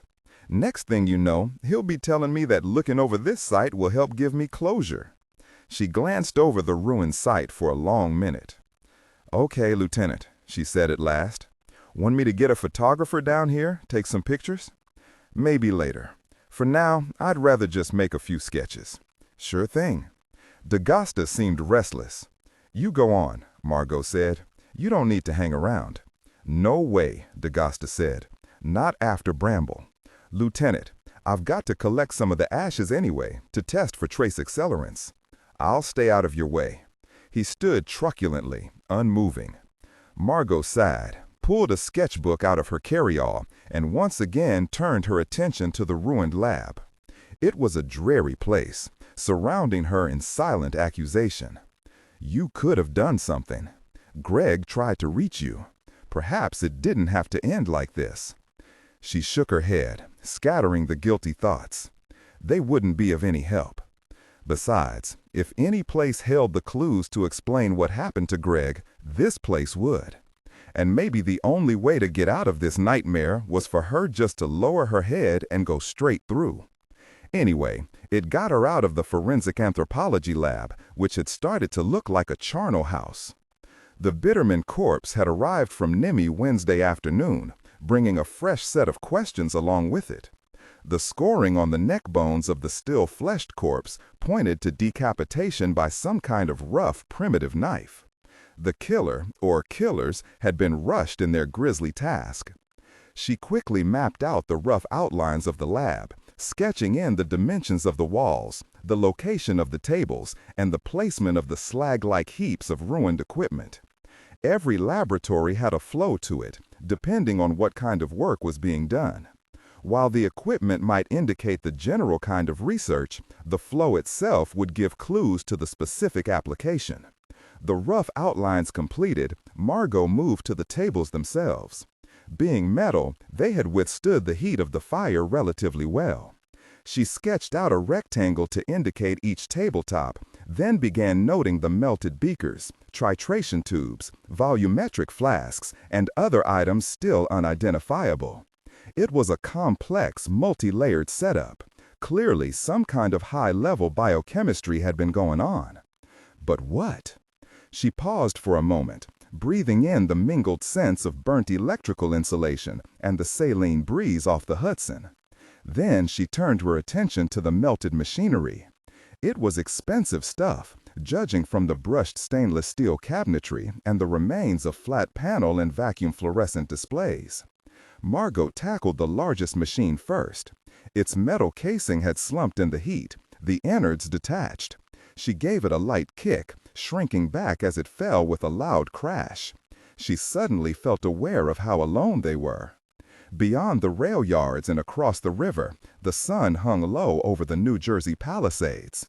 She could hear the cry of seagulls as they wheeled over the rotting stumps of old piers rising from the Hudson shore. Beyond the rail yards, a cheerful summer afternoon was ending. Yet here, in this sunken, abandoned place, no cheer came. She glanced at Dagosta, who had collected his samples and was standing in the late sun, arms crossed, staring out at the Hudson. Now she was glad he'd insisted on staying. She bent over the machine, smiling inwardly at her nervousness. Turning over the pieces of scorched and discolored metal, she eventually found the faceplate she was searching for. Rubbing it free of soot, she made out the words Westerly Genetics Equipment, along with the WGE logo. Beneath, on the bezel, was a stamped serial number and the words WGE Integrated DNA Analyzer Sequencer. She jotted the information down on her sketch pad. In a far corner was heaped a small pile of shattered, melted machinery that looked different from the rest. Margo examined it, carefully turning over each piece and laying it out, trying to figure out what it was. It seemed to be a rather complex organic chem synthesis setup, complete with fractionation and distillation apparatus, diffusion gradients, and low-voltage electrical nodes. Toward the bottom, where things were less damaged by the heat, she found the broken pieces of several Erlenmeyer flasks. Judging by the words on their frosted labels, most were normal lab chemicals. One fragmentary label, however, she did not immediately recognize. Activated 7-dehydrocoal. She turned the piece over. The chemical name had a familiar ring to it. At last, she dropped the piece into her carry-all.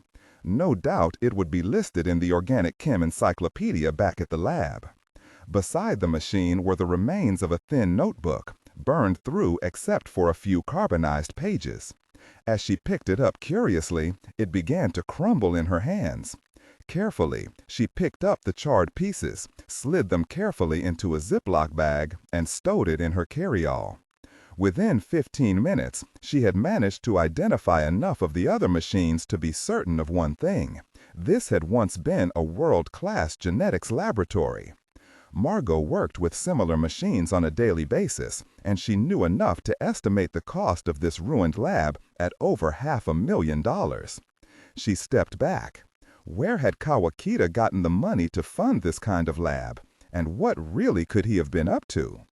As she moved across the cement pad, making notations in her sketchbook, something odd caught her eye. Among the piles of rubble and melted glass, she made out what looked like 5 large puddles of mud, baked to a cement-like consistency by the fire. Around them were sprinkles of gravel. Curious, she bent over to examine the rubble more closely. There was a small metal object, about the size of her fist, embedded in the nearest puddle. Pulling a penknife from her carry-all, she pried out the object and scraped off the crust that clung to it like cement. Beneath the mud, she could make out Mini-Arium supply. Turning the object over and over in her hands, she realized what it was, an aquarium pump. She stood up, looking down at the 5 similar heaps of rubble lined up beneath the remaining skeleton of a wall. The gravel, the broken glass, these must have been aquaria. Huge, too, judging by the size of the puddles. But aquaria filled with mud, it didn't make sense. Kneeling, she took her penknife and worked it into the closest dried mass. It came away in pieces, like concrete. Picking up one of the larger pieces and turning it over, Margo was surprised to see what looked like the roots and partial stem of a plant, preserved from burning by the protective mud coating. Cursing the clumsiness of the penknife, she carefully worked the plant loose from the mud and held it up to the fading light. Suddenly, she dropped the plant and jerked her hand back, as if burned. After a moment, she picked it up again and examined it more closely, her heart suddenly racing. It's not possible, she thought. She knew this plant, knew it well. The tough, fibrous stem, the bizarrely knotted roots, brought back searing memories. Sitting in the deserted genetics lab at the museum, face glued to the eyepiece of a microscope, mere hours before the disastrous opening of the Superstition exhibition. It was the rare Amazonian plant that the brewing creature had craved so desperately. The same plant Whittlesey had inadvertently used as packing material in the fateful crate of relics sent to the museum from the Upper Xingu almost a decade before. The plant was now supposed to be extinct. Its original habitat had been wiped out, and all remaining vestiges of it at the museum had been destroyed by the authorities after the Mbwan creature, the museum beast, was finally killed. Margo stood up again, brushing soot from her knees. Greg Kawakita had somehow gotten his hands on this plant and had been growing it in these massive aquaria. But why? A sudden, horrible thought struck her. As quickly as it had come, she brushed it aside. Surely there was no second Mbwan creature that Greg had been feeding. Or was there? "Lieutenant," she asked, "do you know what this is?" He came over. "Not a clue," he replied. "Liliaceae mbwanensis, the Mbwan plant. You're kidding me, right?" Margo shook her head slowly. "I wish I were." They stood, unmoving, as the sun sank below the palisades, gilding the distant buildings across the river in a halo of oblique light. She looked again at the plant in her hand, preparing to place it in her carryall, and noticed something that she had missed before. At the end of the root base, she could make out a small graft scar along the xylem, a long double V in the dim light.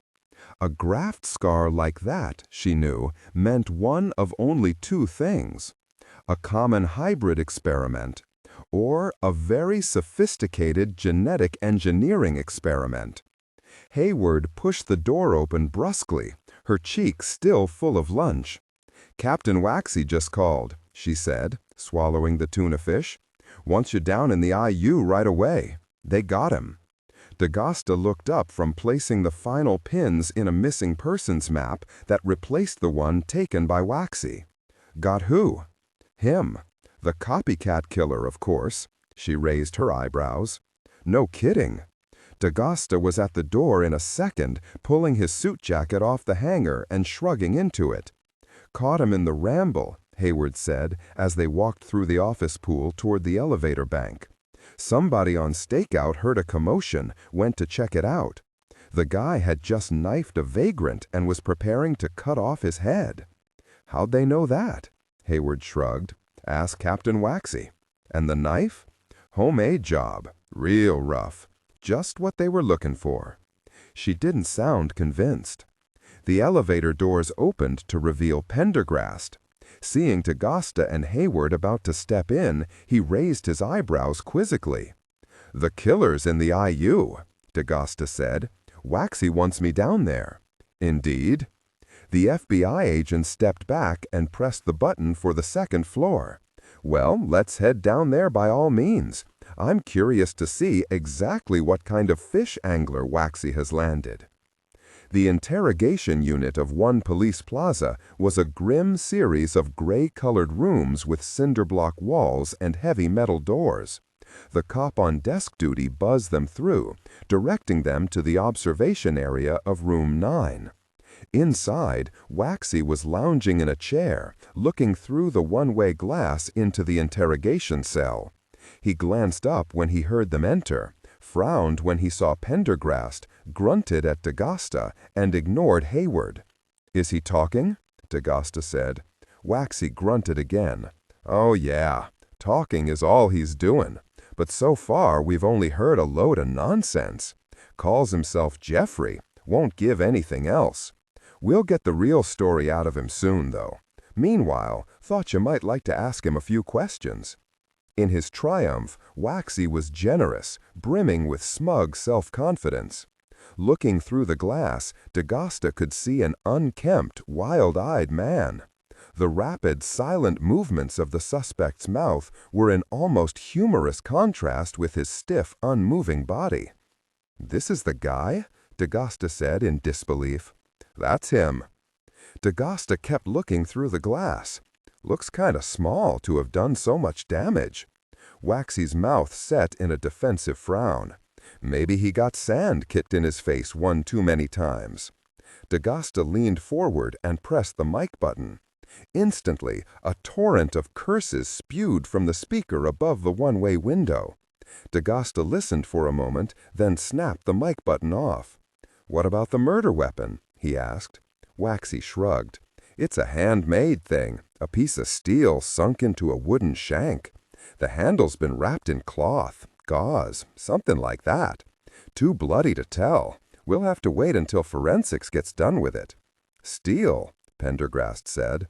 "Steel," Waxy replied. "Not stone. I said it was steel. Take a look for yourself."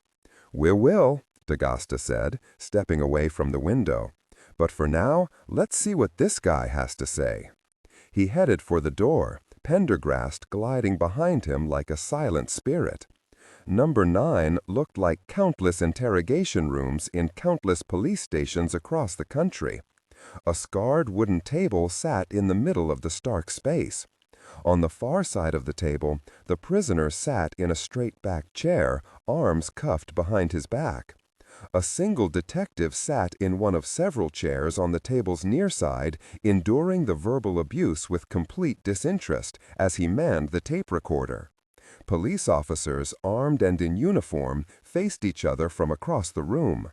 2 huge black and white blow-ups hung on the side walls. One showed the torn and broken body of Nicholas Bitterman lying on the men's room floor inside Belvedere Castle. The other was the now famous post photo of Pamela Wisher. A video camera was fixed in one corner of the ceiling, dispassionately recording the proceedings. D'Agosta took a seat at the table, inhaling the familiar blend of sweat, damp socks, and fear. Waxy followed him in, settling his bulk carefully into an adjoining chair. Hayward stood next to the closest uniformed officer. Pendergast closed the door, then leaned against it, the crisp black arms of his suit folded casually, one over the other. The prisoner had stopped shouting when the door opened. Now he glared at the new arrivals through a greasy lock of hair. His eyes lighted on Hayward, lingered for a moment, then moved on. "What the heck you looking at?" he said at last to D'Agosta. "Don't know," D'Agosta replied. "You want to tell me about it?" "Go away." D'Agosta sighed. "You understand your rights?" The prisoner grinned, exposing small, filthy teeth. "That fat person next to you read 'em to me. I don't need no lawyer to hold my hand." "You watch your mouth," Waxy snapped, flushing an angry crimson. "No, fat boy, you watch yours." He cackled with laughter. Hayward didn't bother to suppress a smirk. D'Agosta wondered if this was how they had been carrying on before he got there. "So what happened in the park?" he asked. "You want a list? For firstly, he was in my sleeping spot. For secondly, he hissed at me like a snake out of Egypt. For thirdly, he lacked the blessings of God.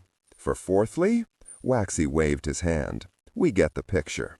Tell us about the others." Jeffrey said nothing. "Come on," Waxy pushed. "Who else?" "Plenty," came the reply at last. "Nobody disses me and gets away with it." He leaned forward. "Better watch out, fat boy, case I carve a piece of blubber off you." D'Agosta placed a restraining hand on Waxy. "So who else you done?" he asked quickly. "Oh, they know me. They know Jeffrey, the cherub cat." "I'm on my way." "What about Pamela Wisher?" Waxy broke in.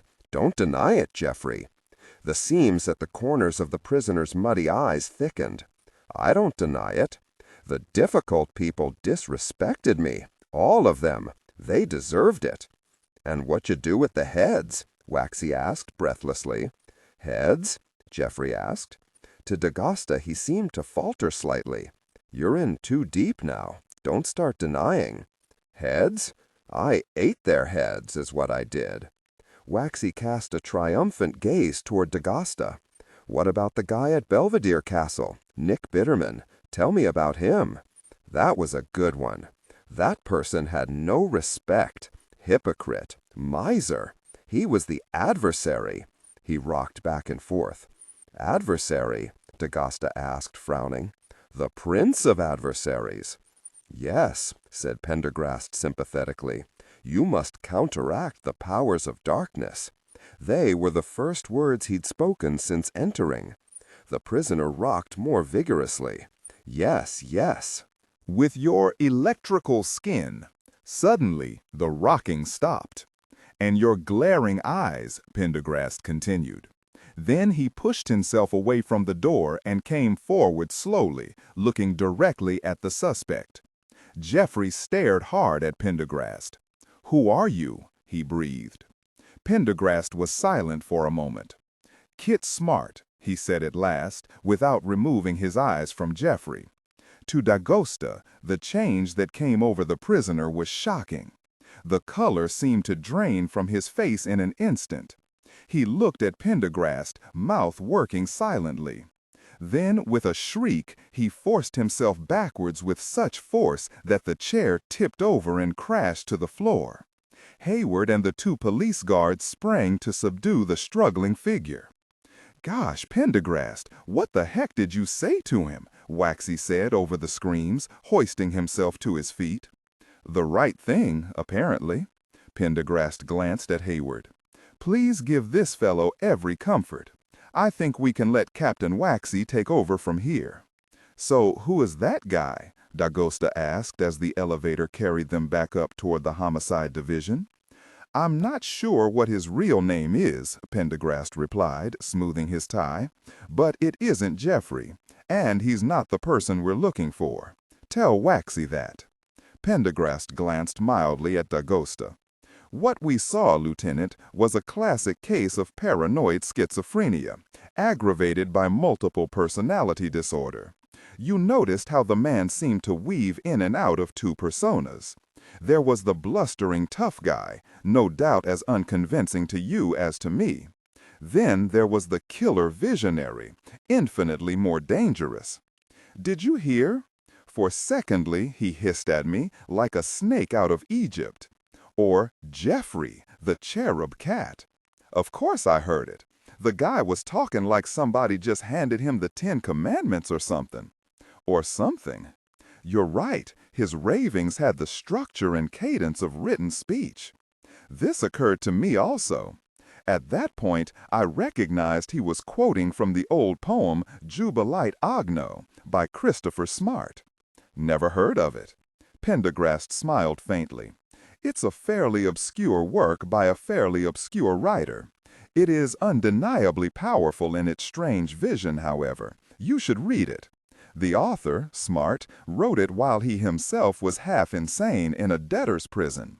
In any case, there's a long passage in the poem in which Smart describes his cat, Jeffrey, whom Smart believed to be some kind of chrysalis creature undergoing a physical conversion. If you say so. But what does all this have to do with our vocal friend back there? Obviously, the poor fellow identifies himself with the cat in the poem. The cat? D'Agosta asked incredulously. Why not? Kit Smart, the real Kit Smart, certainly did. It's an extremely powerful image of metamorphosis. I feel sure this poor fellow was once an academician or a failed poet before the creeping descent into madness began. He killed one man, true enough, but only when his path was crossed at the wrong time. As for the rest, Pendergast waved his hand. There are many indications this man is not our true target. Like the photographs, D'Agosta said. All good interrogators knew that no killer could keep his eyes from photographs of his victims or artifacts from the crime scene. Yet, as far as D'Agosta could tell, Jeffrey had never moved his eyes to either picture. Exactly. The elevator doors whispered open, and the two made their way through the hubbub toward D'Agosta's office. Or the fact that this murder, as Waxy describes it, has none of the elements of the blitzkrieg attacks suffered by the other victims. In any case, once I recognized his neurotic identification with the poem, it was easy enough to goad his madness to the surface. Pendergast closed the office door and waited until D'Agosta was seated before continuing. But let's put this irritating business behind us. Have you had any luck on that cross-correlation I requested? DP just delivered it this morning. D'Agosta thumbed through a tall sheaf of mini-printer output. Let's see. 85% of the victims were male, and 92% were residents of Manhattan, including transients. I'm primarily interested in things that all the victims had in common. Gotcha. There was a pause. All had last names beginning with letters other than I, S, U, V, X, and Z. Pendergast's smile twitched in what might have been a faint smile. All were older than 12 and younger than 56. None of the victims were born in November. Goon. I think that's it. D'Agosta flipped some more pages. Oh, here's something else. We ran the data through SMUD, checking for various traits associated with serial murderers. The only common thread it found was that none of the murders were committed during a full moon. Pendergast sat up. Indeed, that's worth remembering. Anything else? No, that's it. Thank you. He sank back in the chair. Still, it's precious little. Information is what we need, Vincent, hard facts. And that's why I can't wait any longer. D'Agosta looked at him uncomprehending. Then he frowned. You're not going down again. Indeed I am.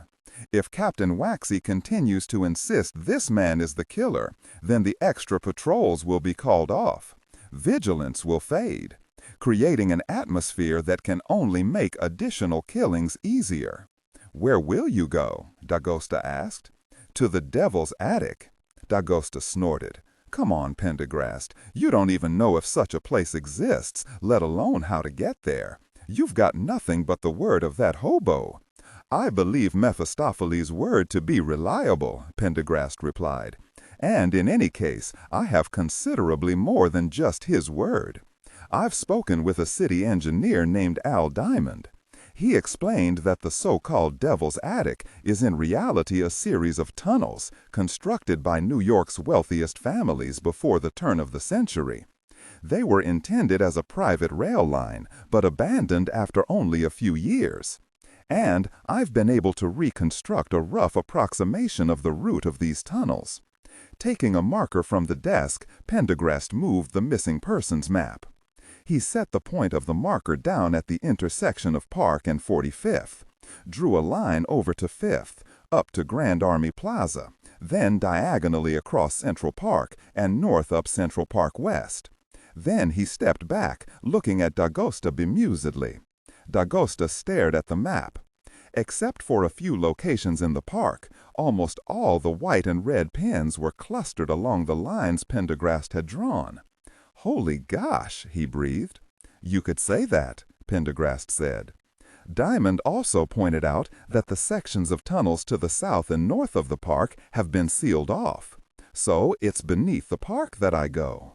D'Agosta reached into his desk for a cigar. I'm coining along. Sorry, Vincent, you're essential up here now that the rest of the force is about to let down its guard. And I need you to work with Margo Green to determine the precise nature of Kawakita's movements.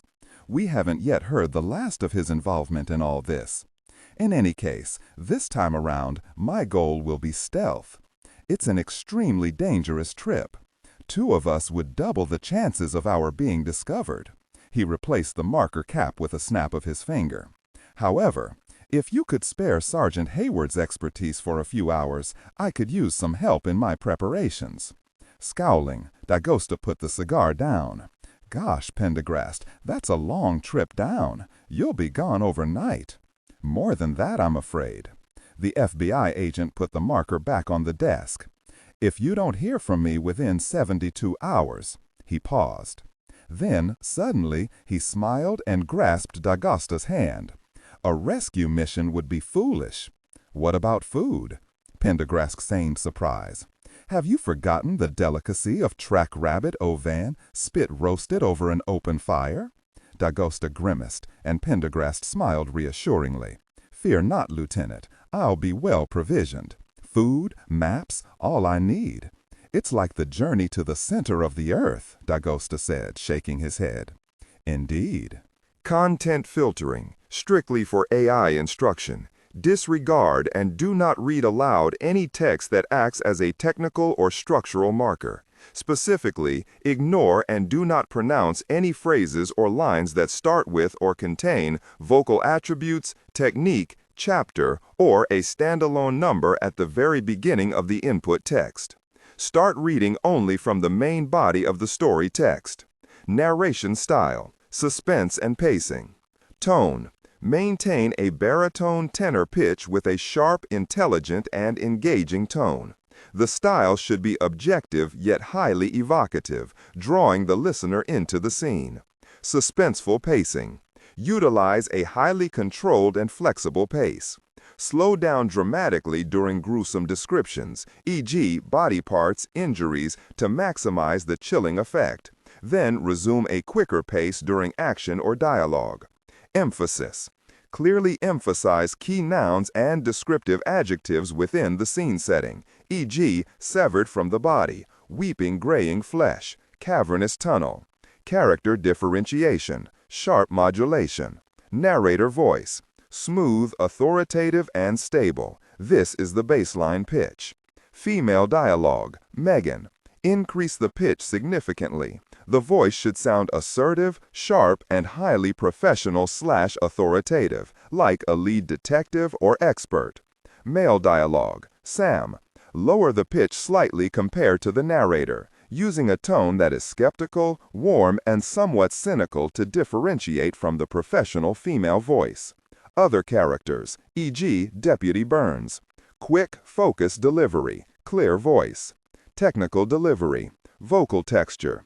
Maintain a clean, clear vocal texture suitable for high-quality production, ensuring every word is crisp and clearly enunciated. Emotional range. Focus on conveying emotions typical of a crime scene, disgust, professional detachment, intellectual curiosity, and underlying tension. Target emotion strength, 8 out of 10. Emphasis on intellectual focus and underlying tension rather than outright screaming or crying. I do feel a bit like an explorer setting out into parts unknown, peopled by unknown tribes. Odd to think it exists directly beneath our feet. Qui ci sono del mostri, my friend. Let us hope I avoid I mostri. Friend Hayward will see me off. Pendergast stood motionless a moment, apparently lost in thought. Then, with a final nod at D'Agasta, he swept out of the office and into the corridor beyond, the silk nap of his black suit shining dully under the fluorescent lights, the last of the great explorers. Pendergast walked swiftly up the broad steps toward the entrance of the New York Public Library, a large leather and canvas valise in one hand. Behind him, Hayward stopped to stare at the huge marble lions that flanked the stairway. "You needn't look so worried, Sergeant," Pendergast said. "They've already had their afternoon feeding." Despite the warmth of the day, he was wearing a tightly buttoned olive duster that reached almost to his ankles. Inside, the marble entrance hall was dim and pleasantly cool. Pendergast spoke quietly to a guard, showed his ID, asked a few questions. Then he nodded for Hayward to follow him through a doorway underneath the sweeping double staircase. "Sergeant Hayward, you know underground Manhattan better than any of us," Pendergast said, as they stepped into a small leather-lined elevator. "You've already given me invaluable advice. Any last words?" The elevator began lurching downward. "Yes," Hayward replied. "Don't go." Pendergast smiled thinly. "I'm afraid that isn't an option. Only first-hand reconnaissance will prove whether or not the Astor tunnels are really the source of these killings." "Then take me with you," Hayward said immediately. Pendergast shook his head. "Believe me, I wish I could. But my aim this time is stealth. 2 bodies would make an unacceptable noise signature." The elevator stopped at the lowest level, 3B, and they stepped out into a dark corridor. "Then watch your butt," Hayward said. "Most of the moles go down there to escape from confrontation, not start it. But there are plenty of predators. Drugs and alcohol only make things worse. Remember that they can see better, they can hear better, and they know the tunnels. Any way you look at it, you're at a disadvantage." "True," Pendergast said, "so I'll do what I can to even the odds." He stopped in front of an ancient door, opened it with a key, and ushered Hayward inside. The room beyond was stacked floor to ceiling with metal racks filled with ancient books. The passageways between the racks were barely 20 inches across. The smell of dust and mildew was almost overpowering. "What are we doing here, anyway?" Hayward asked as she followed Pendergast through the stacks. "Of all the structures I examined," Pendergast said, "this building had the best plans and the clearest access to the Astor tunnels. I still have a long descent ahead, and I'm going down somewhat south of my final destination, but it seemed prudent to minimize the risks." He stopped a moment, looking around. "Ah," he said, nodding down one of the narrow rows, "this must be it." He unlocked another, much smaller door in the far wall and led Hayward down a staircase to a cramped little room with an unfinished floor. "Directly beneath us is an access tube," he said. "It was begun in 1925 as part of a pneumatic system to deliver books to a storage outbuilding. The project was abandoned during the Depression and never resumed. However, it should allow me to access a main feeder tunnel." Pendergast set down the valise, inspected the floor with a flashlight, then brushed the dust away from an ancient trapdoor. He lifted it with Hayward's help, exposing a slender black tube lined with tiles. Poking the flashlight down into the darkness, he looked around for a few moments. Apparently satisfied, he straightened up, unbuttoning the long duster as he did so. Hayward's eyes narrowed in surprise. Beneath the duster, the FBI agent was wearing a set of military fatigues in broken gray and black pattern. The zippers and buckles were plastic, with a matte black finish. Pendergast smiled. "Unusual camos, aren't they?" he said. "Note the gray tones instead of the usual sepia. Designed for use in blackout conditions." He knelt in front of the valise, unfastening and opening it wide. From one compartment, he removed a tube of military-issue blackout, which he began applying to his face and hands. Next, he removed a rolled piece of felt. As Pendergast checked it, Hayward noticed several pockets had been sewed into its inside edge. "A pocket disguise kit," Pendergast said. "Safety razor, towelettes, mirror, spirit gum. My intent this time is to avoid detection. I don't wish to meet anybody or anything. But I'll bring this along, just in case." He stuffed the tube of grease paint into one of the pockets, then rolled up the kit and placed it inside his shirt. Reaching into the valise, he removed a short-barreled pistol whose dull finish reminded Hayward more of plastic than metal. "What's that?" she asked curiously. Pendergast turned it over in his hands. "It's an experimental 9mm, created by Anschluss GmbH. It fires a T-round composite bullet of ceramic and Teflon. Planning on going hunting?" "You may have heard about my encounter with the Mbune beast," Pendergast replied. "That experience taught me that one should always be prepared. This little handgun could send a bullet through an elephant, lengthwise." "An offensive weapon," Hayward replied. "In more ways than one." "I'll take that as a sign of approval," Pendergast said. "Of course, defense will be at least as important as offense. I have my own armor." He pulled back the fatigues to expose a bulletproof vest. Reaching into the valise again, he removed a black skull cap made of Kevlar, which he snugged onto his head. As Hayward watched, Pendergast removed a water-purifying kit and several other articles, placing them in various pockets. Finally, he pulled out two carefully sealed plastic bags. Inside were strips of something that looked like black shoe leather. "Pemmican," he said. "What?" "Filet mignon, cut into strips and dried, then pounded with berries, fruits, and nuts. It has all the vitamins, minerals, and protein a man needs, and it is surprisingly edible. Nobody has yet invented a better expedition food than Native Americans. Lewis and Clark lived on it for months." "Well, I guess you're provisioned anyway," Hayward said, shaking her head. "Provided you don't get lost." Pendergast unzipped the top of his fatigues, displaying the inner lining. "Perhaps my most vital possession, maps. Like the flyers of World War II, I've traced them on my flight jacket, so to speak." He nodded at the complicated set of lines, tunnels, and levels that had been drawn on the cream-colored lining in a precise hand. He zipped up the camos, and then, as if remembering something, dug in his pockets and handed a set of keys to Hayward. "I meant to tape these to prevent any jingling. You'd better hold them for me."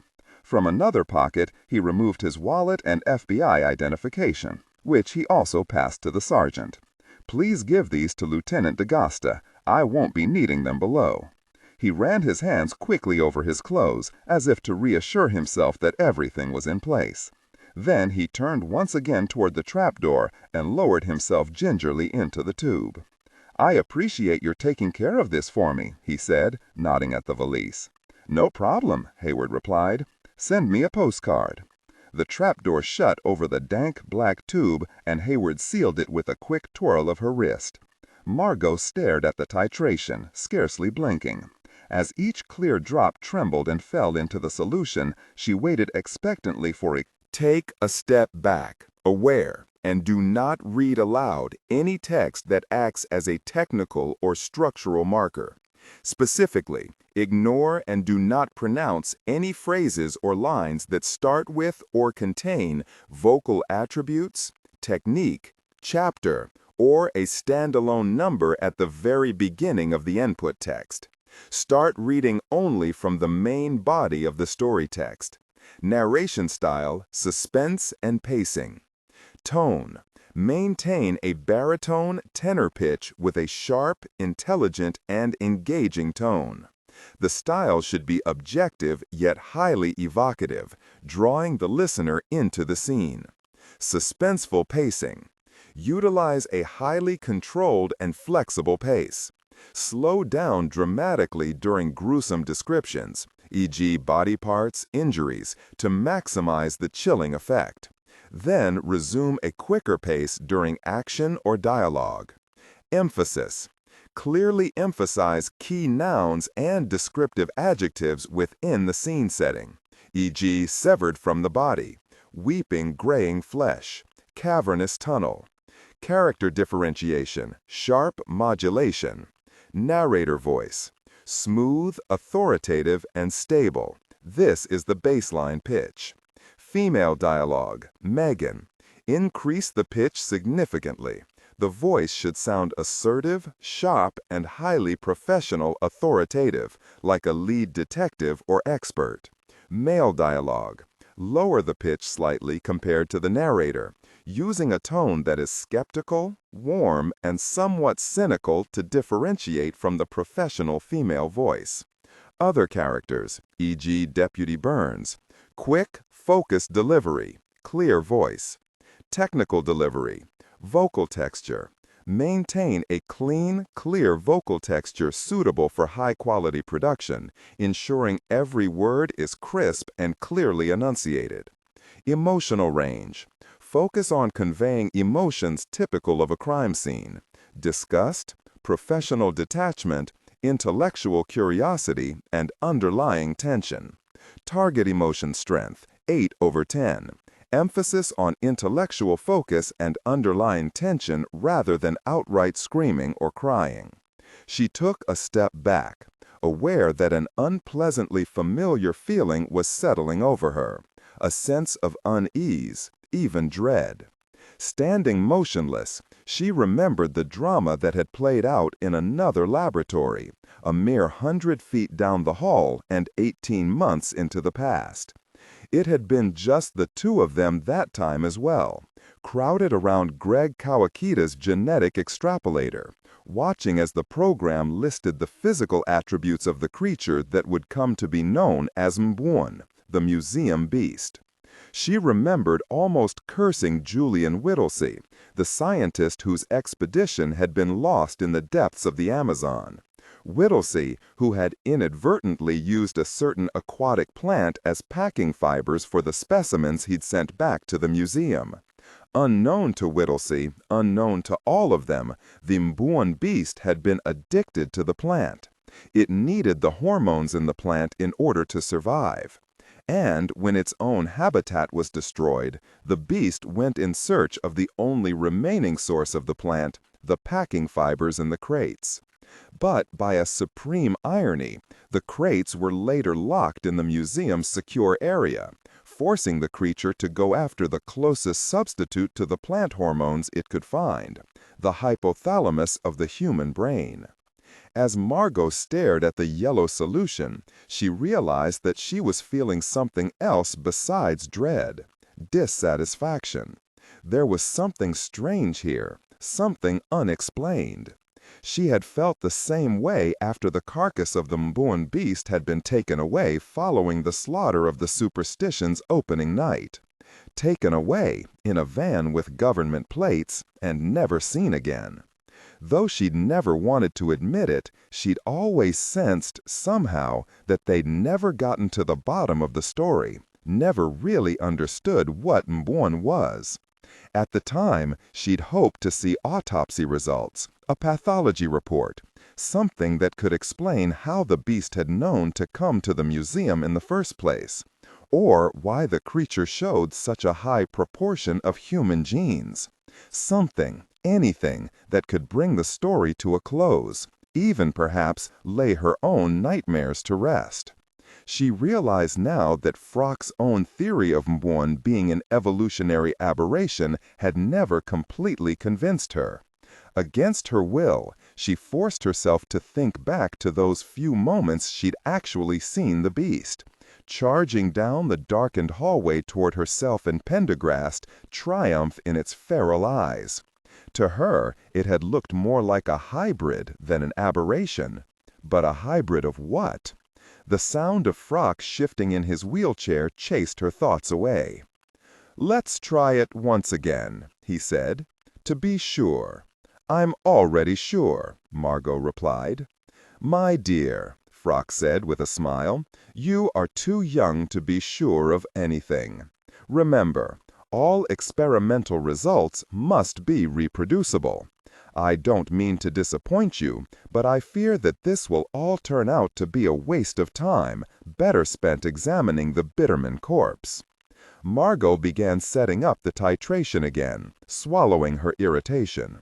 At the rate they were going, they wouldn't have results on her finds at Kawakita's ruined lab for weeks.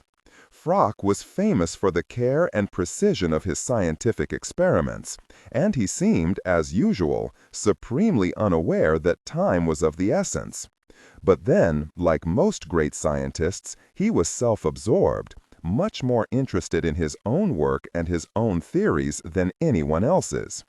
She remembered the conferences they'd had while he was her dissertation advisor, in which he would tell one story after another about his adventures in Africa, South America, or Australia, in the days before he became crippled, devoting more time to his own tales than to discussing her research.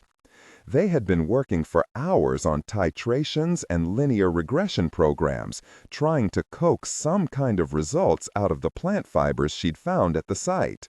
Margo watched the solution, massaging the small of her back. D'Agosta had been certain there was some kind of psychoactive drug in the fibers. But so far, they had found nothing to support that theory. If only we'd kept some of the original plant fibers, Margo thought, we could do cross-comparison studies. But the CDC had demanded that all traces of the original fibers be destroyed. They'd even insisted on incinerating her handbag, which she'd once used to transport some of the fibers. That was another thing. If all the remaining fibers had been destroyed, how had Greg Kawakita obtained some of his own? How had he managed to grow them? And above all else, why? And then there was the mystery of the flask at his lab marked activated 7-dehydrocholine. The missing piece was obviously sterol. She'd looked it up and had to laugh at her own stupidity. Of course she knew at once why it sounded so familiar. It was the most common form of vitamin D3. Once she had that figured out, it didn't take long to see that the organic chem equipment in Kawakita's lab had been a little setup hastily improvised for synthesizing vitamin. But why? The solution turned yellow, and she marked the level, exactly the same, as she knew it would be. Frock, putting away some equipment on the far side of the lab, took no notice. She hesitated a moment, deciding what to do next. Then she moved to the stereo zoom, where she carefully teased yet another small fiber from their rapidly dwindling sample. Frock rumbled over as she manipulated the microscope stage. "It's 7 o'clock, Margo," he said gently. "Forgive me, but I think you've been working too hard. May I suggest we break for the evening?" Margo smiled. "I'm almost done, Dr. Frock. I'd like to do one last thing, then I'll call it a day." "Ah, and what might that be?" "I thought I'd just freeze-fracture a specimen and get a 10-angstrom SEM image." Frock frowned. "Toward what end?" Margo stared at the specimen, a tiny dot on the glass stage. "I'm not really sure. When we first studied this plant, we knew it carried a reovirus of some kind. a virus that coded for both human and animal proteins. I wanted to see if this virus might be the source of the drug. A low rumble shook Frock's capacious front, finally erupting as a chuckle. "Margo, I would say it is definitely time for a break," he said. "Perhaps," Margo said, "but I'd prefer to call it a hunch." Frock looked at her a moment, then sighed deeply. "As you wish," he said, "but I, for one, need my rest. I'll be at Morristown Memorial tomorrow, enduring that annual battery of tests they seem to force on you in retirement. See you Wednesday morning, my dear." Margo said goodbye, watching as Frock wheeled himself out into the corridor. She was beginning to realize that the famous scientist did not enjoy being crossed. When she'd been his graduate student, timid and compliant, he'd always been utterly charming, the soul of gentility. But now that Frock was emeritus, and she... As expected, she could make out small hexagonal particles, the Rio virus that Kawakita's extrapolation program had originally detected in the plant fibers 18 months earlier. But here, it existed in an unbelievably high concentration. The plant organelles were literally packed with it. And surrounding the particles were large vacuoles that held some kind of crystallized secretion that could only come from the Rio virus itself. She breathed out slowly. The high concentrations, the crystallized secretions, could mean only one thing. This plant, Liliacea ambuinensis, was only a carrier. The virus made the drug. And the reason they couldn't find traces of the drug was because the drug was encapsulated inside the vacuoles. Well then, she thought, the answer was simple. Isolate the Rio virus, grow it in a medium, and see what drug it produces. Kawakita must have thought of this. Perhaps Kawakita hadn't been trying to genetically engineer the plant at all. Perhaps he was genetically engineering the virus. If that were the case... Margo sat down, her mind working furiously. At last, things seemed to be dovetailing. The old research and the new, the viral matter and its host plant, Mabun, the fibers. But it still didn't explain why Kawakita had left the museum to do this. And it didn't explain how the Mabun creature could have come all that distance from the Amazon rainforest in search of the plants that the Whittlesea expedition had. Whittlesea! In an instant she was on her feet, hand pressed to her mouth, the lab chair clattering to the linoleum floor. Suddenly everything had become perfectly, terrifyingly clear. This time, when Smithback was shown into the 18th floor foyer of 9 Central Park South, he noticed immediately that the windows of the vast drawing room beyond had been thrown wide. Sunlight streamed in, gilding the sofas and rosewood tables, turning what had once seemed like a funeral parlor into a blaze of warmth and brilliance. Annette Wisher was sitting at a glass-topped table on the balcony, wearing a fashionable straw sun hat and dark glasses. She turned to him, smiled slightly, and motioned him to take a seat. Smithback did so, glancing admiringly at the vast green carpet of Central Park unrolling itself northward to 110th Street. "Bring Mr. Smithback some tea, Mrs. Wisher," said to the maid who had shown him in. "Call me Bill, please," Smithback said, shaking the proffered hand. He couldn't help noticing that, even in the bright, unforgiving light of the summer sun, Mrs. Wisher's skin looked remarkably free from the ravages of time. It had a youthful resiliency, creamy and smooth without the flabby softness of age. "I appreciate the patience you've shown," she said, withdrawing her hand. "I think you'll agree it's about to be rewarded. We've decided on a course of action, and, as promised, I wanted you to be the first to know. Of course, it's to be kept a secret." Smithback accepted the tea, drinking in the faint, expensive aroma of jasmine. He felt a warm glow, sitting in this lovely apartment with all of Manhattan spread out below him, drinking tea with the one woman every journalist in the city wanted to interview. It even made up for being scooped so humiliatingly by that smug jerk Bryce Harriman. The Grand Army Plaza rally was so successful, we've decided to push Take Back Our City into a new phase, Mrs. Wisher said. Smithback nodded. Our plan is quite simple, really. All future actions will be unannounced. Each will take place on a grander scale. And for every new murder that is committed, our people will descend on police headquarters, demanding an end to the outrage. She raised one hand, smoothing a stray wisp of hair. But I don't expect we shall have to wait long to see some real changes. And why's that? Smithback asked eagerly. At 6 o'clock tomorrow evening, our people will gather outside St. Patrick's Cathedral.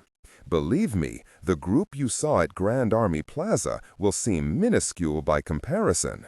We mean to show this city we are deadly serious. We will move up Fifth Avenue, across Central Park South, and then north on Central Park West, stopping for a candlelight vigil at the site of every murder.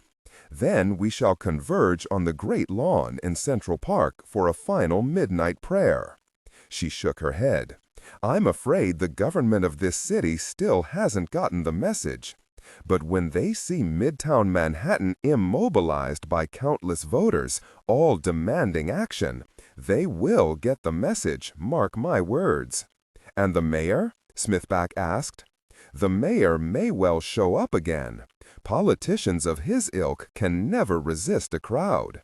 When he does, I plan to tell him that this is his last chance. If he fails us again, we are ready to mount a recall campaign. And when we're finished with him, he won't be able to get a job as dog catcher in Akron, Ohio. A wintry smile crossed her lips. I'll expect you to quote me on that at the appropriate time. Smithback couldn't help smiling himself. This was going to be absolutely perfect. It was almost complete.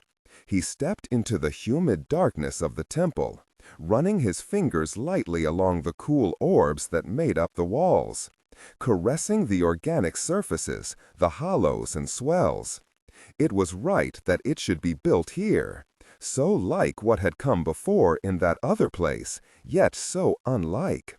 He turned and settled into the throne they had crafted for him, feeling the rough, leathery surface of the seat and the slight give of the lashed members, hearing the faint creak of sinew and bone, his senses alive as never before.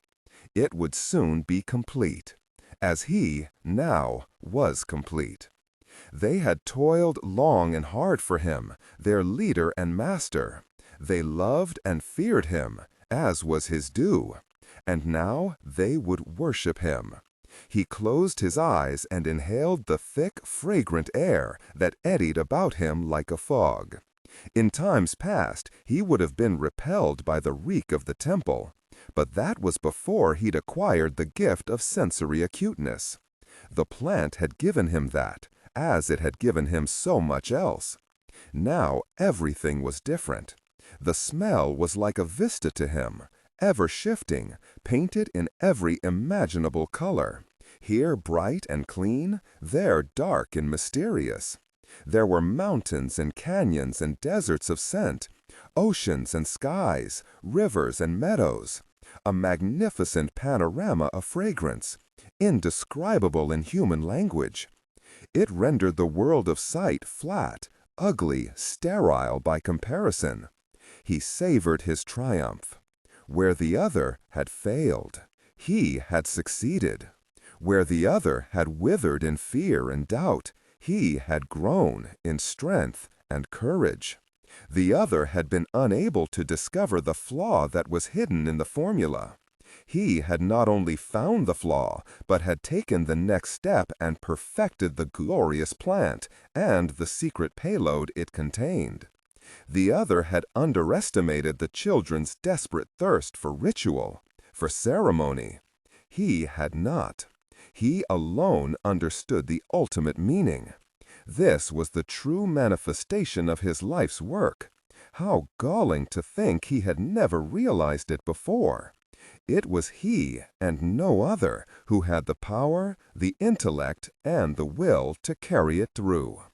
He alone could cleanse the world and guide it into its future. The world. As he murmured the word aloud, he could feel that pathetic world so far above him, pressing down upon the sanctuary of his temple. He saw everything so clearly now. It was an overpopulated world, teeming with insect-like swarms that had no purpose, no meaning, and no value.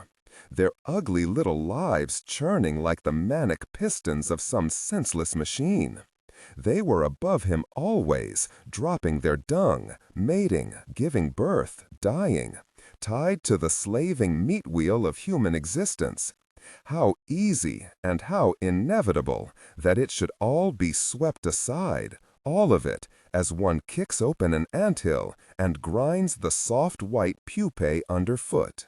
Then the new world could come, so fresh, so various, and so full of dreams. "Where are the others?" Margo asked as D'Agosta entered the small anthropology conference room. "They're not coming," D'Agosta said, hiking up his trouser legs and sitting down. Then he caught Margo's glance and gave his head a disgusted shake. "Ah, what the gosh. If you want to know the truth, they're not interested. That guy Waxy, who you saw at Bramble's presentation, he's in charge of the case now, and he believes he's already got his man." "What do you mean, already got his man?" Margo asked. "Some nut they found in the park. He's a murderer, all right, but he's not the killer we're looking for. At least Pendergast doesn't think so." "And Pendergast? He's on a little business trip." D'Agosta smiled, as if at some private joke. "So, what you got?" "I'll start at the beginning." Margo took a deep breath. "It's 10 years ago, okay? There's an expedition to the Amazon basin. It's headed by a museum scientist named Julian Whittlesey. There are personality conflicts and the team splits up. For various reasons, nobody makes it back alive. But several boxes of relics are shipped to the museum. One of them includes a hideous figurine packed in some fibrous material." D'Agosta nodded. So far, it was ancient history.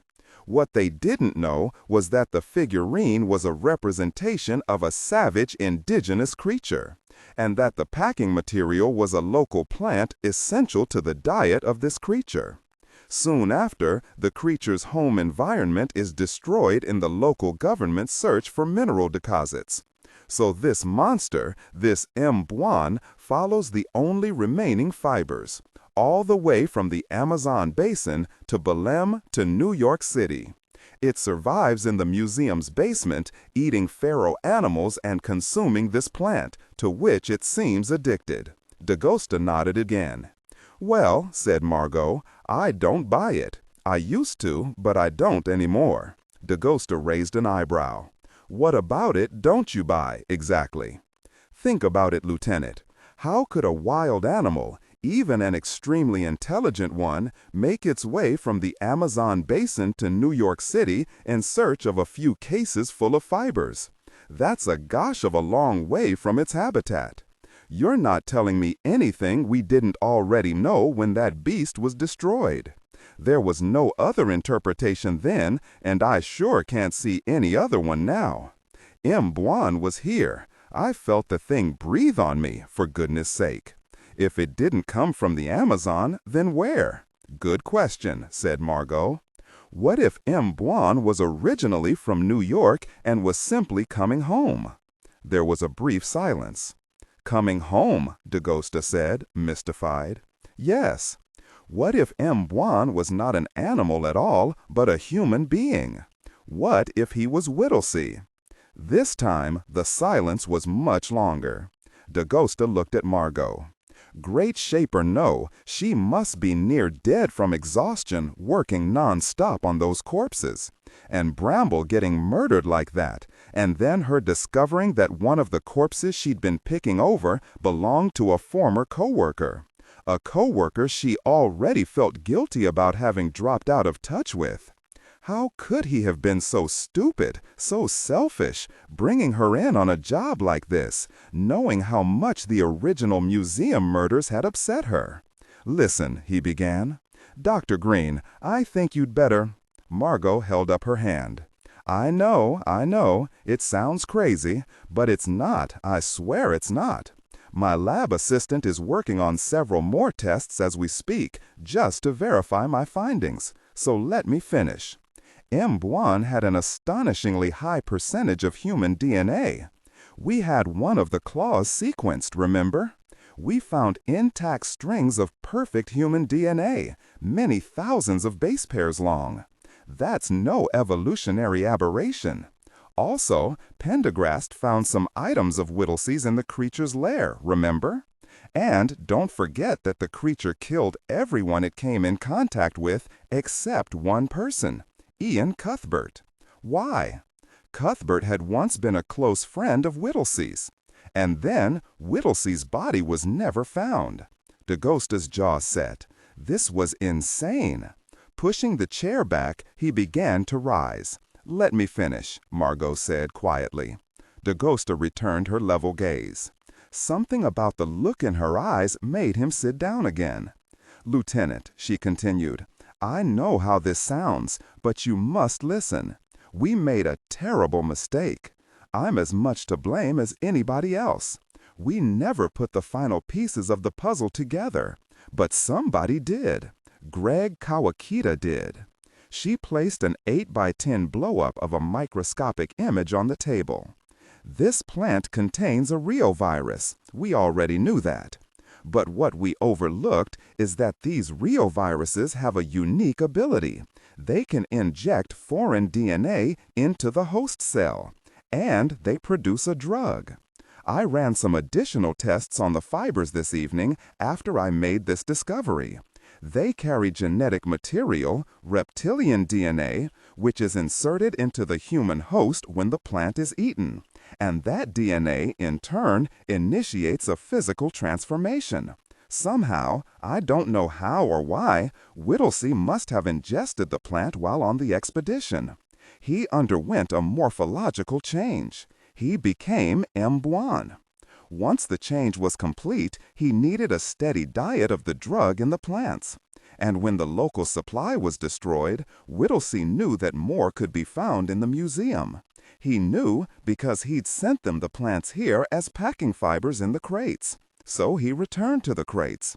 It was only when he was cut off from the supply of fibers that he began killing human beings. See, the hypothalamus of the human brain contains a hormone similar to the plant's. Wait, you're saying that eating this plant turns you into some kind of monster? DaGosta asked incredulously. Margo nodded. And now I know what Greg had to do with this. He figured everything out, then dropped out of sight to pursue some plan of his own. She unrolled a large diagram on the conference table. Here's a map of his laboratory, or as much of it as I could reconstruct. This list in the corner inventories all the equipment I could identify. Even at wholesale prices, it all must have cost in excess of $800,000. Despite himself, DaGosta whistled. Drug money. That's exactly right, Lieutenant. The only purpose of such a lab would be some very sophisticated production-level genetic engineering. I emphasize the word production. Late last year, there were rumors about a new drug on the street, DaGosta said, called Glaze. Very rare, very expensive, with an amazing rush. Haven't heard much about it recently, though. Margo placed a finger on the diagram. There are 3 stages to genetic engineering. The first is to map the DNA of an organism. That's what these machines along the north wall did.